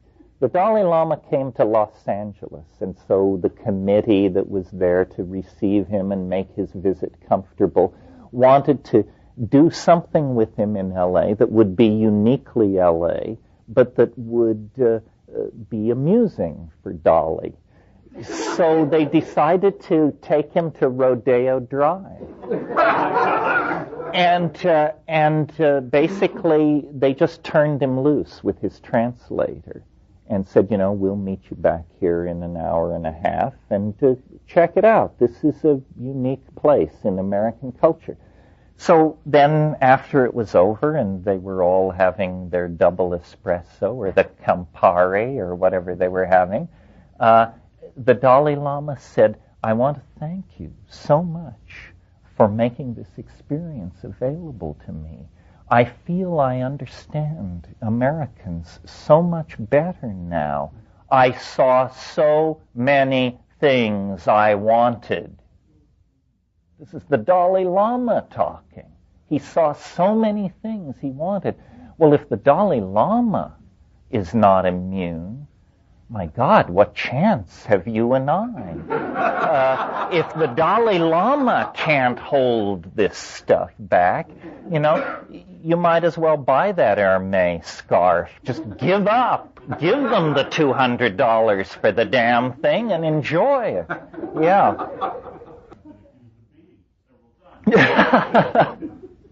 Well, As an old anarchist, I can tell you, efforts to organize anarchists are so fraught with contradiction that I wish you luck, and I'll make a small donation. But I don't think it can be done that way. I think.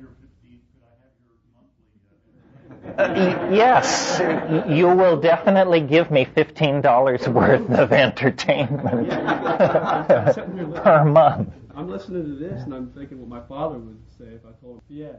Well, I hate to tell you this, but I would never do what you are doing. This may be the ultimate teaching. Do not ever again spend money to see me.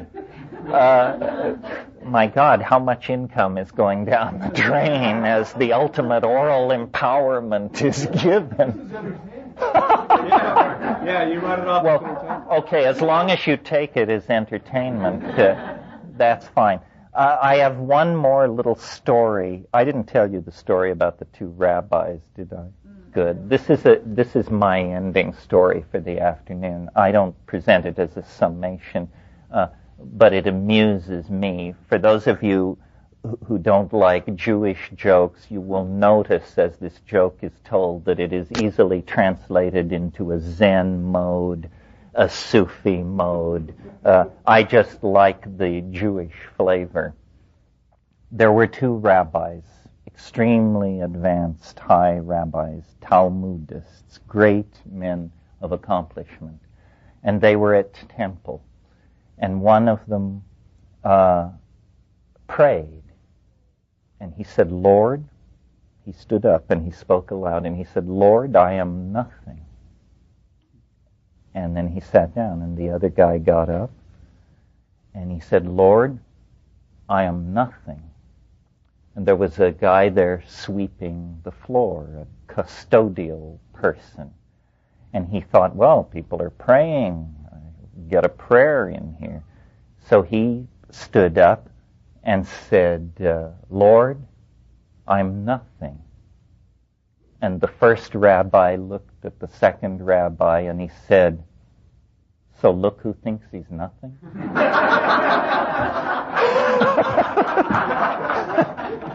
That's it. That's a story about the imagination. The time wave is a variable wave scaled against time and can be scaled against very large amounts of time, even amounts of time larger than the life of the universe, thousands, millions of times larger than that. And you might ask, what's the point of scaling a temporal description over periods of time so vast that there is no reason to assume they ever existed? Well, the answer is that at these transition points, these dramatic shift points, the software automatically, as in the course of running the algorithm, keeps track of days to end, until you get down here to a hypothetical end point. Even if this is not billions of years, but trillions of years, it will keep track of this day count number.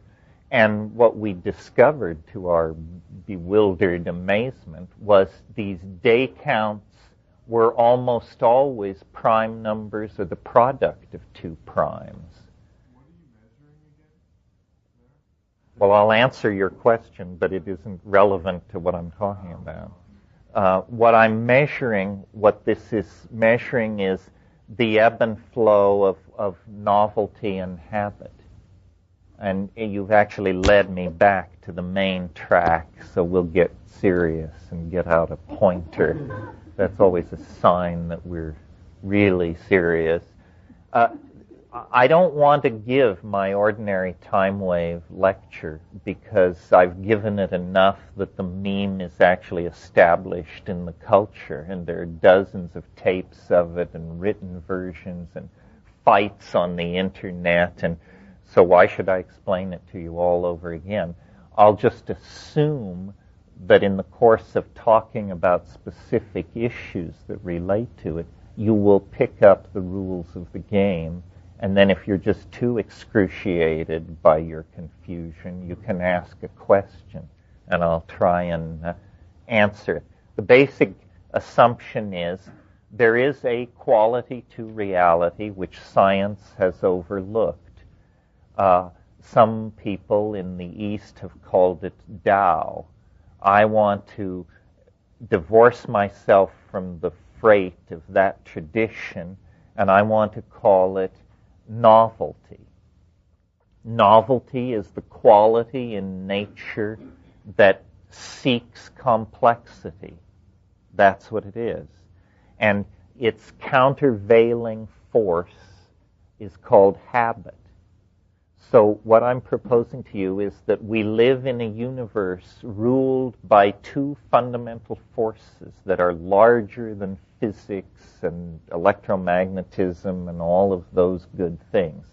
And these two forces are habit and novelty. And in every situation, whether it lasts a millisecond or a billion years, the struggle between these two tendencies of the universe can be discerned. Now, it's pretty self-explanatory what these terms mean, but I'll run through it.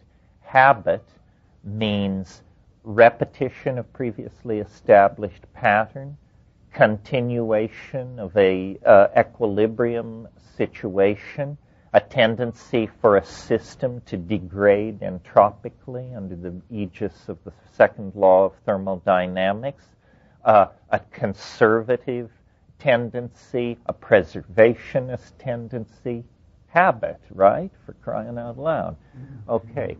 The other thing is novelty, the opposite of habit. What is novelty?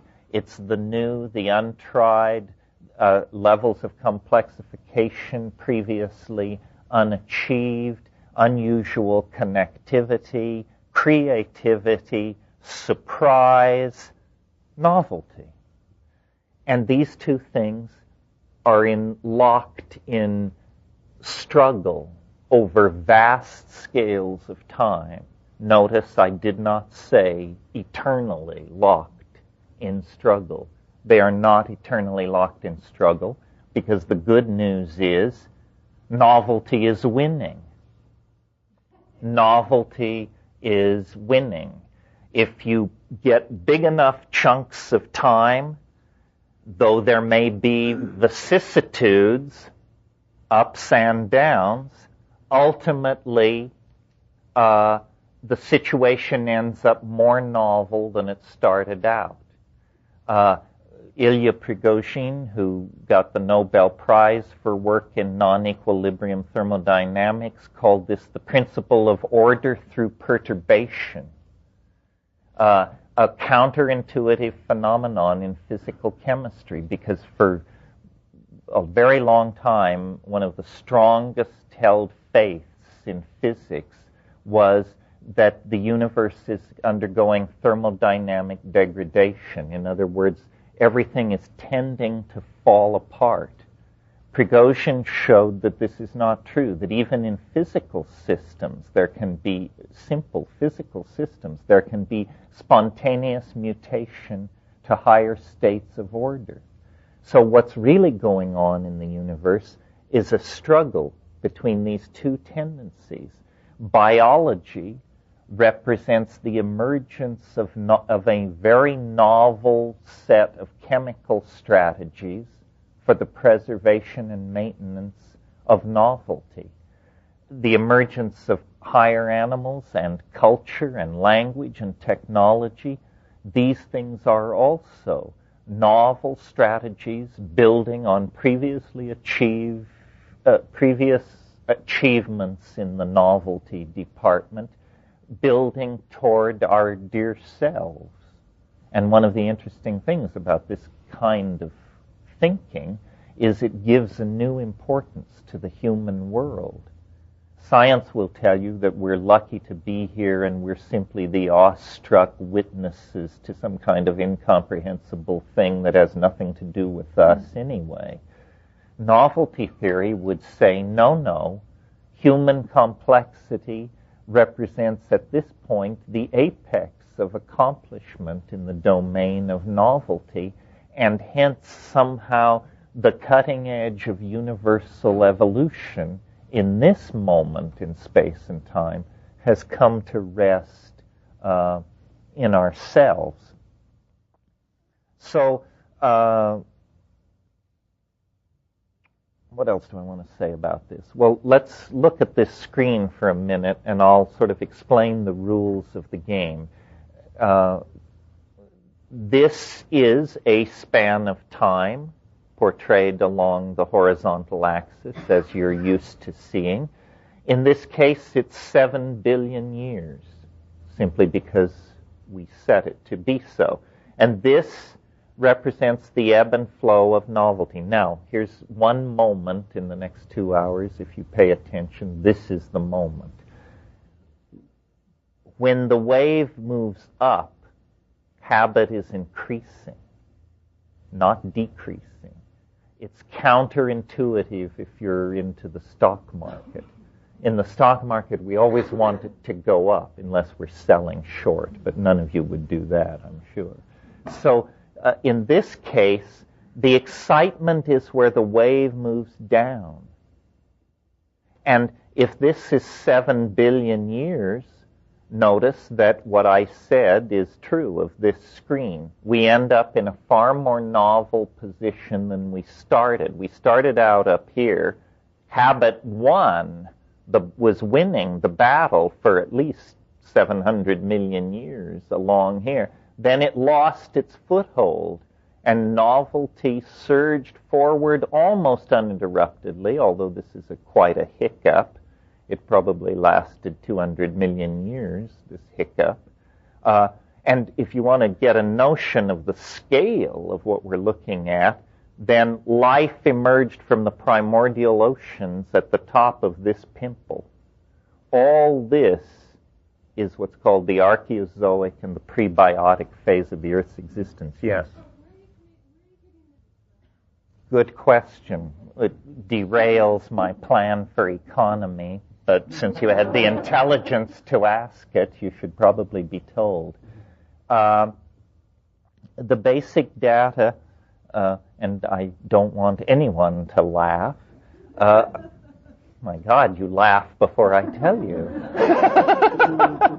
So that it doesn't hurt so much.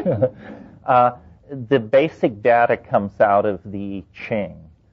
And, thank you for being so polite. If somebody had told me, this is the most powerful attack on this idea, and it begins like this. So, you want to make a revision in physics based on a Chinese occult divinatory system? Are we getting this correct?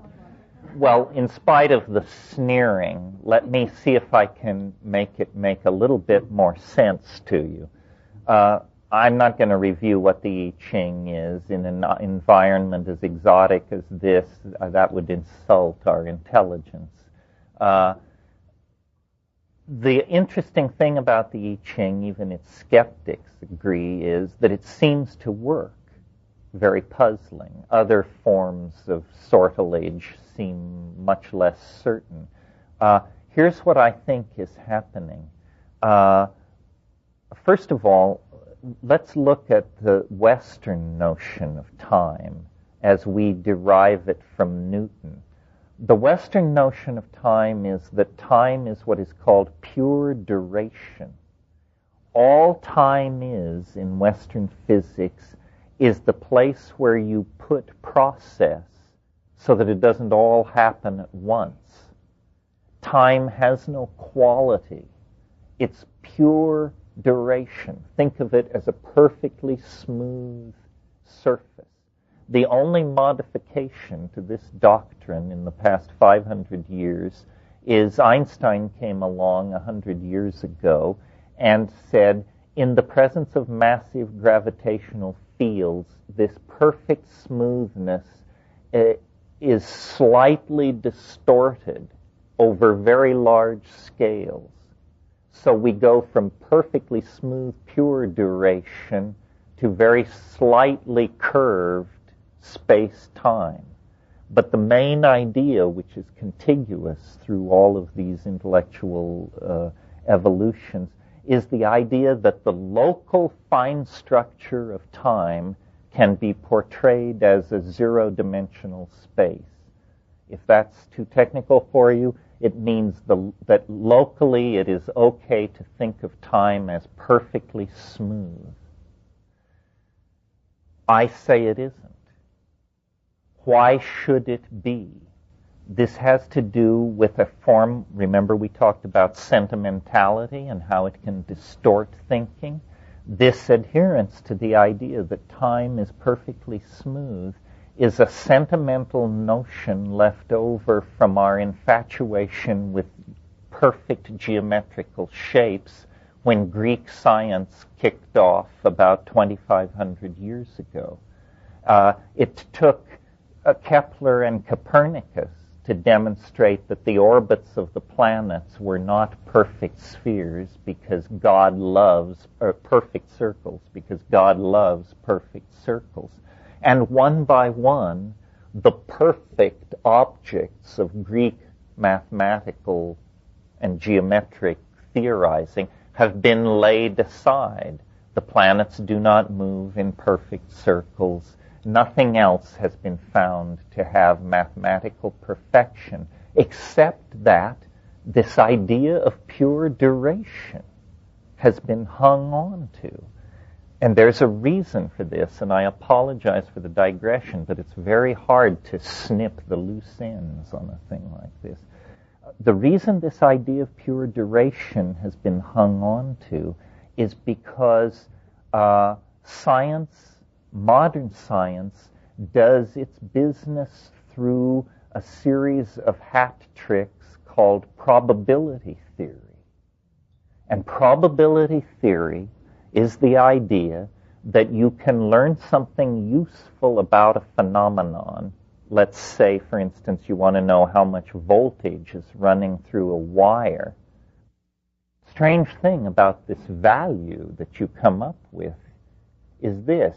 It is not necessary that it correspond to any one of the 1,000 measurements that you took. It's entirely possible you will get a value that is not congruent with any one of your measurements. But we say with confidence, well, it's the average. It's the average.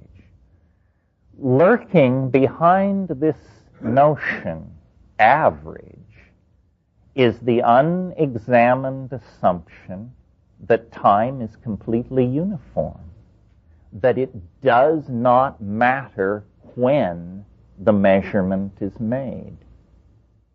And now, why do we assume that? Is there any reason to assume that?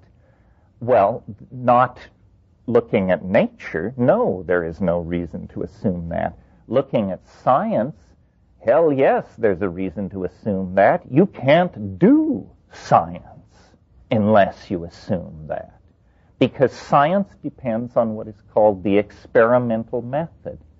An experiment is you arrange a funny little unusual situation which is designed to cause some phenomenon normally lost in the noise of being to be thrown into high relief. And basic to the idea of experiment is what is called the restoration of initial conditions.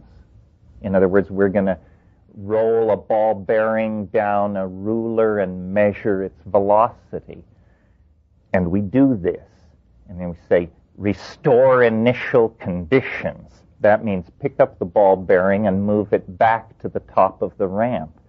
But now notice that time has passed since the first time the ball bearing rolled down the ramp. If time is not uniform, then you cannot restore initial conditions. If you cannot restore initial conditions, you cannot make sense of probabilistic data. So we have assumed and preserved this sentimental notion of Greek science because it makes it possible to do modern science. If we were intellectually honest about what's going on, then what we really should say is that probability theory and modern science is the study of those natural phenomena so coarse-grained that an assumption of a restoration of initial conditions does not destroy the integrity of the phenomenon. In other words, it's a lens that can be focused only to a certain depth. And beyond that, it begins to give false data. Of course, ball bearings always roll down ramps the same way. Of course, two liquids always mix together in the same way. But who cares about these things?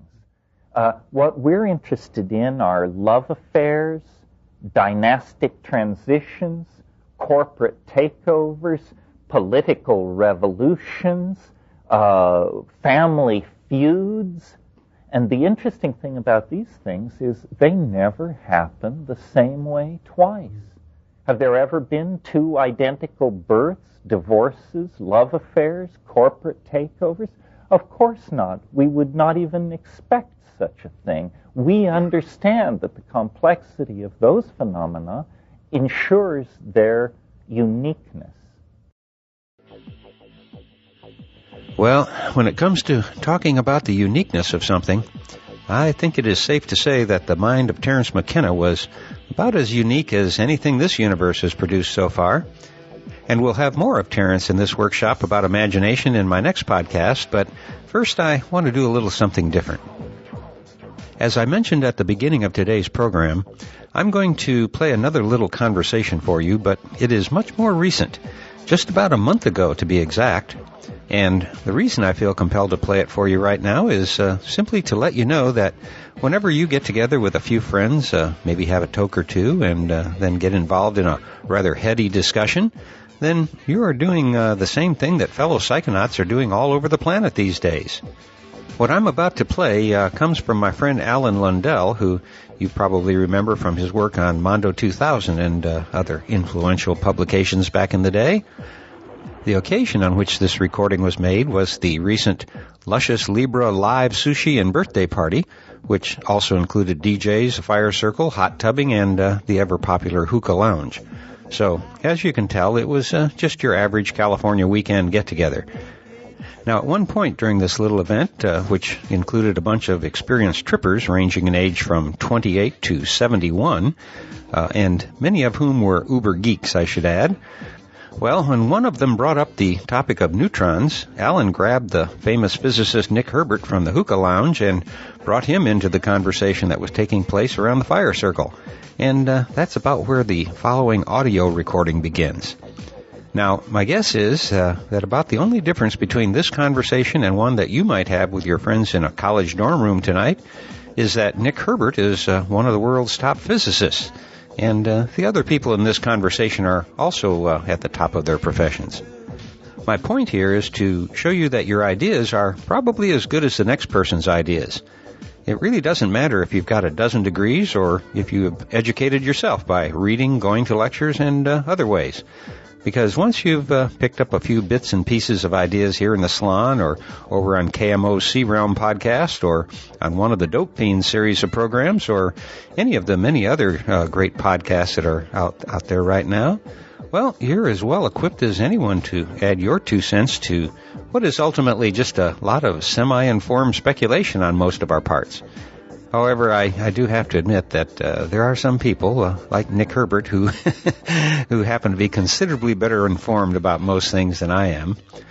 So now let's sit in on a typical California conversation among a few fellow psychonauts. Maybe we'll see how many of the world's problems can be solved in just a few short minutes. And for sure, we're going to learn that even among the tribe, there are generational gaps and shocks about the ways in which our sacred medicines are sometimes used. Nick, I wanted you to meet a fellow mad scientist from the mountains.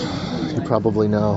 I don't know. Oh. He's talking to me. He's mumbling some serious physics shit, and I thought, you might see if this could be for real. Let's look at neutrons. About neutrons being exactly equal. Hi. My name Michael. is Nick. Hey, Nick. Michael, Nick, and Andy. Yeah.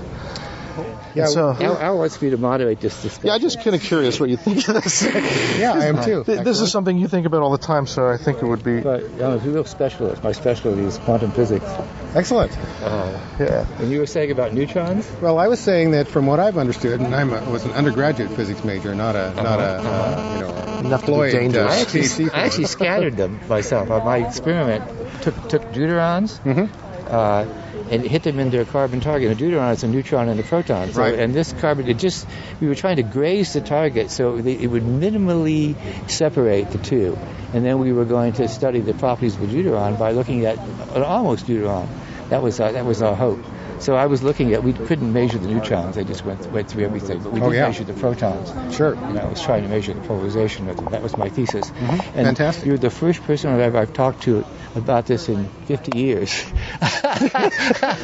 Once I got done with that experiment, I wanted nothing to do with it. Well, I was so bored. Is that when you took acid? Well, yeah, I took acid too, but that helped. Well, it helped me realize what priorities were. That physics was just that way down at the bottom of where the mysteries were. Mm-hmm. That the real mystery is up here. But I couldn't think of anything to do. I mean, except take more drugs. And doing that. Just imagine taking acid right after an AI final, when in AI you're trying to replicate up here in the brain. It just made your job 100 times harder, didn't it? Well, I don't know. That was just the best trip of my life, though. That's all I'll say. But you realize what a problem, what a gift or what a puzzle consciousness is after you take an acid. Yeah. I mean, before, you're living a life, you've had some experiences down here and up here. You've had that experience. You think you know what life is all about. You take acid. Wow! Now you see all kinds of possibilities that could be, up here. Before then, you fondly thought that you were actually seeing things with your eyes. Well, that and I thought I was pretty arrogant. Physics. I thought I knew, not only what I knew, but what I didn't know. I thought I knew all the areas. But acid showed me that there were a zillion things that I don't know about, especially about the mind. Mm-hmm. The mind is really big and hard to understand. I wasn't too disappointed on my first acid trip. It's just that I was kind of expecting more. You were expecting more? I did about second generation. 300 more on your first acid trip? I did at least 350 bikes. It was probably like Owsley acid because I was getting all of that. I was getting Owsley stuff. But you had heard something that was even greater that you thought you might experience? No, it was just that there was a lot of hype about it. It was like the pre-experience hype. I thought PR. I thought that acid is supposed to be an hallucinogen. Right? And therefore, you should hallucinate. See things that aren't there. Yeah. And when I looked, I just saw what was ordinarily there, except when you close your eyes. Oh, yeah. But then later, I learned that everything that you see is a hallucination. Right. So that showed that really, my expectations were way off at the beginning. Well, just the fact that most of the time we don't see any auras on each other, that itself is a hallucination. Yeah, absolutely. Well, because we see things the way an ape.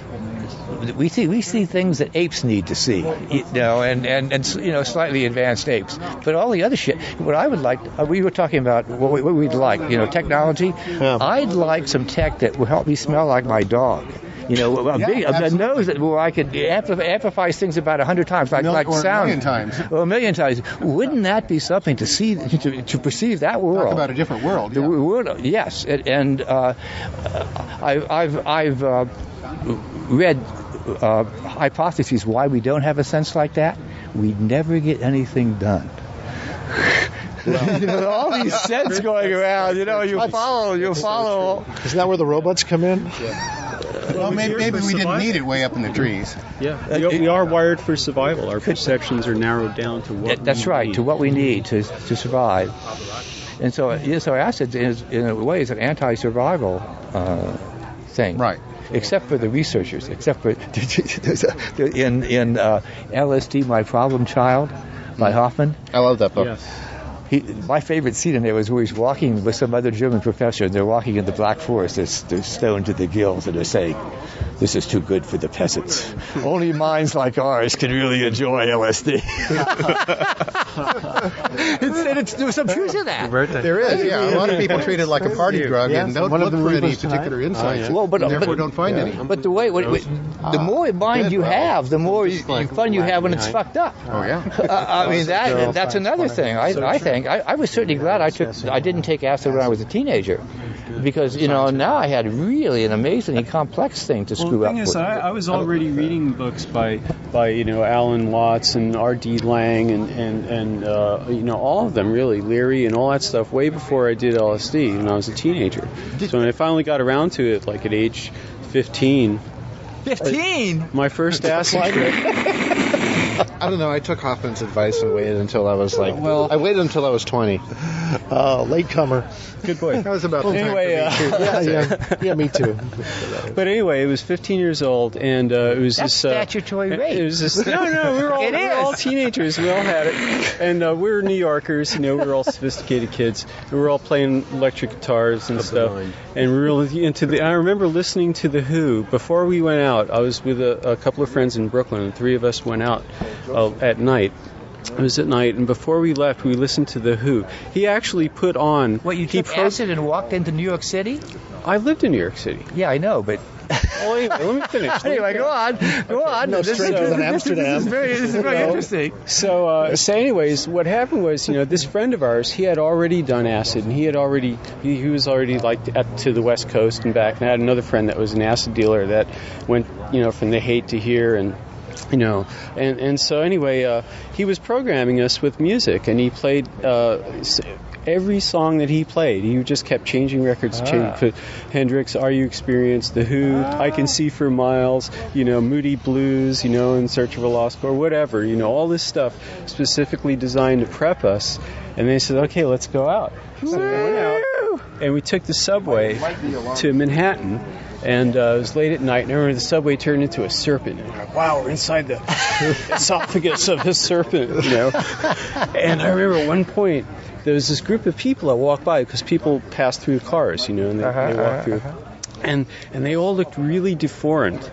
And like extremely deformed, like certain limbs were out of kilter with the length of other limbs, and just really weird, And they were walking through, and I remember the feeling I had wasn't so much shock as semi-social embarrassment, because I didn't want to say anything to make them feel embarrassed if they really were that way.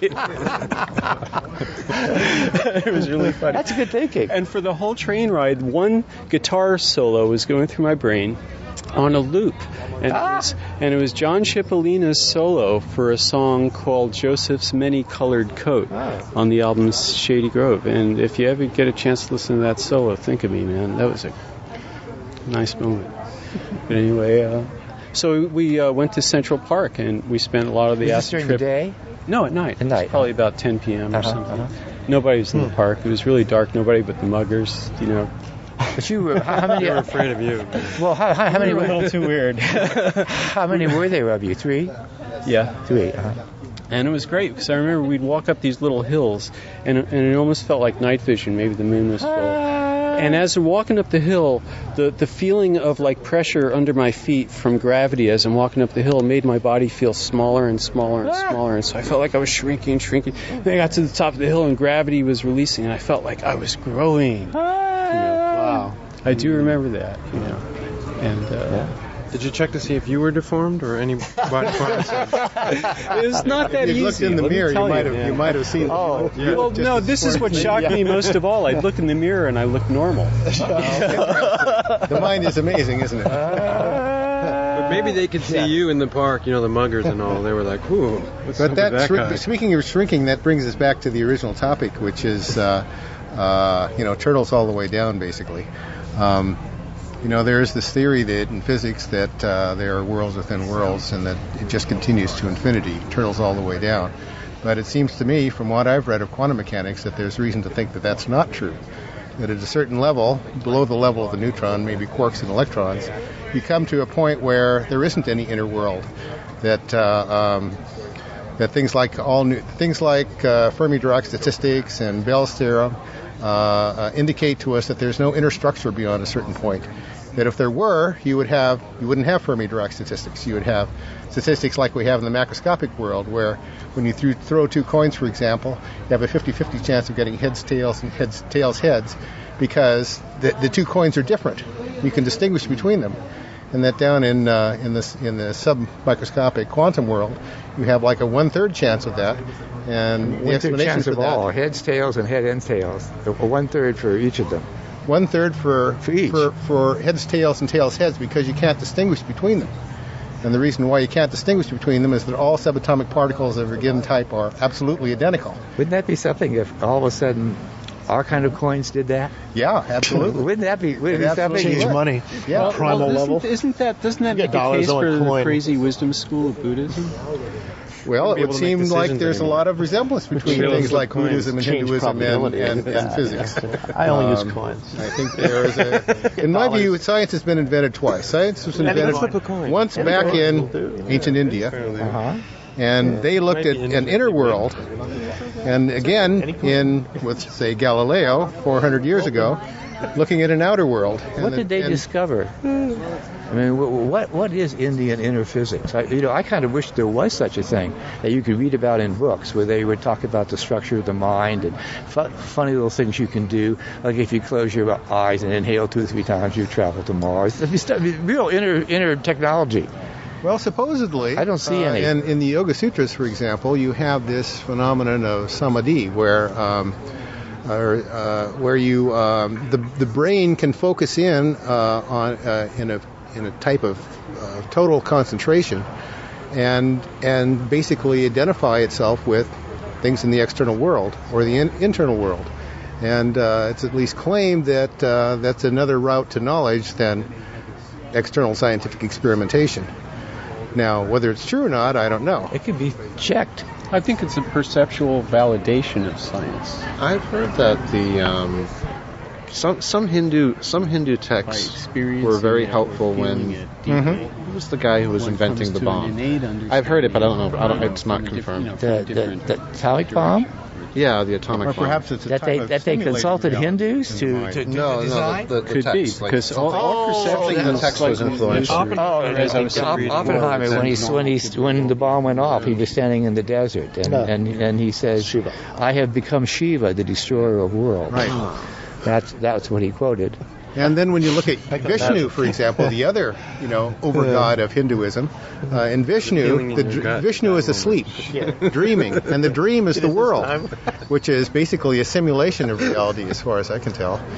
He is simulating our world by dreaming it. People that do DMT claim that they see that. It's an inner hydrogen bomb, Yeah.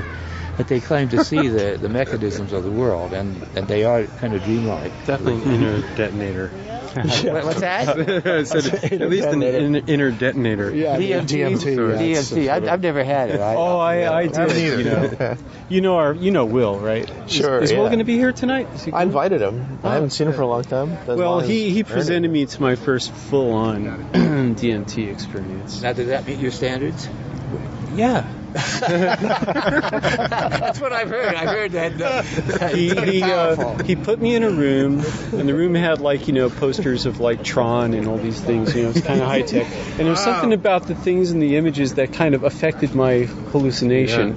Yeah. So I felt like it was a real comfortable leather chair, and he gave me a pipe load of it. A pipe? Yeah, you smoke it. And I felt like I was an astronaut. I was in there, I was feeling this G-force, and I'm looking, and all of a sudden I closed my eyes for a minute, and I saw, hallucinating, I was going through this long tunnel, and it was like a Fellini movie. There were these little alcoves on either side with these strange people in their faces, but as soon as I tried to look, it was going so fast, and it was really weird. Wow! And the thing is, I started seeing that with my eyes closed, but then I opened my eyes and I kept seeing it. Oh my! Yeah, that's an interesting thing. That happens. There's no reason why not. inner reflecting the outer and vice versa. It kind of mixed in brain, a little and when you blended see in. with your eyes, you're really seeing with your brain, and your brain can project anything on the inner projection screen. If it wants to line the two up, it can easily do that. Whatever is occupying your attention more. I did 5-MeO-DMT, but I didn't get a strong experience. I just kind of tripped for a minute or two. You'll know it when you do. That's kind of like the... Well, I think it was just a combination of things. I did a pretty large bowlful. Well, what do you have to take before you see big luminous things connecting all of us, and these things shimmer and make noises? I mean, my heart and you and my lower chakras. Mescaline, that happened. You take mescaline and you begin to see the things that connect people together. When I was like, what was I? 16 years old, and I had a mescaline trip with Moondog's daughter. Upstate New York. We were on a camping trip with my sister and her fiance and some people having fun. The four of you took it? A few of us did, my sister didn't. But we were up all night, and I remember it was warm, and there was all this grass all around us, and we were sitting like in lotus positions or whatever. And I remember I was looking at her, and she was really trippy because I don't know who you remember who Moondog was, but he's a pretty fantastic character. Google him. Anyway, we looked at it, and she said she saw something around me, she saw like colors around me. And when she said that, I looked at her, and her saying that, all of a sudden it opened it up, and I saw it all around her too. Were you connected with colors too? Yeah. It was kind of like a ripples, coming out of each of us. That's pretty good. I mean, my experience was more of a reboot. Reboot? Yes, sir, Mr. Tech Head over here. You totally go out. I mean, it dissolves your ego or any identity of being alive, like dirt clods in water. Just the hydrogen bomb is not a bad analogy. Are you still there? You come back. You come back. You recoalesce. Yeah, you recoalesce. This is like you must trust in your wetware. Wow. This is surrender. Right. But you always come back. I mean, isn't that something? I mean, that's one of the most. It's like a reboot. I tell you, it's like a reboot of our bodies. But that's one of the most amazing things about psychedelics. Almost all of us have reached a point and say, "I'm never coming back. I've destroyed my mind completely. I'm never coming back." Yet you always do. I mean, most of us. Yeah. And it is so amazing. At least you think you do. Well, that's what's significant. It all depends on how wise you are. You do. It all depends on how wise you are. If you think you come back high dosage and the wrong set and setting. But if you're lucky, you remember some of those. Yeah. So anyway, you actually came back from the reboot. Yeah, it took a while. I mean, it took like at least 5 minutes. You're listening to the Psychedelic Salon, where people are changing their lives one thought at a time.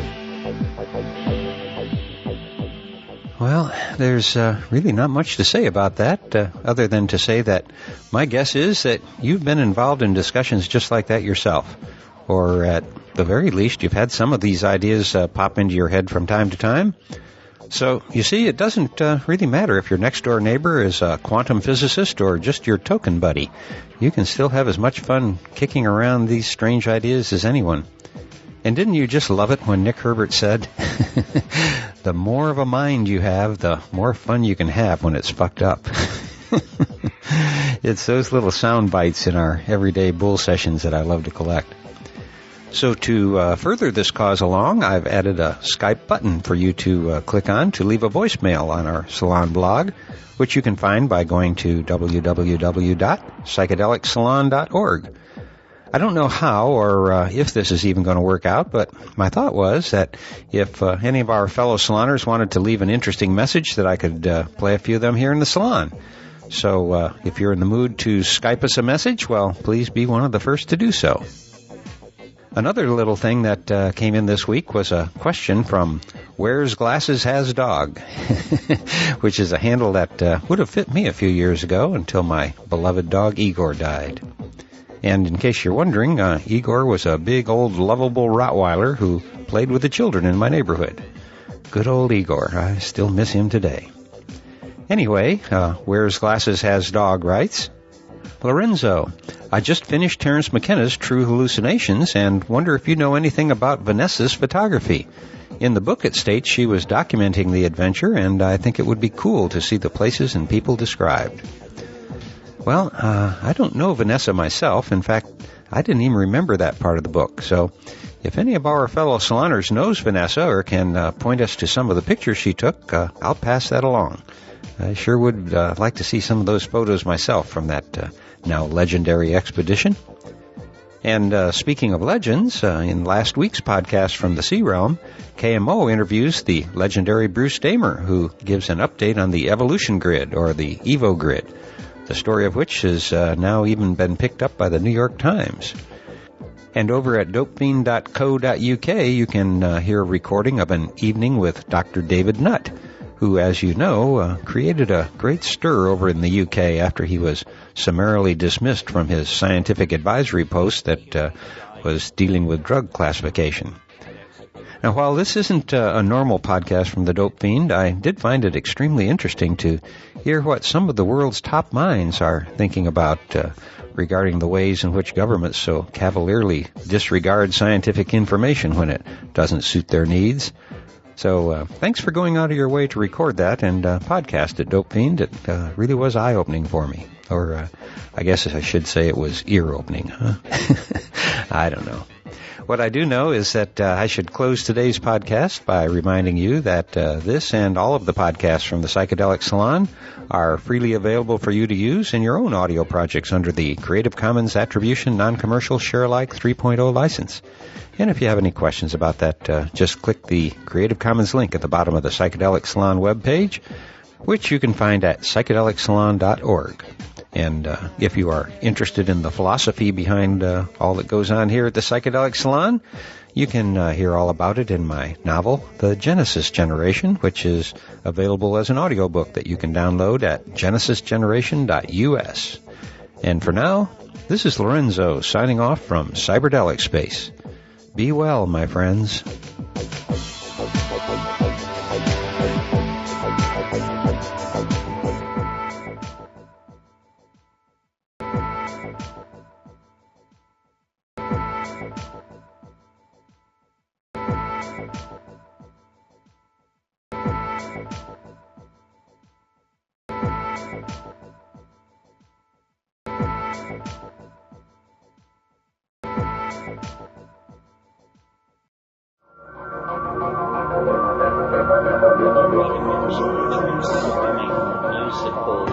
Linguistic objects.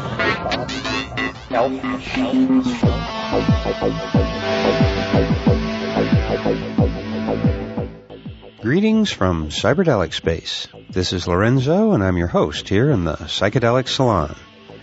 And first off, I want to apologize for being away so long. It wasn't anything serious, just a pesky head cold, but until last night, I sounded like this, and it didn't seem like a good way to do a podcast. And so I thought it would be best to wait until I sounded a little bit less stuffed up, although not much, I guess. But my delay in completing this McKenna series about imagination may be causing some consternation out in podcast land. Andy O., one of my Facebook friends, wrote to say, "Hi, Lorenzo. I've been listening to the latest McKenna series you're podcasting. They're some of my favorites so far. Can you tell me how many installments there will be in this series? Will they all be available before Christmas? The only reason I ask is that I would like to present them as a gift to a friend at Christmas." Well, Andy, I have some good news for you. This is the next to last installment of this series, and I'll get the next one out this weekend if all goes according to plan. And I agree with you that this series is one of the best. And we have fellow saloner Brian Pitkin to thank for sending this series of recordings to me to podcast. And additionally, I want to thank a whole bunch of people who made donations to the salon over these past 2 weeks, some of whom are also repeat donors to the salon. And these wonderful people are Ido H., John Michelle D., Mark C., Paul C., David H., and Allison Terry, who you recall has also transcribed several of the McKenna podcasts. And you can find those on our website, which you can reach through psychedelicsalon.org. So thank you for everything, Allison, and a huge thank you to Ido, John Michelle, Mark, Paul, and David for your generosity and help in keeping these podcasts alive on the net. Now, on to today's program, which is the next to last installment of a workshop that Terence Mckenna held at the Esalen Institute here in California late in 1997. To be honest here, I almost skipped this section of the workshop due to my own personal prejudices. You see, the topic is Terence's time wave hypothesis, which I must admit I'm no fan of. To me, it seems too much like a fortune-telling thing or some of the less informed approaches to astrology that try to predict the future rather than simply to suggest what energy patterns are prevalent at any given time. The other thing that bothered me about it is that in one of the earlier lectures we heard Terence give, he initially set the end date at 2011, only to adjust it later on. And of course, the 2011 date is one that Carl Kalaman also pursues, but although he refuses to let anybody see his calculations that led him to arrive at that date. But even though I didn't really want to hear any more about the time wave, I went ahead and previewed this part of the workshop and discovered something new for me to think about in relation to this hypothesis. I'll save my comments about it until after you hear this talk yourself, and then you'll be better able to see where I'm coming from. So now let's join Terence Mckenna and friends for a little ride on the time wave.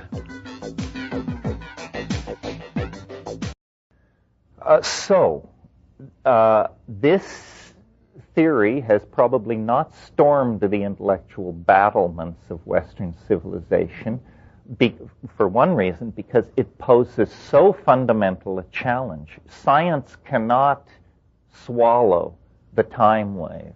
You have to choose one or the other. The time wave is not a cult. It is not occult, but it is not science as we have done it for the past 500 years, because it assumes that one of our primary intuitions is actually true. The intuition that every moment is unique. It treats that as the central starting point for an entirely new metaphysic of being. And so the smooth duration, the simple answer, the parsimonious good try has to be put aside. Now, why the I Ching? Because in the same way that Western culture evolved a maniacal obsession with matter that ends with atomic fusion, sequencing of the DNA, room temperature superconductors, Buckminster fullerenes, and all that. In the same way that Western intellectual methods were relentlessly pushed toward an understanding of matter, in the East, a different obsession held sway. For cultural factors not needing to be discussed here, people were interested not in matter, but in time, the other great mystery given to us in this dimension, time. And if you're interested in time, you don't conquer time by building vast instrumentalities and seeking a primary particle and all that. The way you understand and investigate time is by moving inward into metabolism. The human body is a knot in time. It is a non-thermodynamic state of equilibrium maintained by the miracle of metabolism. Metabolism is a slow, controlled chemical burning of organic material, so subtle a form of burning that the energy is trapped in various membranes and cytochrome cascades and put to the work of organism. And if you imagine then, at some time thousands of years in the past, people possessing techniques which today we would call yogic, but what they really are simply probably what are now called stilling of the heart techniques, techniques for suppressing gross bodily function. In other words, noticeable breathing, noticeable heartbeat, noticeable pulse, techniques for stilling all this. It turns out that if this can be done, and it is persistently claimed that it can be done, as noise leaves the physiological circuits, the mind falls inward into a world of interiorized phenomena for which we have no language but the language of idiots, because this is not our cultural obsession. So we say, well, it's dream, it's hallucination, it's who knows, let's see what's going on with the 11 o'clock news. But in other cultures, complex vocabularies were produced to study these states. Vocabularies as complex as our scientific vocabularies. And in the same way that in the 19th century, Mendeleev and those people came to discern that all matter is produced out of the combination of a limited number of elements, and there were arguments about how many, but it's generally assumed under 110, and that's generous. Out of 110 basic elements, the entire world of material phenomenon emerges. Similarly, in the inspection of time, it was realized that time, too, comes in flavors, if you will. Not 50,000, not 300 million, not 4, not 8, but 64. And this probably has to do something with the cube root of 4 and certain things having to do with the dimensionality in time and space. I mean, why this number is a reason for speculation. It's a number built into biology, too.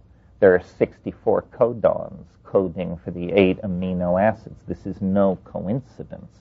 It's something about the basic grammar of being itself arises around these numbers.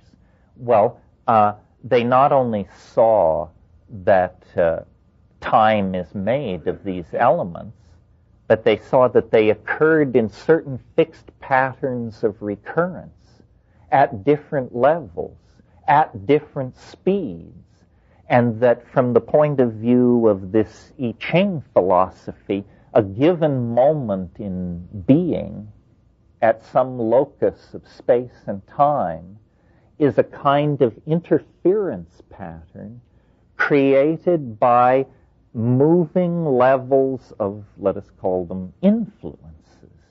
And these influences interpenetrate each other on many levels. And all of this can, in fact, be quantified and mathematicized and portrayed in the universal language of mathematics. And that's what I've tried to do. I'm sorry this answer ran so long, but I want to make it seem reasonable to you that there are categories in time as well as in matter, and that if you can discern these categories, you can gain as powerful an intellectual understanding of time as we have of matter. Now let me get back to how this thing is read, and then I want to move forward here.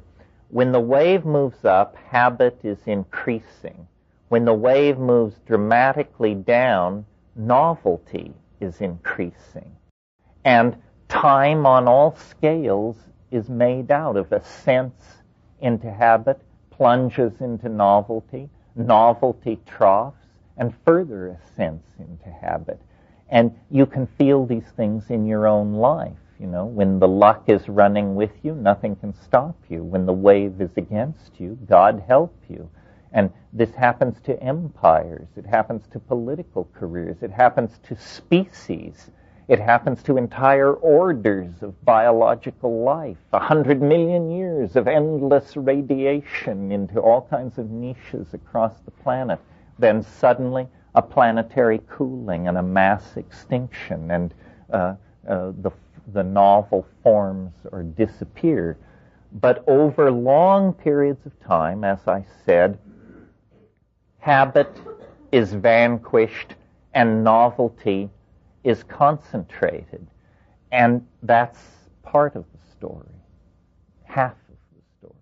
The other half of the story is that this process of movement into deeper novelty is speeding up, always has been speeding up, goes faster and faster and faster.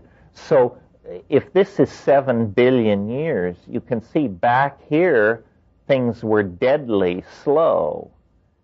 Here, life appears. Once life appears, the pace quickens.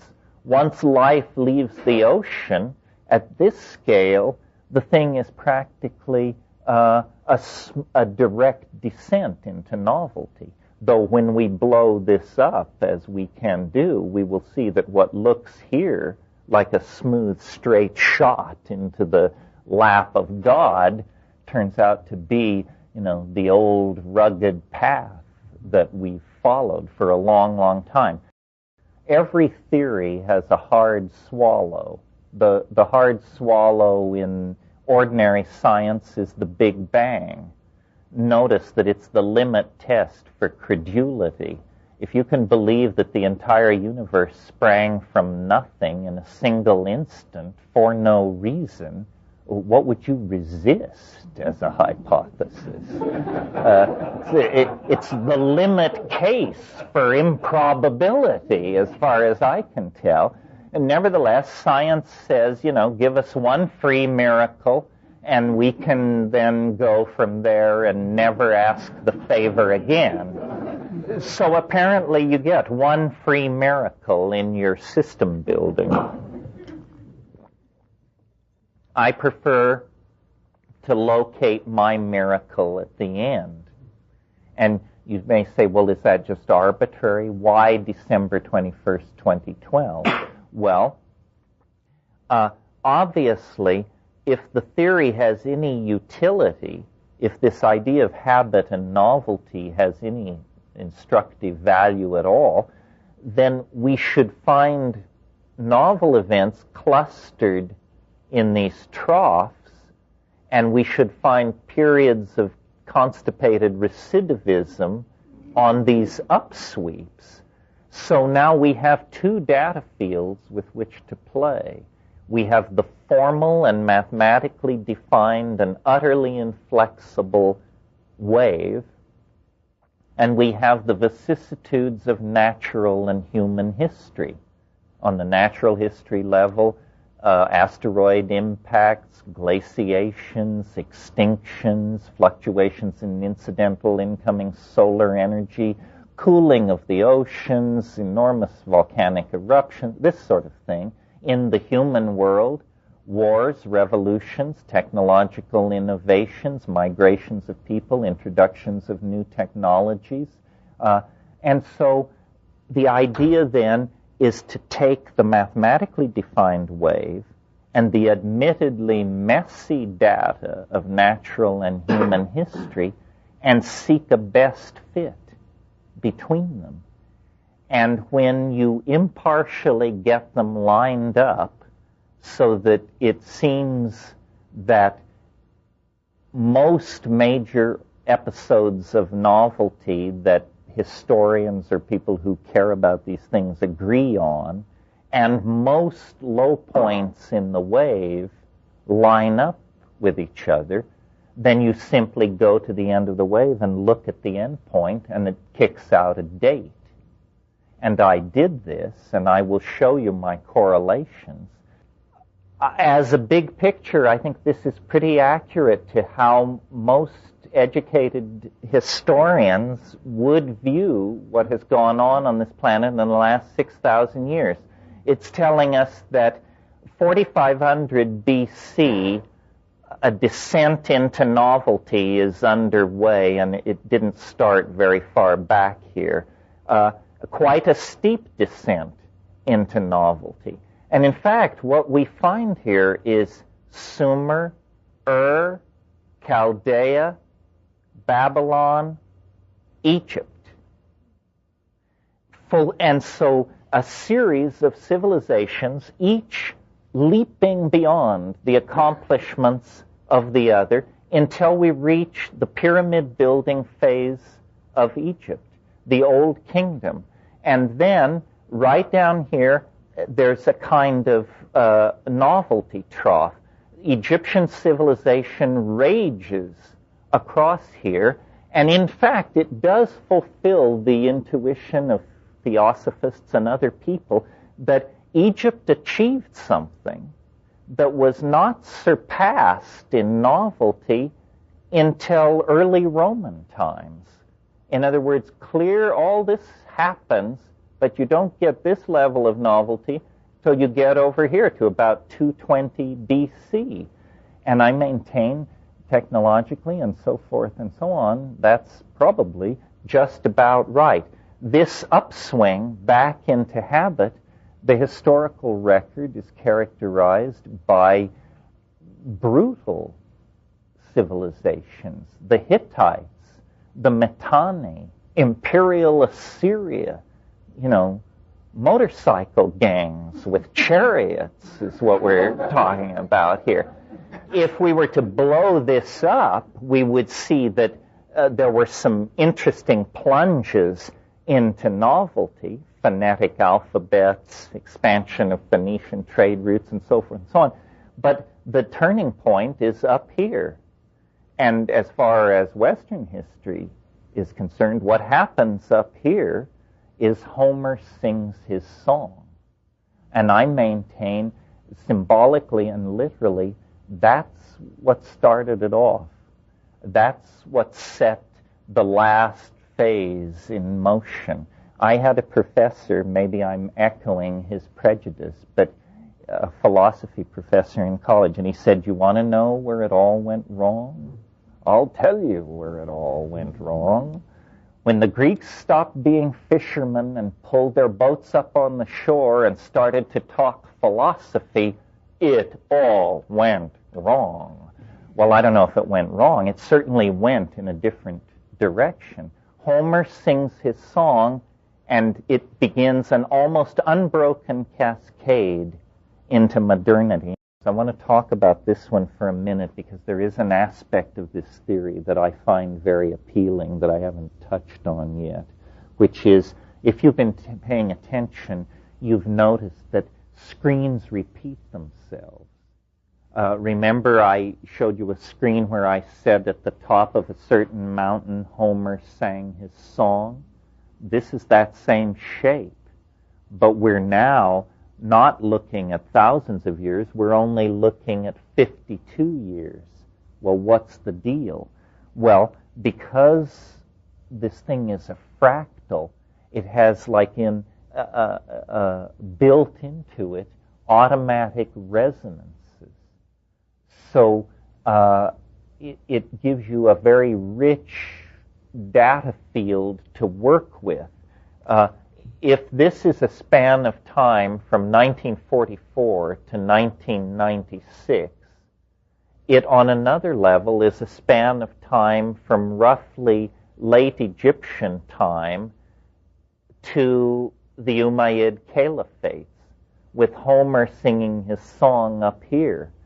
On the short scale, the 52-year scale, this is 1967. Now, these two things are in according to this theory, in a situation of resonance or geometrical relationship to each other. Is there anything about the world of Homer that is like the world of 1967? And I maintain yes, a tendency to easy lifestyles, loose shoes, and sophomoric philosophy characterized both eras. And you see, it's a way of explaining such transient phenomena as fads and fashions. Why are we suddenly putting lion claws on the legs of our bathtubs? Well, because we're passing through a period of resonance when that was done in the past. In other words, the orthodox theories of history and time would tell you that the most important moment shaping this moment is the moment which just preceded this moment. It was, as it were, the conduit for the wave of causal necessity to arrive at this moment. But I'm saying something different.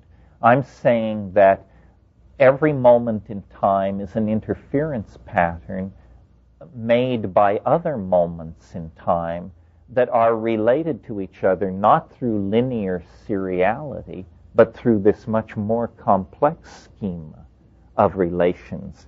So, if you suddenly walk into a room and there's a heavy hit of black granite, inverted corners, and silver shadowing, it's a Jugendstil resonance. And I live in a kind of waking hallucination. I have a little aphorism which covers this. It's Rome falls 9 times an hour. It falls more than that and less than that, but let's say it falls 9 times an hour. Well, then your job is to notice every time it falls. In other words, what we think of as our random musings and our personal mental furniture is in fact our subconscious awareness of these systems of temporal resonance operating around us.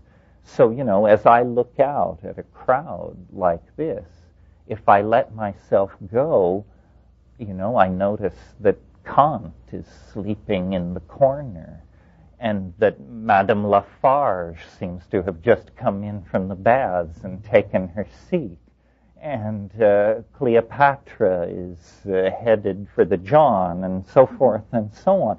How real is this? Who knows? It's a matter of discernment. Yes. Well, what I would say, first of all, let's get a little more honest here. There's a lot of argument about where Homer actually sang his song. We can only really pinpoint it to within about 150 years. It's up here somewhere. Now, if I could zero in on this, but 1967 is here. 1968 is just over the top. The first moon flight is there. Well, now suddenly we have the Homeric resonance. What is Homer but a story of noble men on a long and far voyage, and eventually the homeward return, and then the heroics of that echoes over the centuries. And probably the only heroic episode of the 20th century that's unsullied by hypola and manipulation and so forth is the flight to the moon. That was pretty amazing. I don't care about the politics or any of the rest of it. What it took to do that, you notice we're not doing it. We don't have the gumption, the technology, or the national focus to do that. And in a sense, I take the moon flight to be, in a sense, the capstone of modernism. I consider postmodern time to begin after that. What was the 70s but a whining reprise of the 60s? And then everything else has followed from that, yeah. Shouldn't it then be at an opposite trough? I myself am more provisional. I will advocate this, but I'm aware, more I think than many in my audience, how unlikely this is. I'm basically a devil's advocate because I'm fascinated with the fact that I thought this up, and this is not my style. It's hard for you to believe that because I've been now talking about it since 1971. So it has become me in a sense, but it isn't me. This is not how I think. This is not how I ever thought. I had to be led by the hand. I'm sloppier than this. I'm not precise. This was told to me. And it's eerie. It's turned my life to science fiction. because I don't know what this is all about. I don't know why I'm here talking about this. I don't know why you're here listening to it. And I'm puzzled that outside this room, the world is moving towards not this theory, but these kinds of conclusions. Is it the millennium? Well, this isn't about the millennium. This says, forget the millennium. It's a complete waste of time, a speed bump on the way to the real event. I've tried to think of rational explanations for why this theory, and I've had to go pretty far afield. Here's a rational explanation. Suppose the millennium is so psychically charged that there's a danger of mass hysteria of some sort, mass suicides or something like that. Perhaps the collective unconscious senses this, and my mission is to smear the expectation. In other words, what this does is it says, don't get excited about the millennium. And then once the millennium is past, people will say, well, and don't worry about McKenna either. In other words, it's a way of cheating you past the millennium. If there weren't people running around saying 2012, 2010, 28, 26, 2004, there would be so much energy concentrated on the millennium that there might be various forms of mass hysteria. I mean, I don't know, but it's a more reasonable explanation than that the secret of universal temporal architectonics has been handed over to an Irishman by a mushroom for the edification of mankind. I mean, that is too much. I'm amazed that because you see, it's so precise, and I don't know if you can tell from what I've said this evening, but it's very clear to me that it's not about being right some of the time. If it fails once, it fails completely. There's no wiggle room. That's why it's so interesting to try to trap it. This is not something where if we get 7 out of 10, we're going to keep preaching. This thing must be right 10,000 times out of 10,000 tries. And as I offer it to you and to other people, because I think smarter people than me ought to be able to destroy it. You know, I remember when I talked about how science gets points you get points for proving you're wrong. If I could prove this was bunk, I would get a lot of points. If anybody could prove it was wrong, absolutely wrong, but it's amazingly slippery. So slippery, in fact, that it's almost like a living thing. Just when you think you've pushed it into a corner that it can't escape from, you know, you get a Martian meteorite full of fossils right in your lap. So we're struggling to say, you know, is this a message? Is this meaning? Or is this self-generated hallucination? I don't know. I offer it as part of this weekend on imagination, because this is my best trick in the imagination. My little theory of evolution is no more than a conversational rap. How would it be if? This is considerably different because it rests on a mathematical foundation. And don't forget, it does come genuinely from the I Ching. So we have this peculiar three-pronged situation. We have a pattern in the King Wen sequence taken by an Irishman and contorted into a mathematical wave which gives a prediction for the apotheosis of the world which matches the assumptions of a vanished Mesoamerican civilization. Huh? Why?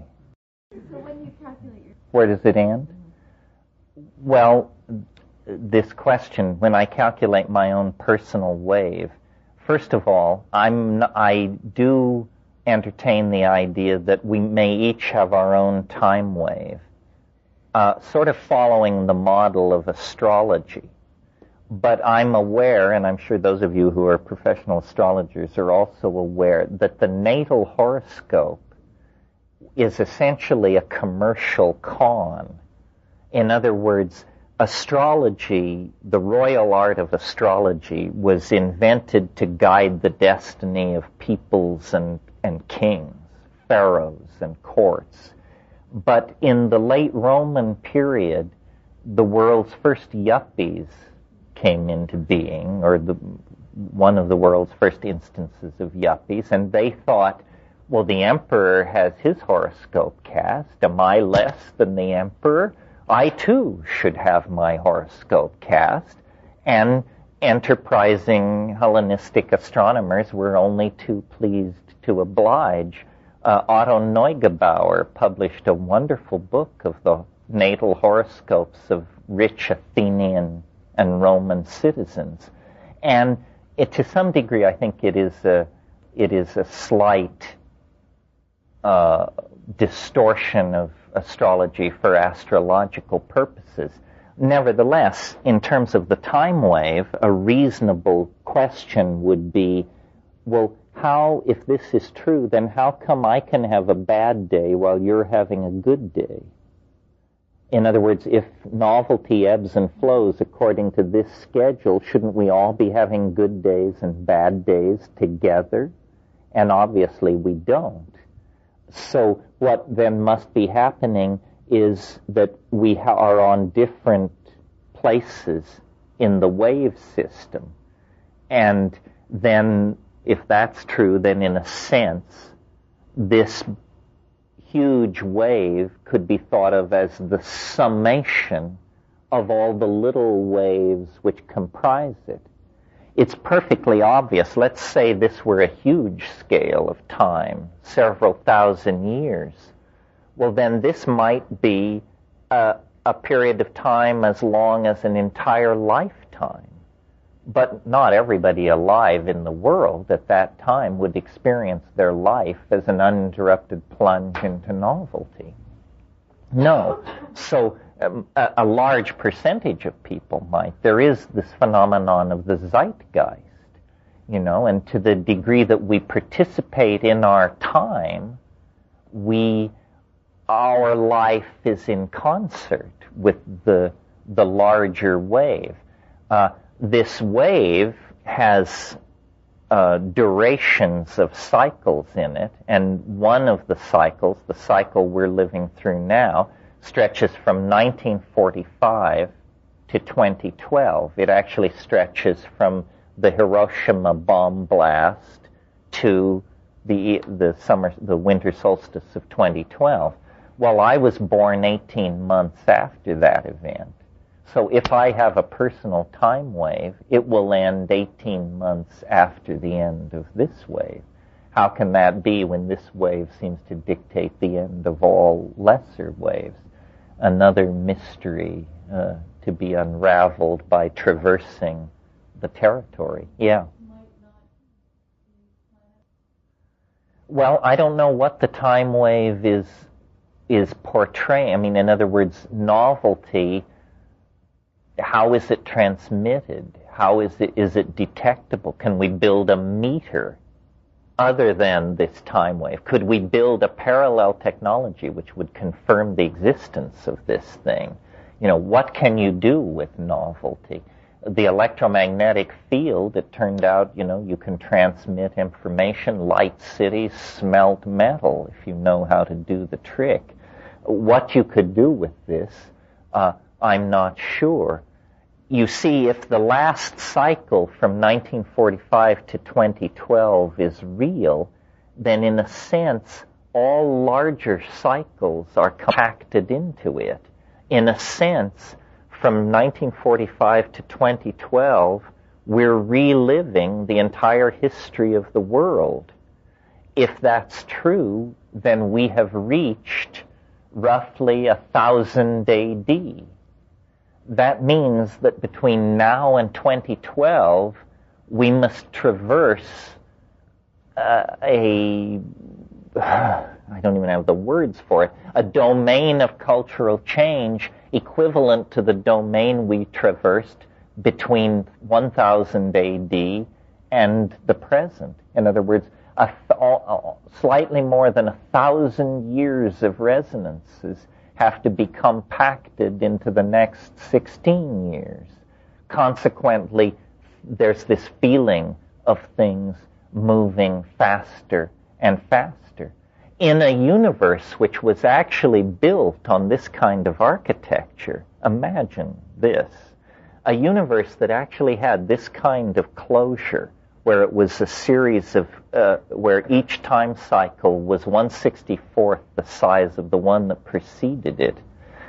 Before a universe of that structure reached the domain of Planck's constant, 6.55 times 10 to the minus 25 erg seconds, it would undergo half of its unfolding into existence in the last hour and 35 minutes before the crunch.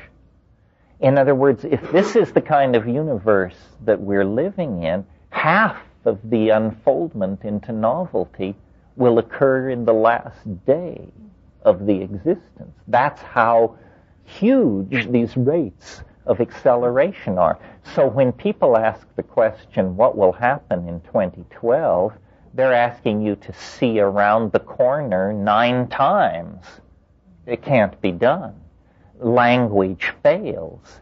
Apparently, as far as I can tell, what will happen as novelty asymptotically increases in the final months, hours, minutes, milliseconds, is boundaries will dissolve.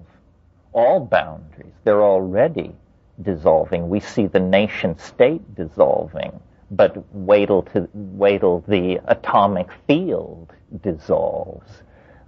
Everything is apparently crunching together in some kind of meltdown. It's the equivalent of a black hole, but it's not a gravitational collapse. It's a novelty collapse. We are collapsing into a black hole of novelty.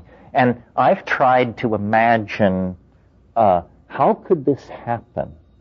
What could happen without God's direct intervention, A, and B, fleets of extraterrestrial starships appearing over every city on the planet? In other words, is there anything that we could self-generate that would fulfill this kind of a scenario? And it turns out I found at least one answer, which is time travel. If, in fact, what happens in 2012 is that we begin the conquest of this previously unscratched dimension called time, then it is perfectly reasonable that a linear depiction of the ebb and flow of novelty would stop at a certain point, because once time becomes nonlinear, you can't portray it on a Cartesian graph anymore. You need a higher dimensional matrix. It starts coming at you out of the screen. The novelty overflows the dimensional container you've built for it. Interestingly, when I had this idea 15 years ago, there was no idea in greater contempt in the scientific journals. I mean, time travel, ha, ha, ha, the grandfather paradox, this and that and the other thing. Now it's a perfectly respectable thing to discuss. There are schemes for time travel on the books that would work. It would require some godlike technologies. I mean, in other words, you have to be able to spin a cylinder that is the size of Jupiter, 9/10 the speed of light. But if you can spin such a cylinder at such a speed and travel along its horizontal axis, you will in fact be moved backward through time. Everybody agrees on this. They just say you can't do it. Whoa, hell, where have we heard that before? We can't do it. But yes, if you can think of it, you can do it. And if there's a crude brute force way to do it, then there's a subtle, tricky, easy way to do it that comes along a little bit later. I mean, the vacuum tube was not the end of that line of development. And what we're talking about here is a vacuum tube version of a time machine. And a time machine may not be what we think it is. You know, the future is not like the past, except that it hasn't happened. If you were to suddenly find yourself in the future, it's a vector storm of unrealized possibilities. You've never seen an unrealized possibility. All you've ever seen are realized possibilities, and you don't know what an unrealized possibility would look like. There are a lot more of them than there are realized possibilities, and they fill the space called the future. If you suddenly found yourself in the future, you wouldn't even recognize it as that. You'd just think you'd gone mad, I think. So, I don't know, I should wrap this up, but the basic notion is, this is what I learned from psychedelics. This is my show and tell. It's an indulgence of my ego to do this, because most of what I tell you, you could learn somewhere else. I just have read the books and can regurgitate this stuff, point you toward the plants, lead you through the philosophical issues, talk about the medical stuff. It's not particularly flashy. It's just a mental shortcut for you. This is original. And nobody has ever tried to wrest it from my grasp. That's how original it is. Nobody else wants the hideous responsibility of defending this particular piece of intellectual baggage. Why I like it is, I believe that the idea which is the most fun is probably closest to the truth. And I find this idea to be absolutely delightful.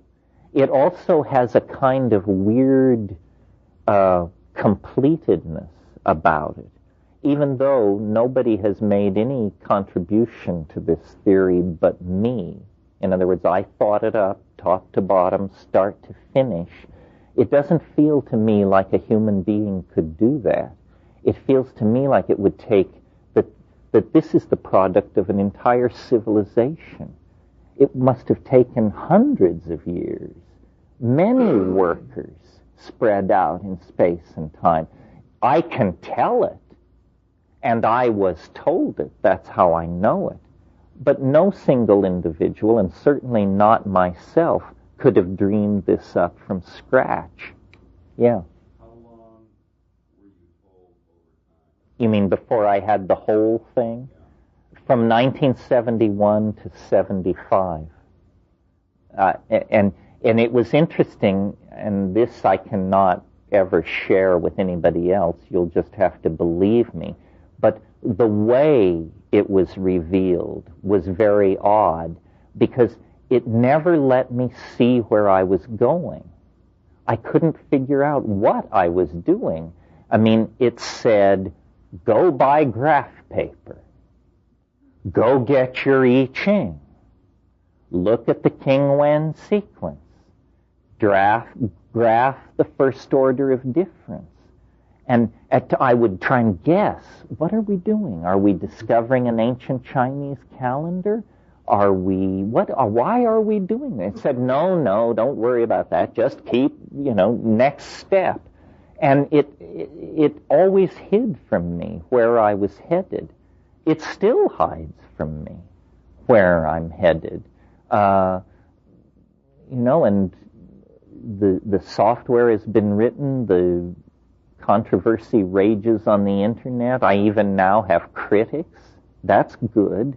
That shows that it is moving out of the realm of private Idaho into the realm of debatable cultural artifact.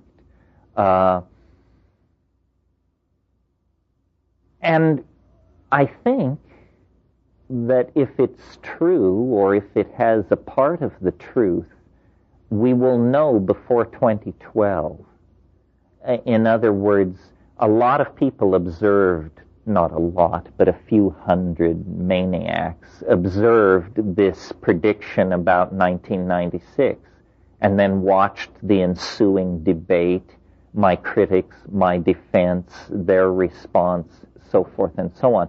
So it's being watched, and the meme spreads and apparently will be helped by things like simply where we are in relationship to the calendar. Simply because we're approaching a millennial turn. The producers of nitwit TV shows want to talk to me. They say, I understand you have a way of predicting the future given to you by UFOs, I heard. We want to put you on the air. Well, I'm not sure about the wisdom of all of this, but I figure, let the meme fight for its life in the jungle of competing models of reality. When I pull back from the specificity and the fact that I invented it, that's my biggest problem. If I hadn't invented this, if I just heard that somebody invented it and this is what it was, I think I would find it very interesting. But since I know the inventor very well, I'm very prone to doubt the thing. I mean, this is not a guy you would want to put a lot of pressure on.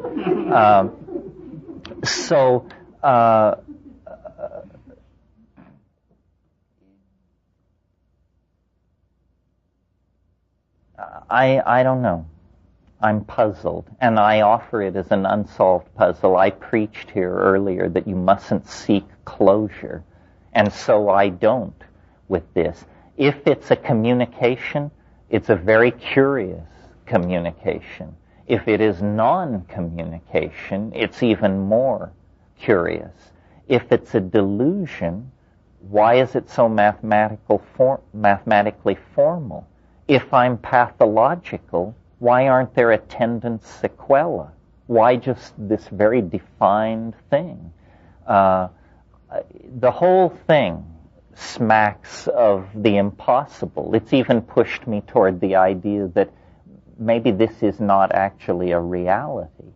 We're trapped, or I'm trapped, I don't know if you're trapped, but we're in some kind of piece of fiction. It's like a Philip K. Dick deal, We're in some kind of simulacrum, and the clue to the fact that it's a simulacrum is this impossible idea. And so the point of the idea is not to believe it, but to use it as a wedge to fight our way out of this labyrinth and back to whatever reality we were in before we fell into this situation. Something like that. Anyway, I have the feeling that I'm blathering and spinning my wheels. Is there some final question that brings this all to a... Yes.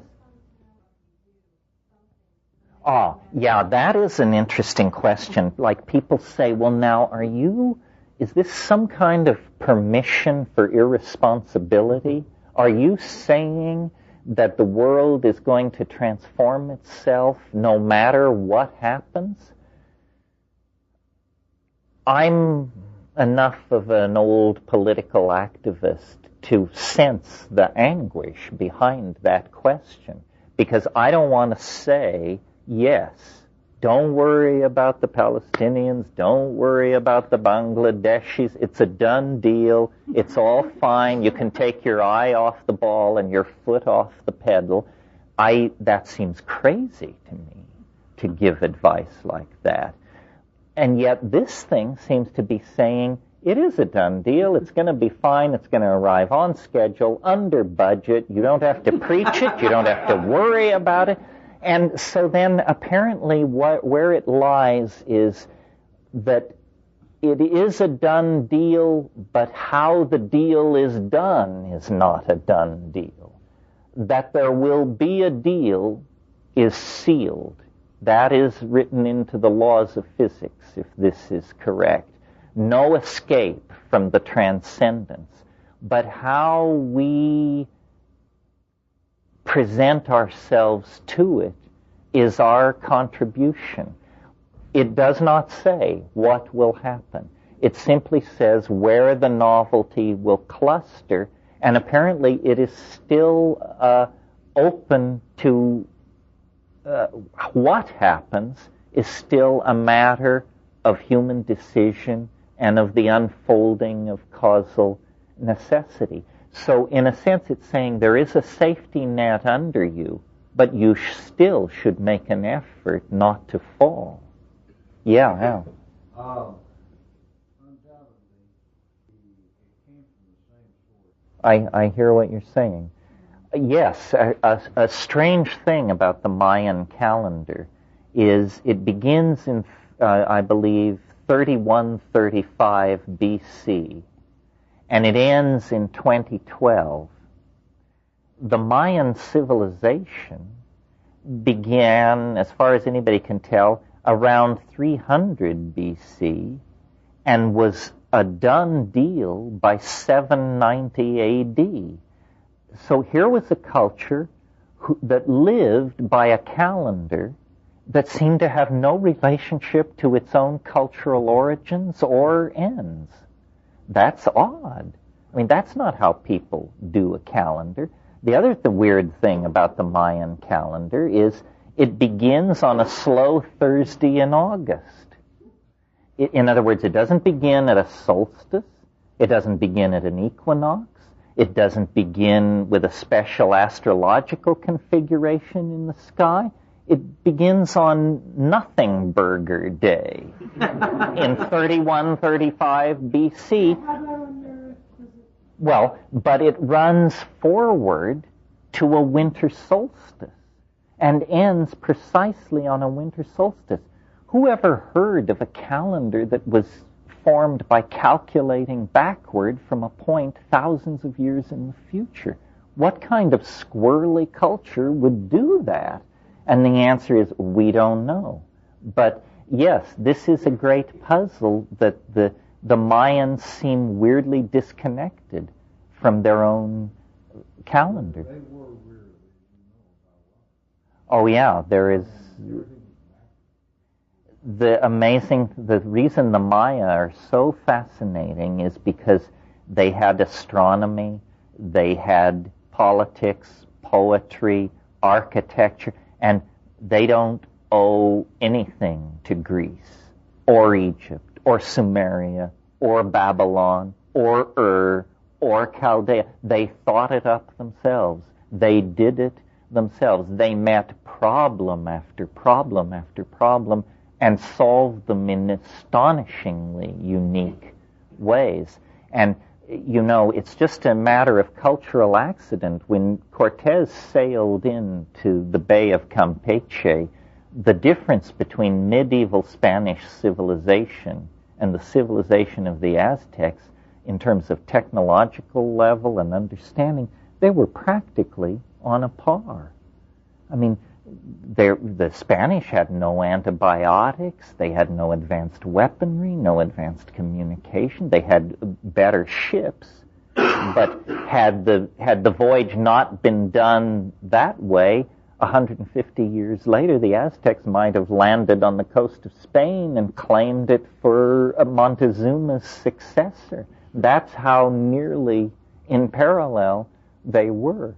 But then, of course, the bifurcation was tremendous. One civilization wiped out, and the other, through the looting of the former, finances its way into modern science, and 500 years later we have atom bombs and antibiotics and DNA sequencing. Anyway, that's it for this evening. Thank you for your attention and your indulgence. I'm very grateful to you. You're listening to the Psychedelic Salon, where people are changing their lives one thought at a time. Okay, so here's my current take on the time wave. But if you're hearing this after the end of the year 2009, I may have changed my mind once again. And I'm only going to give you the headline for now, and that is the thought that maybe the 2012 date is simply where the downward plunge of novelty came to the end of the graph paper we've been using. I'd like to see what happens when the end date is pushed out a few more millennia. Will it continue downward as it has so far, or will it eventually go up for a few eons? What I'm saying is that, while I think there may be some uses for the time wave theory, it may be more along the lines of consolidating it with astrology or something like that, rather than to be used as a predictor of potential doom and gloom. So I'm hoping that sometime in early 2013, once things return for whatever is passing as normal at the moment, that work will begin in earnest to untangle the mystery of the Mckenna time wave hypothesis. You know, it was kind of interesting to me when Terence said he thought that the U.S. moon flight was the capstone of modernism. That took place in July of 1969, and for many years I've been saying that I thought that was the peak of the American Empire. Well, here's another thing that happened right around that time. At least according to Wikipedia, it was also in 1969 that President Richard the Dick Nixon first used the term war on drugs. Those were some pivotal times, 1967 through 1969, and the shape of the time wave for the next 12 months is quite similar to the wave that covered those 2 years. Interesting, huh? And if you've read Richard Tarnas's excellent book, Cosmos and Psyche, then you probably thought about it when Terence was talking about the similarity of the shape of the time wave between 1944 and 1996 with that of the shape of the time wave from the late Egyptian time to the Umayyad Caliphate, and then he asked the question, is there anything about the world of Homer that is like the world of 1967? Now, if you've read Tarnas, you know that he uses astrological configurations that affect entire generations to map over the ebb and flow of human history. And I guess here's a spoiler alert if you haven't read Tarnas's book, but he says that the times that we are currently in are closest, at least astrologically, to the year 1500. So that's your assignment for the week. Read a little history and figure out how today reflects those times. And if you're up to it, why not leave your opinion on our Skype voicemail, which you can reach through our Skype number, which is the word Psychedelic Salon, all one word, all lowercase. And here's another idea. Why don't you try to slide the time wave forward so that the ending point is thousands or even hundreds of thousands of years into the future? And see if it'll line up at important points just as Terence did when he ended it at 2012. Terence said that what he did was to take the two data sets and find the best fit between them. Well, maybe he got the best fit wrong. Maybe there's a better best fit that has its end date 20,000 years in the future. I messed around with this a little myself and discovered that I could find a lot of time wave matches with historical and geographical events in the past by just sliding it forward past its 2012 endpoint. So maybe it's time to reset the time wave and start both it and the Mayan calendar over again. Another interesting thing to do might be to consider the fractal nature of both the time wave and of history itself. For example, historians argue among themselves that the Roman Empire fell sometime between the years 350 and 1000. And if you look at the time wave, it more or less matches that period if you consider the end of the Roman Empire to be a descent into novelty. Of course, that could be argued as well, I guess. Now, if history repeats itself, or is perhaps fractal, then there may be some other interesting correlations there. But for me, all of this is a little too much like divination of some kind. Remember, early on in his talk, Terence went on at length that each moment is unique. And if that's so, then I don't see how history of necessity has to repeat itself. Unless, of course, we humans keep on making the same mistakes over and over without ever learning from them.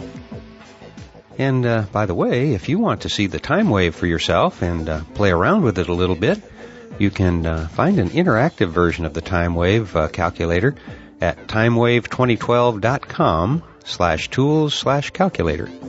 And I'll post a link to that along with the program notes for today's podcast. Now, just a couple more things before I sign off for today. And the first is to give a shout-out to our fellow saloners in and around Nelson, Canada. Just before I came down with my cold, I had a great conversation with Dustin Cantwell on his Fane of the Cosmos radio program on Kootenai Co-op Radio.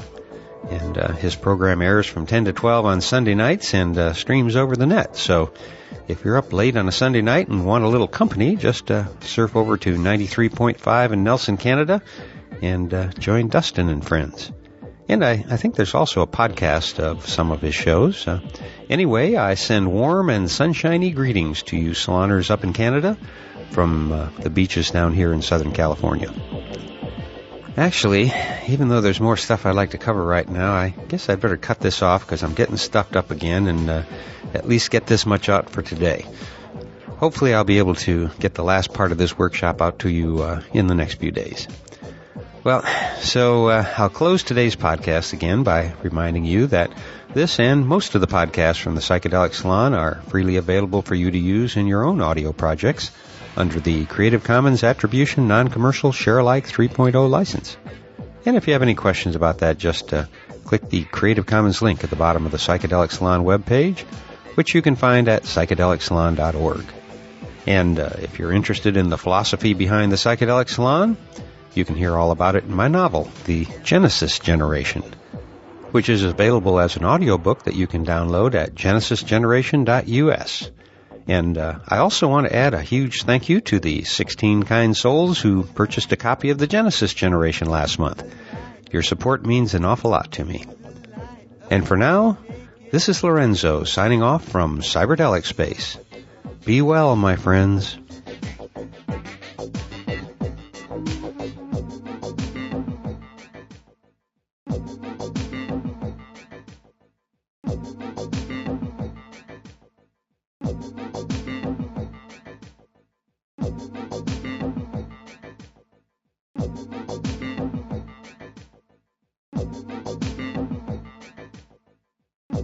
I dare to hope, having deconditioned myself from my Catholic childhood and gone through existentialism and all that, now I dare to hope that maybe there is some kind of existence beyond the grave.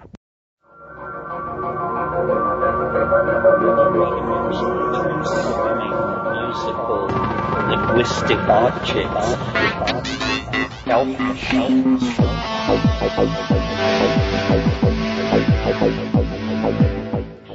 Greetings from Cyberdelic Space. This is Lorenzo, and I'm your host here in the Psychedelic Salon. And before we get into today's program, I want to thank two fellow saloners who have made generous donations to help us with the expenses associated with publishing these podcasts. And those wonderful people are Brett J. and Perry B. So, Perry and Brett, hey, thanks a lot for thinking of us, and I hope that your generosity is rewarded by Santa in a few weeks. And as for Andy O. and anyone else who wants to put the latest podcast of the McKenna series on some CDs for a holiday gift, well, today's podcast will wrap up this lecture series about appreciating imagination. And there are quite a few little surprises in the final talk of this workshop. For example, he begins with his bullseye metaphor for the relative powers of various psychedelic medicines. And then he goes on to make a statement about the DMT elves that I've never heard him make before. And that is where he says, I think that in service to the principle of parsimony, preferring the simplest explanation, these things, namely the beings encountered in DMT space, must be human souls. Now, I don't remember him ever saying this before, so watch for it, because I'm not going to have time to comment on it later. In fact, there are quite a few new and interesting ideas here, like his description of what he thinks the eschaton, the end of time, might look like. So sit back, strap yourself into your seat, and let's enjoy one last ride with Terence Mckenna here in 2009. Well, first of all, let me say I don't know, but then here's what I think. The model that I've always carried in my head is of a target, like a bullseye. And at the center of the bullseye is the dimethyltryptamine high-dose experience, which, you know, even though I've spent my whole career raving about how strange it is, I always hit low. I mean, it is beyond description. Language fails. Your language, my language, everybody's language. And as you move out from that, maybe the next circle out is high-dose ayahuasca followed by high-dose psilocybin, or maybe those two are reversed. And then further out, LSD. And then further out, things like 2CB. And then yet further out, things like ecstasy. And what's leaving the picture are, first of all, intense three-dimensional hallucinations, then intense two-dimensional hallucinations, and the more exotic transformations of the mental state. But I have the feeling that we're always aiming for the center of this mandala. Somebody else might have a different model of consciousness. Roland Fisher had a toroidal model and various states of arousal. But to my mind, if you raise the dose of any psychedelic, it becomes more and more like DMT. You have to take over 500 micrograms of LSD for it to be like DMT. Very few people these days do that much acid because it brings a lot of physical stuff with it. Ayahuasca at moderate doses is the classical hallucinogen of Amazonian shamanism that you've all read about. But double that dose, and it becomes indistinguishable from DMT. Same with psilocybin. If a 5-gram trip is a classic psilocybin trip, an 8-gram trip is like a DMT trip. So now some people are saying of alpha-salvinorin that it's much stronger than DMT. It's much more frightening and bizarre. Just to save my sanity, I choose not to believe that. Because I've been saying for years, if there's something stronger than that, I don't want to know about it. Because that definitely pushed me as far as I wanted to go. My son, I think, has more experience with all of this than anybody else I know. And I said to him, where would you put it? And he said, it's almost as strong as DMT. And so it's sort of like that. But then over this set of values and comparisons I've just made, you have to overlay the fact that like your blue eyes, your height, your body weight, your intelligence, and everything else about you that makes you unique, your inherited allotment of drug synapses is unique. And this is why some people are sensitive to drugs, some people insensitive, some people extremely sensitive. And one of the things about exploring consciousness with substances is you have to sort of learn what works for you. You may have gotten the idea from hanging out with the wrong people that the way you explore drugs is by doing as many as possible and in as many combinations as possible. I couldn't do that. I have never done that, and I can't do that. My body just can't take it. If I want a more intense drug experience, I take more of one drug. But part of exploring this area is to learn what works for you.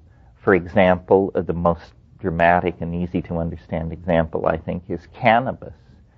Most people, after a preliminary brush with cannabis, which may last years, tend to decide that it somehow interferes, or that they have memory problems or feelings of social paranoia, and abandon it.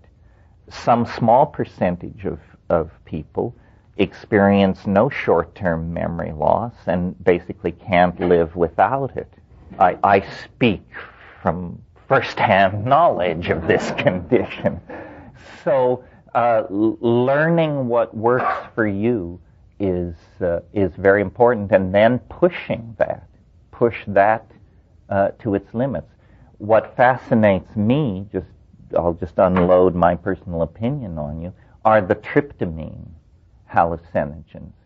I always found LSD too, what I call abrasively psychoanalytical.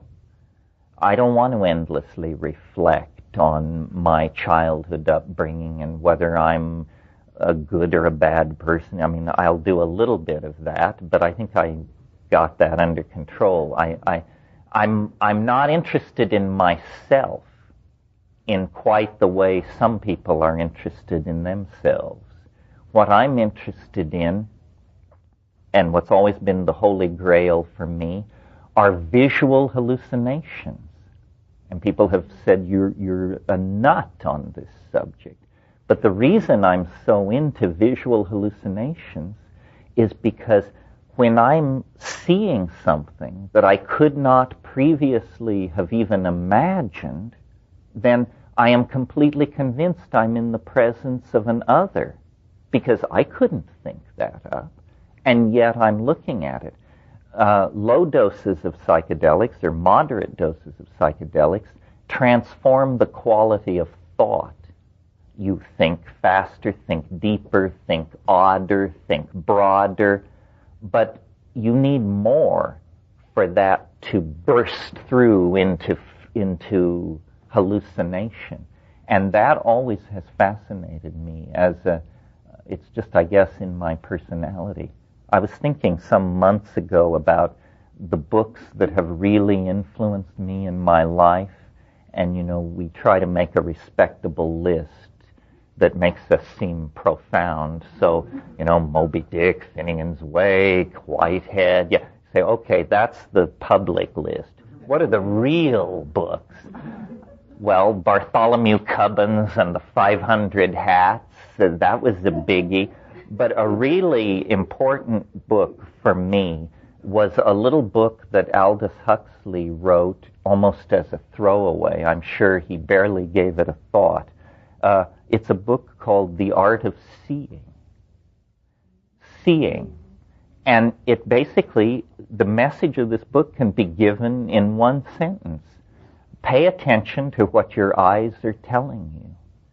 The eyes are it, and it's the visual thing that is so thrilling, so sexy, so infinitely deep. And in that book, Huxley tells you how to look at a painting by basically clear your mind, open your eyes, stand still. That's very important when viewing paintings. Stand still and let it come in. And then he gave advice. And, this is advice which I've seen acted out in both of my children. Incredibly simple advice in the world of child rearing, and incredibly important. And the advice was, draw from nature. Literally, with a pencil. Draw things. Because drawing things forces you to look at them. And don't draw from pictures. If you want to draw a bowl of fruit, get a bowl of fruit. And then what you look at is you see how, you say, oh, I see, when an object is red, its shadows are not black, its shadows are deep pink. And when an object has this curvature, then it spreads light around itself like this. And as you learn to look, this is a very impersonal process. You're not thinking about your childhood traumas or any of that stuff. You're really getting into the world, and this is how the world can communicate back to you. The world is something to look at, and that attitude in the presence of psychedelics will throw open a cornucopia of riches to you. Did you want to say something? Yeah, I was just curious. You said what about? Oh, well, I mean, cannabis is in a different category. I mix cannabis with air, with light, with being awake, with being asleep. There was a period in my life when I used to awaken at 3 a.m. in order to smoke because I couldn't go from 11:30 to 6 without it. I mean, granted, I was in Asia and the rules were different. No, I don't know what life is like without cannabis. I hear there is such a thing. But, no, what I mean is, I know people who say, well, we had a really far-out time Saturday night. We did 120 milliliters of ketamine and followed it with ecstasy a half hour later, and then we broke out the nitrous, and somebody had a little 5-MeO with them, and then I say, how was it? They say, far out. And I don't doubt it for a minute. I think I don't want to go any place that I can't find my way back to, because I might want to show somebody. And, it's sort of like the multi-body problem in mathematics. You can calculate every point in a system if there are only two bodies, but you only have to add a third before it becomes beyond calculation. And drug synergies are an absolutely unexplored area. You cannot go to the medical literature and find any papers on what happens when you combine LSD with 2CB. There isn't such a paper on this planet. So if you're going to do that, just know that nobody has ever been there before. And I don't mean intellectually, I mean physiologically. I don't know very much about the death of this writer who calls himself D.M. Turner, but he did die. And his book, his best-known book, is a book that I felt was completely irresponsible because it advocated these multiple synergistic drug doses, stuff like I just said. 2CB plus ketamine plus nitrous plus E plus this plus that. That's not how I would do it. I say, single pure substances, and if you're unsatisfied with the experience, as Dr. Leary used to say, when in doubt, double the dose. But he didn't say, when in doubt, empty the medicine cabinet. Just double the dose. Thank you. And Tim was a pretty reckless and wild-ass kind of guy, so if he took that position, I think we don't have to be ashamed to line up behind that. Yeah. Ketamine. It has a lot of enthusiasts. First thing, the most effective way to do it is by injection.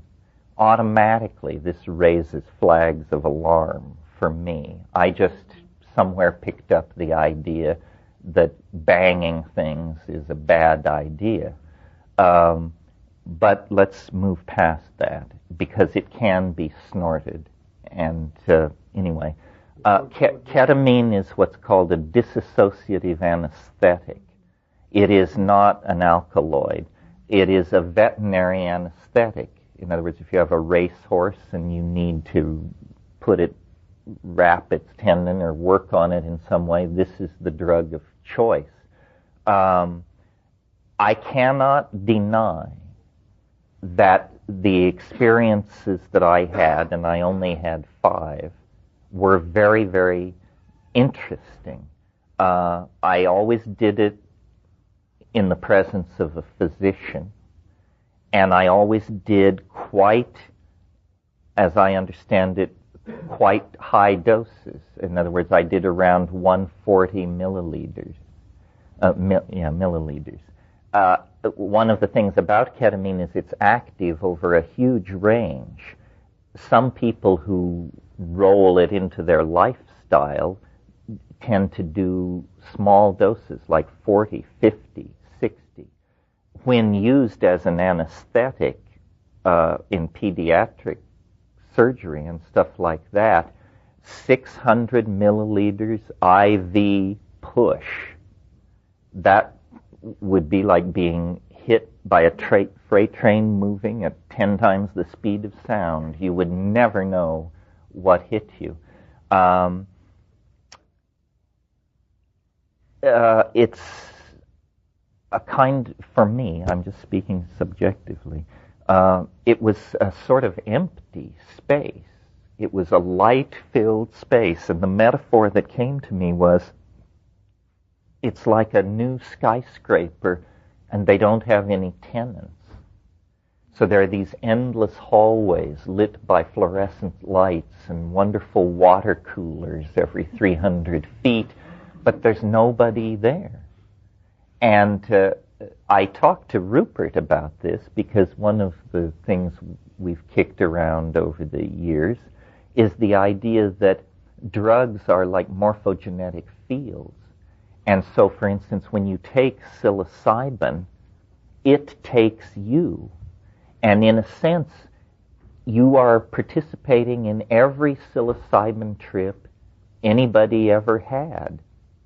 And because it was taken for thousands of years by Mesoamerican shamans, it's been decorated by them, in a sense. It has their mark on it. And so the morphogenetic field is extremely stable. Nothing you can do in there. You may be able to carve your initials on a picnic table or something, but you're not going to be able to make major changes in that landscape. But suppose you're a drug chemist, and suppose you read one of Sasha's papers where he tosses out the thought that the O-methylation in the 4 position of the trimethoxy isomer of the this and that might be hallucinogenic, and you make it. Nobody has ever taken this drug. It's a synthetic drug. You have made it, and now you're going to take it. And in a sense, if you come down saying this was an incredibly beautiful visionary experience, the next person is very likely to have a beautiful visionary experience. If you come down saying it was nightmarish and I felt bugs crawling under my skin and stuff like this, what's happening is the morphogenetic field is crystallizing around this drug. And the feeling I had with ketamine was it's really pretty undefined territory. The one thing I learned from ketamine, and I actually have to give it credit for this, is I got so loaded on that stuff that I lost the concept loaded. And that's never happened to me before. I couldn't understand what was happening because I couldn't remember what being high is. And so here I am, and I sort of come into awareness, and I say, what is this? And then the answer is, who knows? Next question, who's asking? Answer, who knows? And so I just look at it for a while, and then suddenly, out of left field, this aha experience. I must be stoned. And then it's like everything crystallized. That's it! I'm a human being. I took a drug. I'm lying on the floor. This is a trip. He said, oh, this is a trip. Gotcha. Now I know what's happening. We're having a trip. Okay, let's have the trip. But until I got that sorted out, it was like the biggest, huh? So I would not. I don't prefer it because part of my ethic, I guess you would say, is that you should be able to communicate your experiences. It's almost like an obligation. It's like if you go fishing on our lake, you should give some of the fish to the village. If you go fishing and catch a lot of fish and eat them out in the boat and come back with nothing but bones for the village, then this is kind of bad behavior. So I stay clear of ketamine. I have a bias, it used to be stronger, against synthetic substances. But again, in fairness, I have to say, these drugs, people have different kinds of experiences. Like I've said to people on ketamine, you don't really hallucinate in the way that I want to hallucinate. People say, oh no, I had fantastic, it was beyond DMT. So again, the individual thing. And then what's the final thing? And then just physical things about ketamine. I don't like a drug so strong that the house could burn down around you and you would never bat an eye. And that could certainly happen on ketamine. At height, you have not a clue. They could remove your head and you would not bat an eye. And the other thing I noticed about ketamine is it really sticks to your ribs. In other words, the experience lasts an hour, you come down, but the next day you're driving on the freeway and comes a wave where you say, oh my God, what is this? And I think it sequesters in fatty tissue or something. And so that makes it a little dicey. Hope I didn't rain on anybody's parade here. The people who are into it are passionately into it. I accused one guy one time of being a monopharmaphile. I said, my God, you won't take a drink, you won't have a hit, you won't do... But this stuff, 5 times a day. Well, I'm as interested as you are. I don't have any special information. I did talk earlier in the weekend about this model of the hyperdimensional object intruding into three-dimensional space-time and through the miracle of metabolism wrapping matter around itself for a few years, and then when the hyperdimensional form retracts out of this lower dimensional matrix, the matter that it's organized simply falls apart. I like that model. My DMT trips, as I think I mentioned this too, I've given it to some Tibetan guys, and they said, you can't go further than that and return. What he actually said was, it's the lesser lights. The lesser lights appear at the beginning of the bardo. The thing about DMT, and we didn't talk about it much this weekend, is that it is an inhabited space. A huge percentage of the people who take it encounter entities of some sort in there, not entities like wombats and foxes, but entities with intelligence of some sort, with language of some sort. Well, remember I talked about the principle of parsimony, of preferring the simplest explanation first? Well, when you have a drug which conveys you into an inhabited space, even the simplest explanation is going to be pretty baroque. Some people, including myself, wanted to leap to the conclusion, well, these must be the aliens. We finally found their hive. It isn't under the Atlantic Trench. It isn't inside Mount Everest. They're hiding inside this organic molecule. But I think in service of the principle of parsimony, preferring the simplest explanation, these things must be human souls. it's easier for me to believe in the human soul than to believe in a colony of extraterrestrials camped inside an alkaloid. But it's not that easy for me to believe in human souls. But still, the feeling you have from these things is one of immense affection for humanity. That wouldn't come from a diplomatic mission from Zenebel Ganubi. This intense love, and so I dare to hope, having deconditioned myself from my Catholic childhood and gone through existentialism and all that, now I dare to hope that maybe there is some kind of existence beyond the grave. One of the funny feelings, there are a number of, how could you call it, thematic layers in the DMT experience. But one of the thematic layers is, weird as this place is that you burst into, it's somebody very strange worked very hard to produce a place that they thought would be reassuring to a human being. And the analogy, it's stronger than an analogy. The feeling that comes through is, this is like a maternity ward. It's as though you're being born. And these marvelous, self-transforming, Fabergé, crystalline 4D toys that they're handing out in this space may be, to them, nothing more than the equivalent of those extruded plastic geometric shapes that we hang on a string over a bassinet.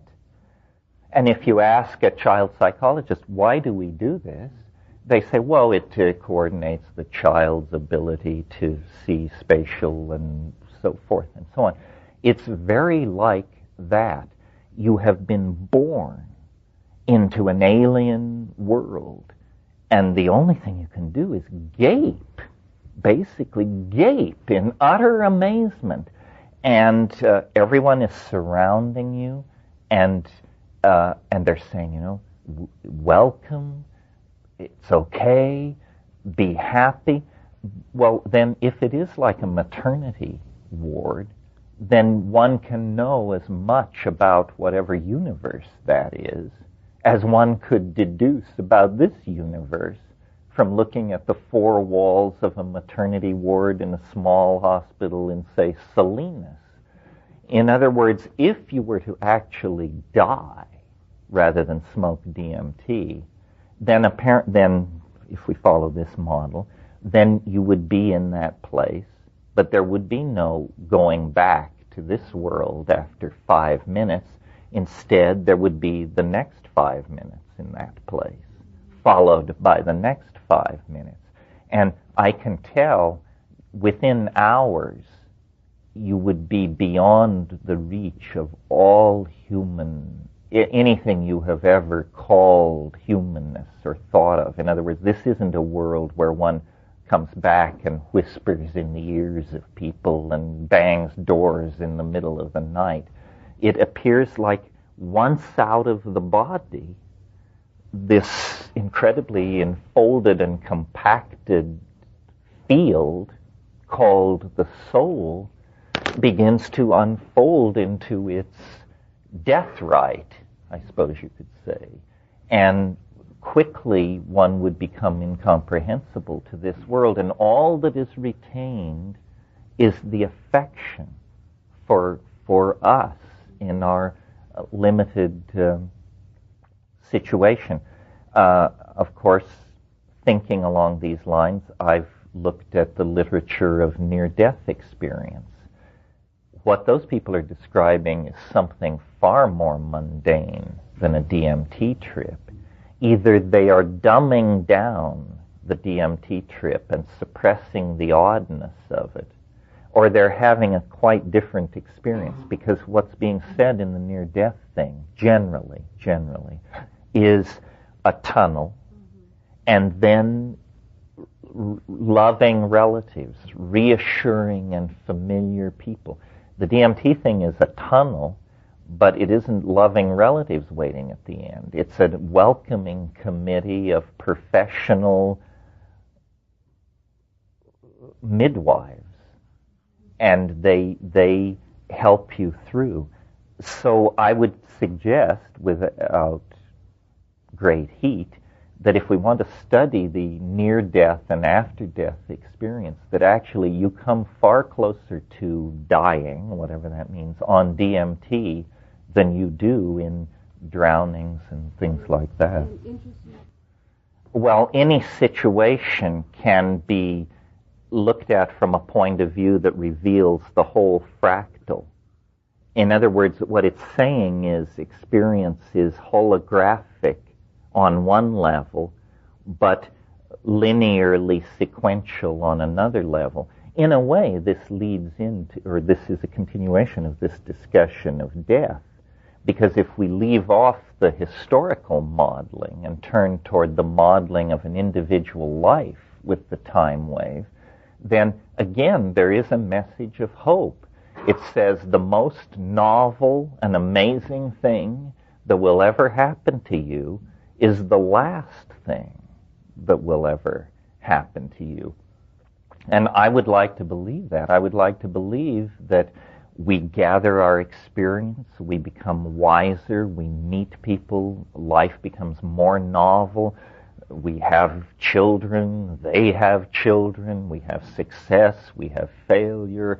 Our life, you just get, if you're living right, your life should just get more and more baroque, beautiful, complicated, mysterious, and then you die. And then it really gets interesting. That's what this all seems to want us to believe. Let's put it that way. This is and then people say, well, then if the world is fractal, then is it not true that the evolution of an individual could be extrapolated to be the evolution of the whole system? And then that leads to the mildly unsettling possibility that what this great transition we're moving toward is not T1 for everybody, but D1 for everybody. In other words, death. Death is the thing that really stirs us. We don't know what it is. We don't know whether we're supposed to flee from it or race toward it. And people say, well, then is it possible that, just to take the date 2012 as a marker, is it possible that everyone would die? It's possible. I've looked a lot at asteroid impactors because the people who study these things know that this is not an act of God or a miracle, that this happens. It has happened, it will happen, and it happens on different scales, from things like meteor crater in Arizona 50,000 years ago. Everything within 800 miles of that impact died instantly 50,000 years ago. But 65 million years ago, an object the size of Manhattan impacted in the Gulf of Campeche, and nothing on this planet larger than a chicken walked away from that. Well, now, you talk about ecological disaster, there's never been one like that in the history of the planet. Thousands, tens of thousands of species died. Entire orders of animals were wiped out. The continents were rearranged. But guess what? The flowering plants, of which we are so fond, and our own dear selves, of which we are even more fond, would never have had a chance to insinuate themselves into the evolutionary life of this planet had there not been that clearing out of the reptilian climax. So then you look at this and say, well, was this the greatest mass extinction in history, or the greatest leap forward for biology in the history of the planet? And the answer is, it was both. Out of enormous death comes an enormous surge in the domain of organic novelty. I prefer to think that it is not a planetary catastrophe or a mass dying. And I'll tell you why. And this is a place, now we're working from the notebooks. In other words, this is not prepared for public consumption. This is something I meditate on in the baths. I can't help but notice that as novelty increases in time, according to this model, that the spatial domain of its focus narrows. So, for instance, in the early phase of the time wave, the stars are condensing and the galaxies are forming. We could say that the entire universe is moving toward novelty. But once carbon chemistry appears, the cycles of fusion in stars and production of heavy elements and things like this are stabilized. And the domain of novelty becomes biology. And for 1.5 billion years, biology evolves and adumbrates its forms and moves from the prokaryotes to the eukaryotes to the multicellular. The conquest of the land begins. But then, with the emergence of language-using and tool-using higher primates, in a sense, novelty leaves the domain of organic life. And organic life becomes metastable and evolution and mutation happens. But where the action has moved to is into the epigenetic domain entirely defined on this planet by human activities. And so the human beings are the carriers of novelty. And that has gone on until about, pick a number, but basically 3,000 to 2,500 years ago. And then the novelty seems to concentrate itself in southern Europe. The Greeks take some kind of step that no other people have ever taken. You know, even today, if you go around the world and visit tribal people and ask to see their art, they show you, if you ask to see depictions of human beings, they show you symbolic depictions of human beings. That's what an African mask is. That's what a Sepik River carving is. These are symbols of human beings. The Greek mind crossed an invisible boundary, and somebody said, let's take a block of marble or some clay, and let's not symbolize a human being. Let us make a perfect topological simulacrum of a human being, a face that looks like a face, flesh that looks like flesh. It was as though the Greek consciousness rose to the surface and left the unconscious behind, and the eyes were opened and no longer saw through symbolic filters, but instead said, nature in and of itself. This is the foundation for science and art as we know it. So the novelty then was largely in the hands, and largely, I'm rushing here, exceptions are obvious, in the hands of what we call the Greco-Roman mind. And so it has been for a couple of thousand years. Well, then pick a number, 100 years or so ago, it further contracted the novelty. It further contracted itself into the high-tech industrial democracies.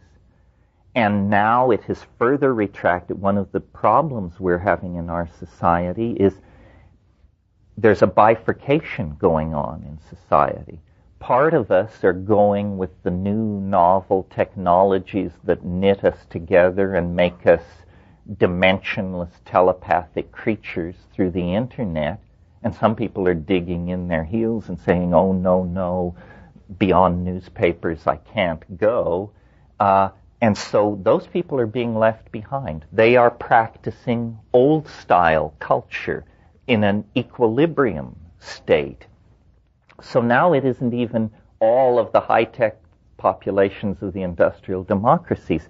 As we get closer to 2012, if this process proceeds, then the source of novelty will constrict even further. And I guess it may eventually come down to one or two people or a group of people, and maybe those people will make a machine, and then the machine will be the source of the novelty, and all of us will be put out to the pasture of equilibrium and maintain the rest of the world as it was, but the novelty will have focused to some kind of incredibly intense point. And so, looking at it from that model, it's hard to see how it could be an asteroid impact or something like that, because that would affect all biology, all geology. It would completely violate this long-standing tendency of the novelty to concentrate itself. Well, now the Buddhists have an interesting perspective that maybe has something to do with this. There are many schools of Buddhism, and I don't want to get into that, but there are schools which hold the following doctrine, that if a single person could attain enlightenment, then all sentient beings in the cosmos would attain enlightenment instantly. In other words, that only one person or one being has to break through the boundary for the entire state system to collapse and rearrange itself.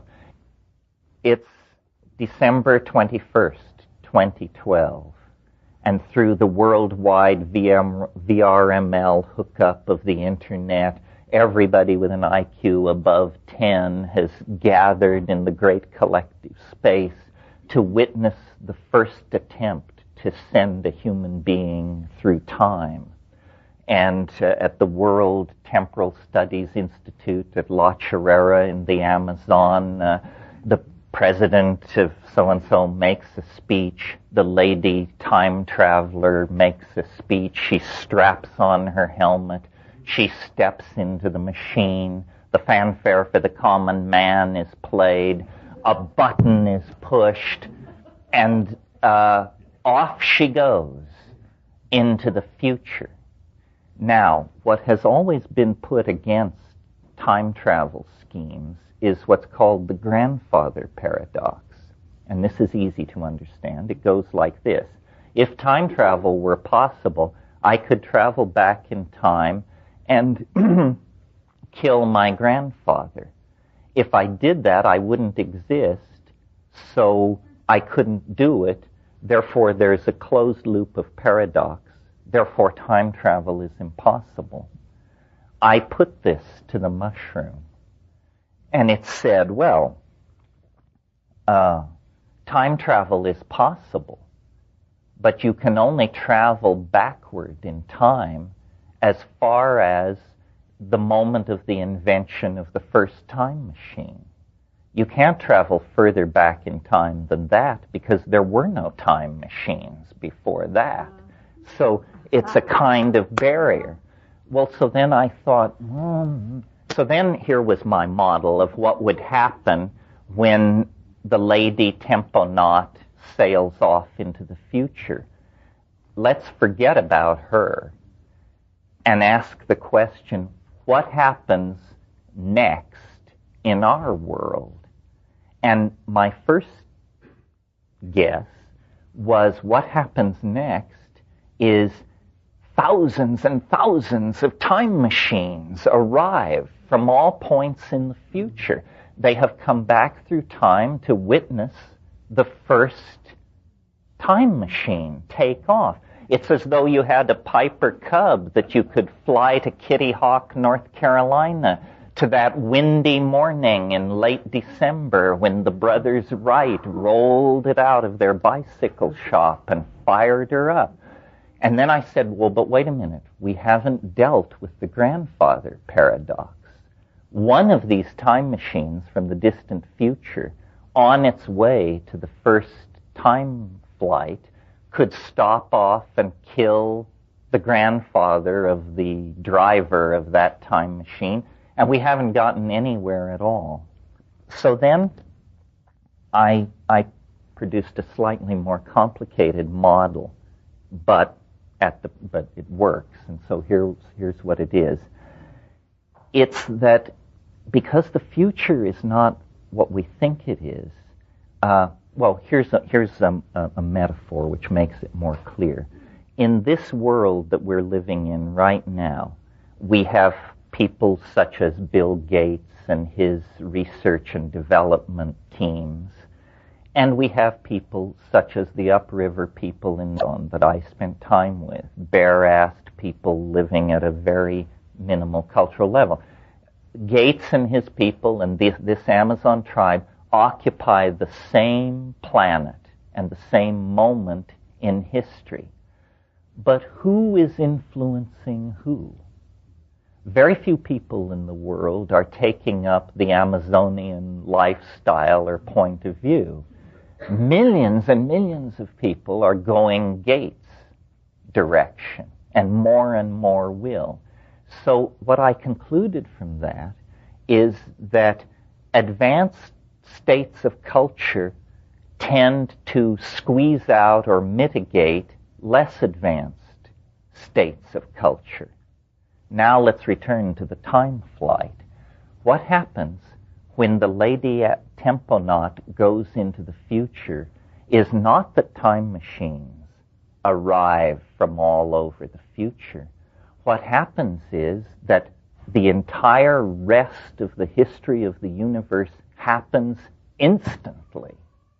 In other words, a future, evolutionary developments, conquest of the galaxy, vast technologies that allow star flight and wormhole travel and all that, the fruits of all that are delivered instantly to our doorstep in 2012. I call it the God whistle model. In other words, we end the whole thing. We collapse the state vector, and everything goes into a state of novelty. And what happens then, I think, is the universe becomes entirely made of light. This is a sort of the cherry on the cake. You know that there is something in physics called the principle of parity. This is that particles can appear out of nothingness as long as they appear in pairs, such that after a certain period of time, the two pairs are not the two the members of the pair encounter and annihilate each other. And when this happens, physicists say parity is conserved. Now, it's known in quantum physics that there is a phenomenon called vacuum fluctuation. Vacuum fluctuation is a situation where in absolutely empty space, suddenly out of the quantum subspace, particles jump into existence. They follow trajectories, they encounter each other, they annihilate each other, parity is conserved, and so it's okay. It's okay. Well, so then you talk to these quantum physicists and you say, well, how large can one of these vacuum fluctuations be? And they say, well, most of they last milliseconds, nanoseconds. You say, well, is there a theoretical upper limit on the size of a vacuum fluctuation dictated by theory? And they say, no. It's simply that the longer the fluctuation lasts, the rarer it is. So in other words, the longer a fluctuation lasts, the less likely you are to encounter one. Well, then you say, well, is it possible that this entire universe is such a vacuum fluctuation? You say, well, yes, but that would be very rare to have such a long one. You say, well, hell, you only need one.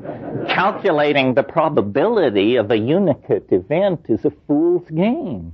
I mean, it's either 100% sure or 0 sure.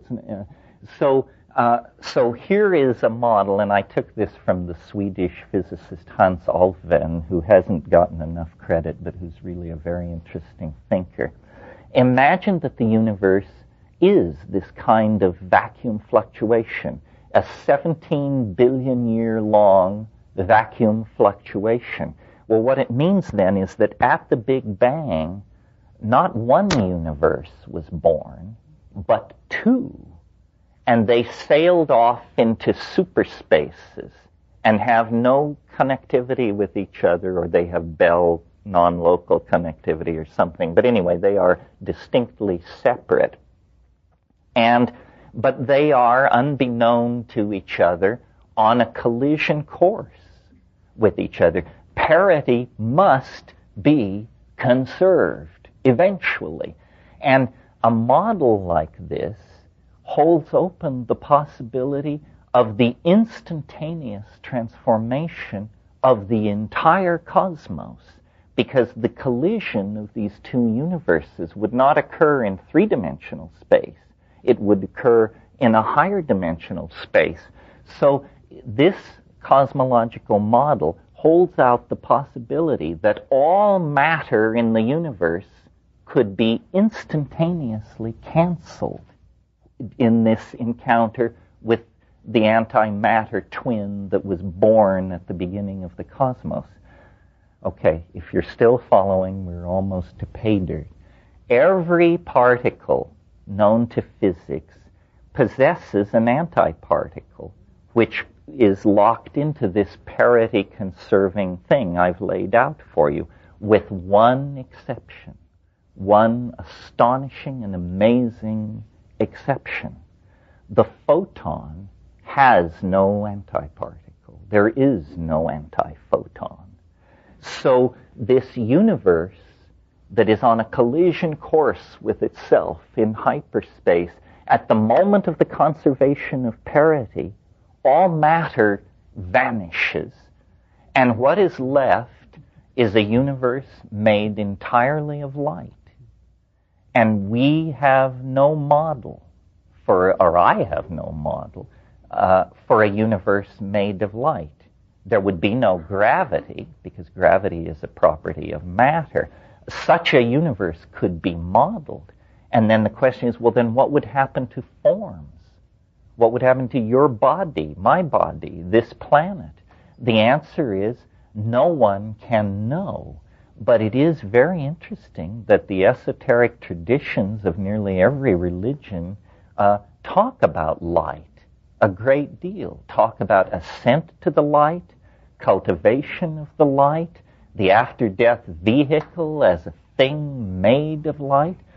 So I just put this out here because it occurred to me. My imagination, in an effort to make the assumptions of novelty theory congruent with the known laws of physics, I discovered, this sounds like wild hair stuff, but no violation of the known laws of physics is involved in this scenario. So perhaps what enlightenment is it happens to an entire universe when it drops its matter and antimatter out of its structure, and it becomes entirely made of light. That would certainly fulfill the novelty theory. Anyway, that's enough of that malarkey. Well, you see, the way the novelty theory is structured is you have this wave, and it is iterated on different scales. And iteration, if you have a given level, let's call it A, above A is a larger level that is A times 64. Below A is a smaller level that is 1/64th of A. And wherever you are in the hierarchy, this is true. Levels above, 64 times larger. Levels below, 64 times smaller. Well, modern astrophysics says they're arguing about it right now, but the universe is under 20 billion years old. Everybody agrees on that. And the question is it 9, 12, 13, 14? But it's under 20. The time wave has a cycle, the largest cycle I have found necessary, except for the prime number research, is a 72 billion year cycle. So let's call that the top cycle, the A level. A 72 billion year cycle, plenty of time for the universe to evolve to its present state. Below that level is a cycle 1/64th that size. What would that be? Roughly 1.2 billion years. At the initiation of that cycle, I don't know, some dramatic thing happens in biology. Below it is another cycle. If the B level is 1.2 billion years, then the next level is 1/64th of that. I think it's roughly 275 million years. Next cycle, divided by 64, whatever it is, 750,000 years. Next cycle, and you see where I'm going. Well, eventually you get to a cycle that's 4,306 years in duration. That is basically the cycle of late history. I mean, certainly there was history before 4,000 years, but the continuous march of global civilization over the last 4,000 years. Well, then the next cycle down is only 67 years long. And I mentioned it last night, from 1945 to 2012. Each cycle begins with a bang, literally. Below the 67-year cycle, there is a 384-day cycle. And that will run from late 2011, somewhere in November 2011, to the end of 2012. And I call that the year of the jackpot. It's a 13-month year, but the entire history of the universe will be reprised in that 384-day period. Well, then comes a 6-day cycle. By this time, either I will have gently bowed out, or the entire world will be aware of what is happening, because the novelty will be so intense. Imagine a 6-day cycle in which the entire previous 67-year, 4,306 year, up to the top level, are all being compressed and replayed in 6 days. Well, then comes the hour and 35-minute cycle. Then comes the minute and a half cycle. Then comes the 1.3 second cycle. Now, at that point, 1.3 seconds, if we assume that the cycles cannot be iterated beyond the level of Planck's constant, which is 6.55 times 10 to the minus 23rd erg seconds, the way for you to think of that is as a jiffy. It's the grain of the universe. We don't feel the need to go to discuss lengths of time shorter than that, because there aren't lengths of time shorter than that. Time comes in those packets of that size. Well, if you're at 1.3 seconds cycle, you still have 13 cycles to go through before you reach the realm of Planck's constant. And you have come through 13 cycles. So the universe is only half done 1.3 seconds before its end. That's why asking what will happen in 2012 is preposterous. The mind fails. half of the universe's evolutionary unfolding will occur in the last few milliseconds of its existence because of the asymptotic acceleration of the expression of novelty.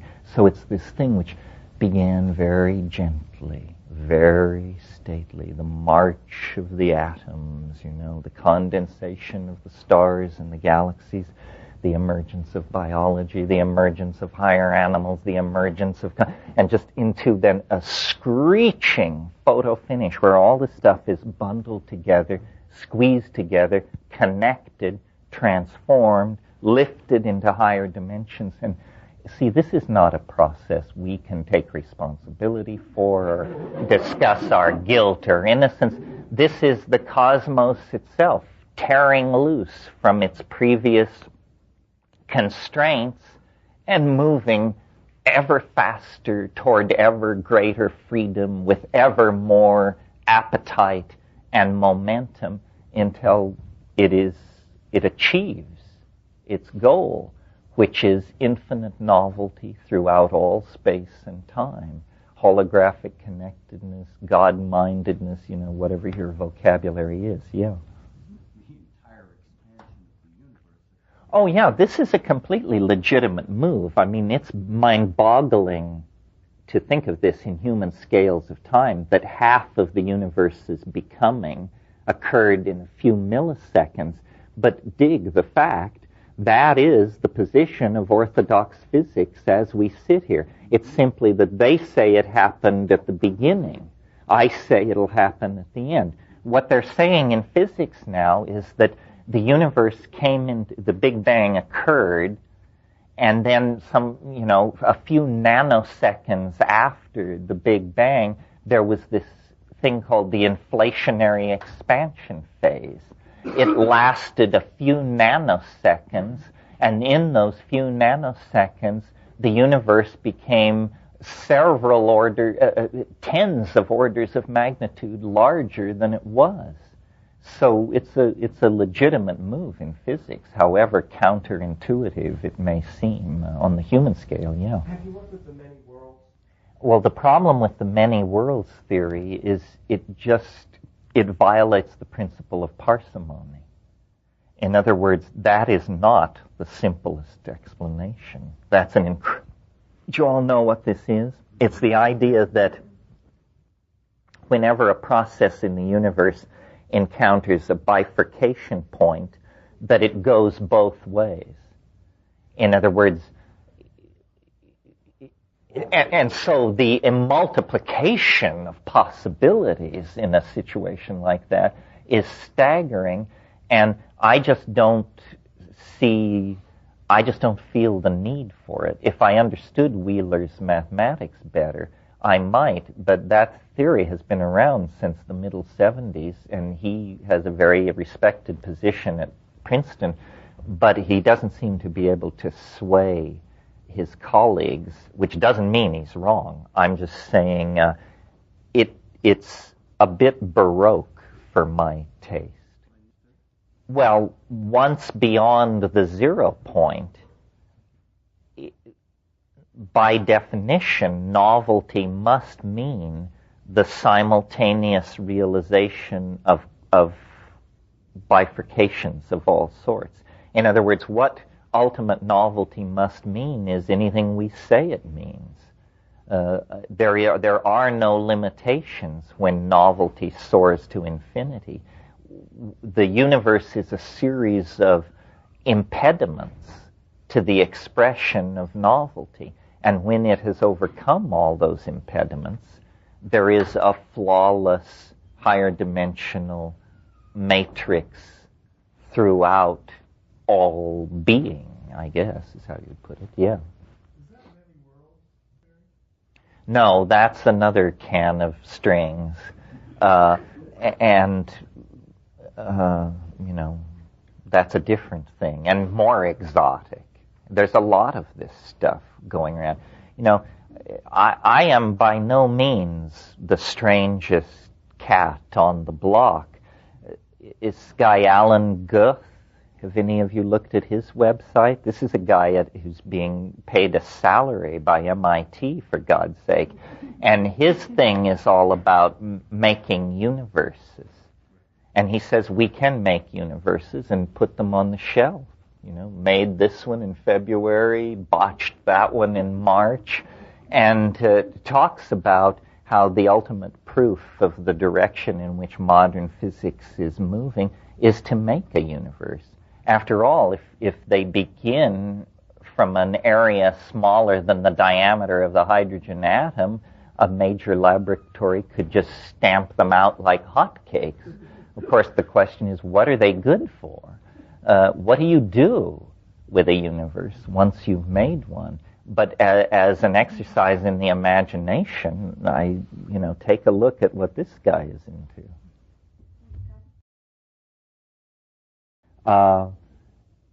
Let me just try to sum this up, not certainly to sum up the ideas, because the ideas are not really that important. They may be true, they may be untrue, they may reside in a domain where those rules don't apply. The feeling that I hope you take away from all of this, when you are most self-reliant, maybe you don't understand 10-dimensional vector calculus, then don't use that tool to understand. Hone the tools that you have and try to create models and understand that all models are provisional. This is the antidote to the idea of ideology. Ideology is when you believe something passionately. Models are when you dispassionately attempt to define the operation of a system, and the word model implies that you are perfectly willing to discard the model when a better model comes along. I mean, get a grip, people. Where is it writ in adamantine that talking monkeys should be able to understand the universe? If you met a termite who told you that he was on a quest to understand the universe, a certain lip-curling cynicism would ensue. Well, do you think you're better positioned than that termite to undertake that? So the thing is to understand what one understands and then to build outward from that. And the tools are mathematics, drugs, attention to phenomena, intuition, community, and inspiration. And these things may not solve your marital problems or increase your earning power, but they will put you in touch with the larger dynamic of being. I think being is most appreciated when it is understood. That's why worship raises my hackles. Worship is what animals do to the mystery, because they can't assimilate or understand it if they even deal with it at all. But true religiosity is signified by honest intellectual efforts to model and understand. And it's by that process that we increase our connectivity to the universe and the depth and richness of our connectivity to our community. That's what it really is all about. That's our glory, to understand, to model, to describe, to explore, to appreciate. So meet me at the waterfall at the top of the river. Thank you very much.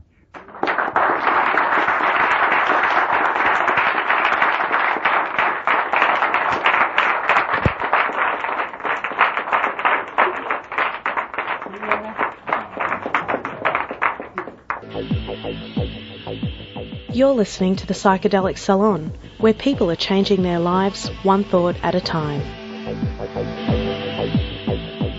Meet me at the waterfall at the top of the river. That sure has a nice ring to it, don't you think? But as I said earlier, I won't be commenting on today's talk because there are a couple of other things I want to cover, and we're already over my normal time limit. But there is one thing I've been putting off for the past couple of weeks, and I want to be sure to cover it now.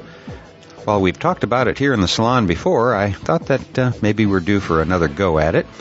And that is the desire of some of our fellow saloners to become involved in psychedelic research as a profession. Now, Rosemary, one of our fellow saloners, raised the issue again in an email, and here's part of what she asked. I know you've had a couple of podcasts that answer this question that I'm about to ask, but there's so many to sort through to find this one little answer. One of the podcasts had a letter from Ann Shulgin stating how young people can get involved in psychedelic research. All I remember was to volunteer as much as possible. And then Rosemary went on to describe her particular situation, which I won't go into here in order to maintain her privacy. But her situation isn't all that different from yours or many of our other fellow saloners. So Rosemary then goes on to say, so I figure I have two choices. Save money as much as I can and escape from this whole mess, or I could go back to school and try to find my place in this broken society. Well, one of the few hopes I have for society is psychedelic research. How do I get involved again? What's the best degree to start with? Neurosciences? Psychology? Anything else?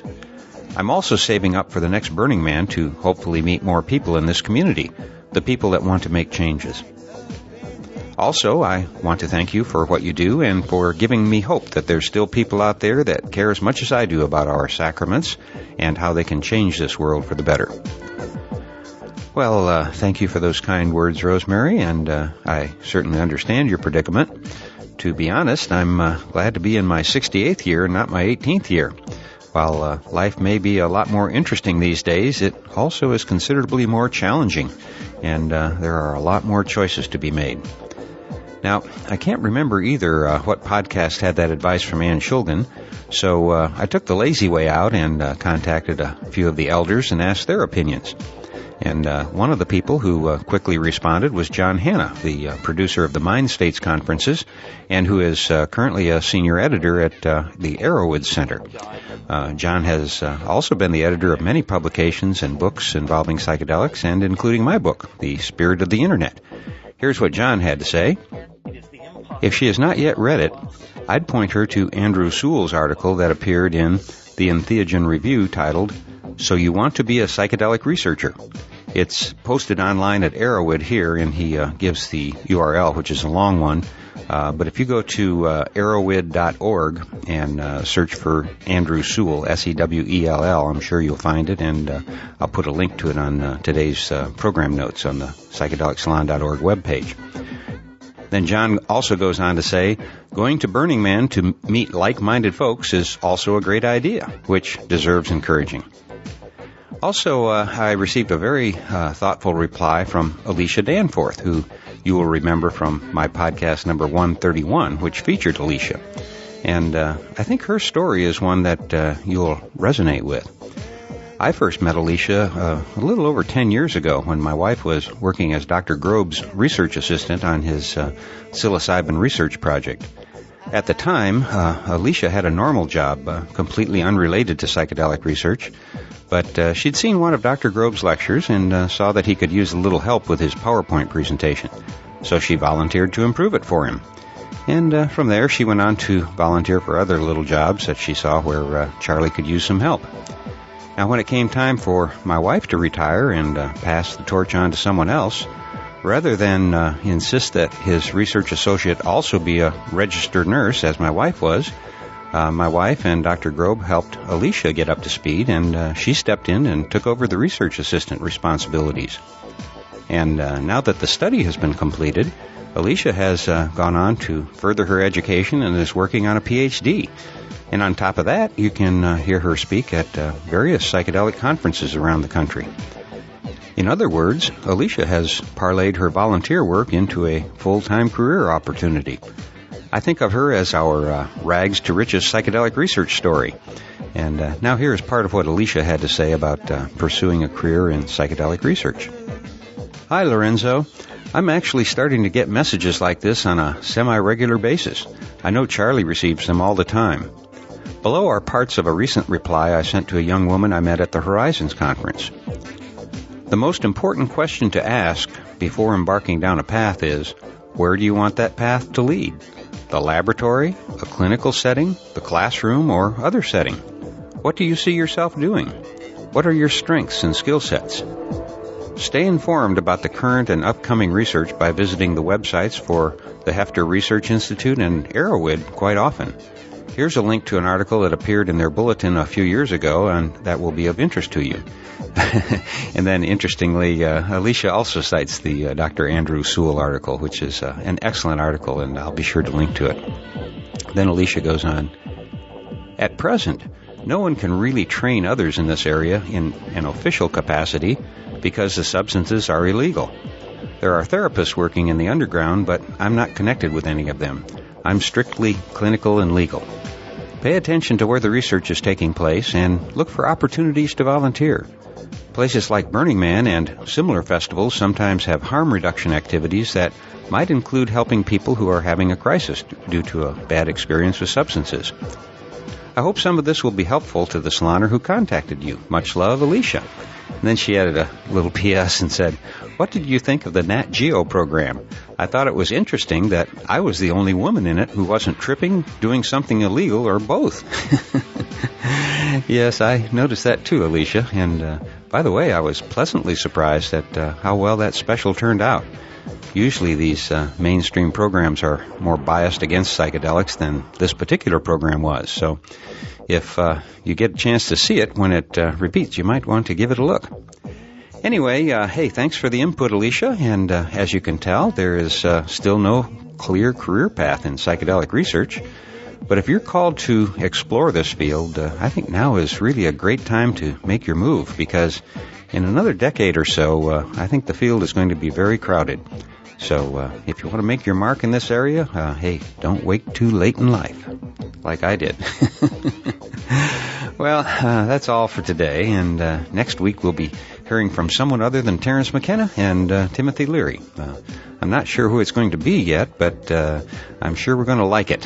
We've gotten so many submissions from some of our fellow saloners that I'm really looking forward to previewing some of them now. So I'll close today's podcast again by reminding you that this and all of the podcasts from the Psychedelic Salon are freely available for you to use in your own audio projects under the Creative Commons Attribution Non-Commercial Share-alike 3.0 license. And if you have any questions about that, just click the Creative Commons link at the bottom of the Psychedelic Salon webpage, which you can find at psychedelicsalon.org. And if you are interested in the philosophy behind the Psychedelic Salon, you can hear all about it in my novel, The Genesis Generation, which is available as an audiobook that you can download at genesisgeneration.us. And here's a last-minute thought. I know that Andy and a few other fellow saloners are making CD copies of various podcasts to give as holiday gifts. Well, that got me to thinking about the fact that since the Genesis Generation isn't in paperback, you really can't pass it along to a friend once you're finished with it. Of course, I have been pleased to hear that a lot of people are listening to it more than once. But if you're finished with it, you certainly have my permission to make a copy and pass it along to a friend. So, hey, between now and the end of 2009, if you own a copy of the Genesis Generation and want to give it to someone else, well, you have my permission to make a copy and pass it along without any feelings of guilt. Happy holidays to everyone. And for now, this is Lorenzo signing off from Cyberdelic Space. Be well, my friends. If you're living right, your life should just get more and more baroque, beautiful, complicated, mysterious, and then you die. And then it really gets interesting. Really gets interesting. Really gets interesting. Really gets interesting. Really gets interesting. Really gets interesting. Really gets interesting. Really gets interesting. Really gets interesting.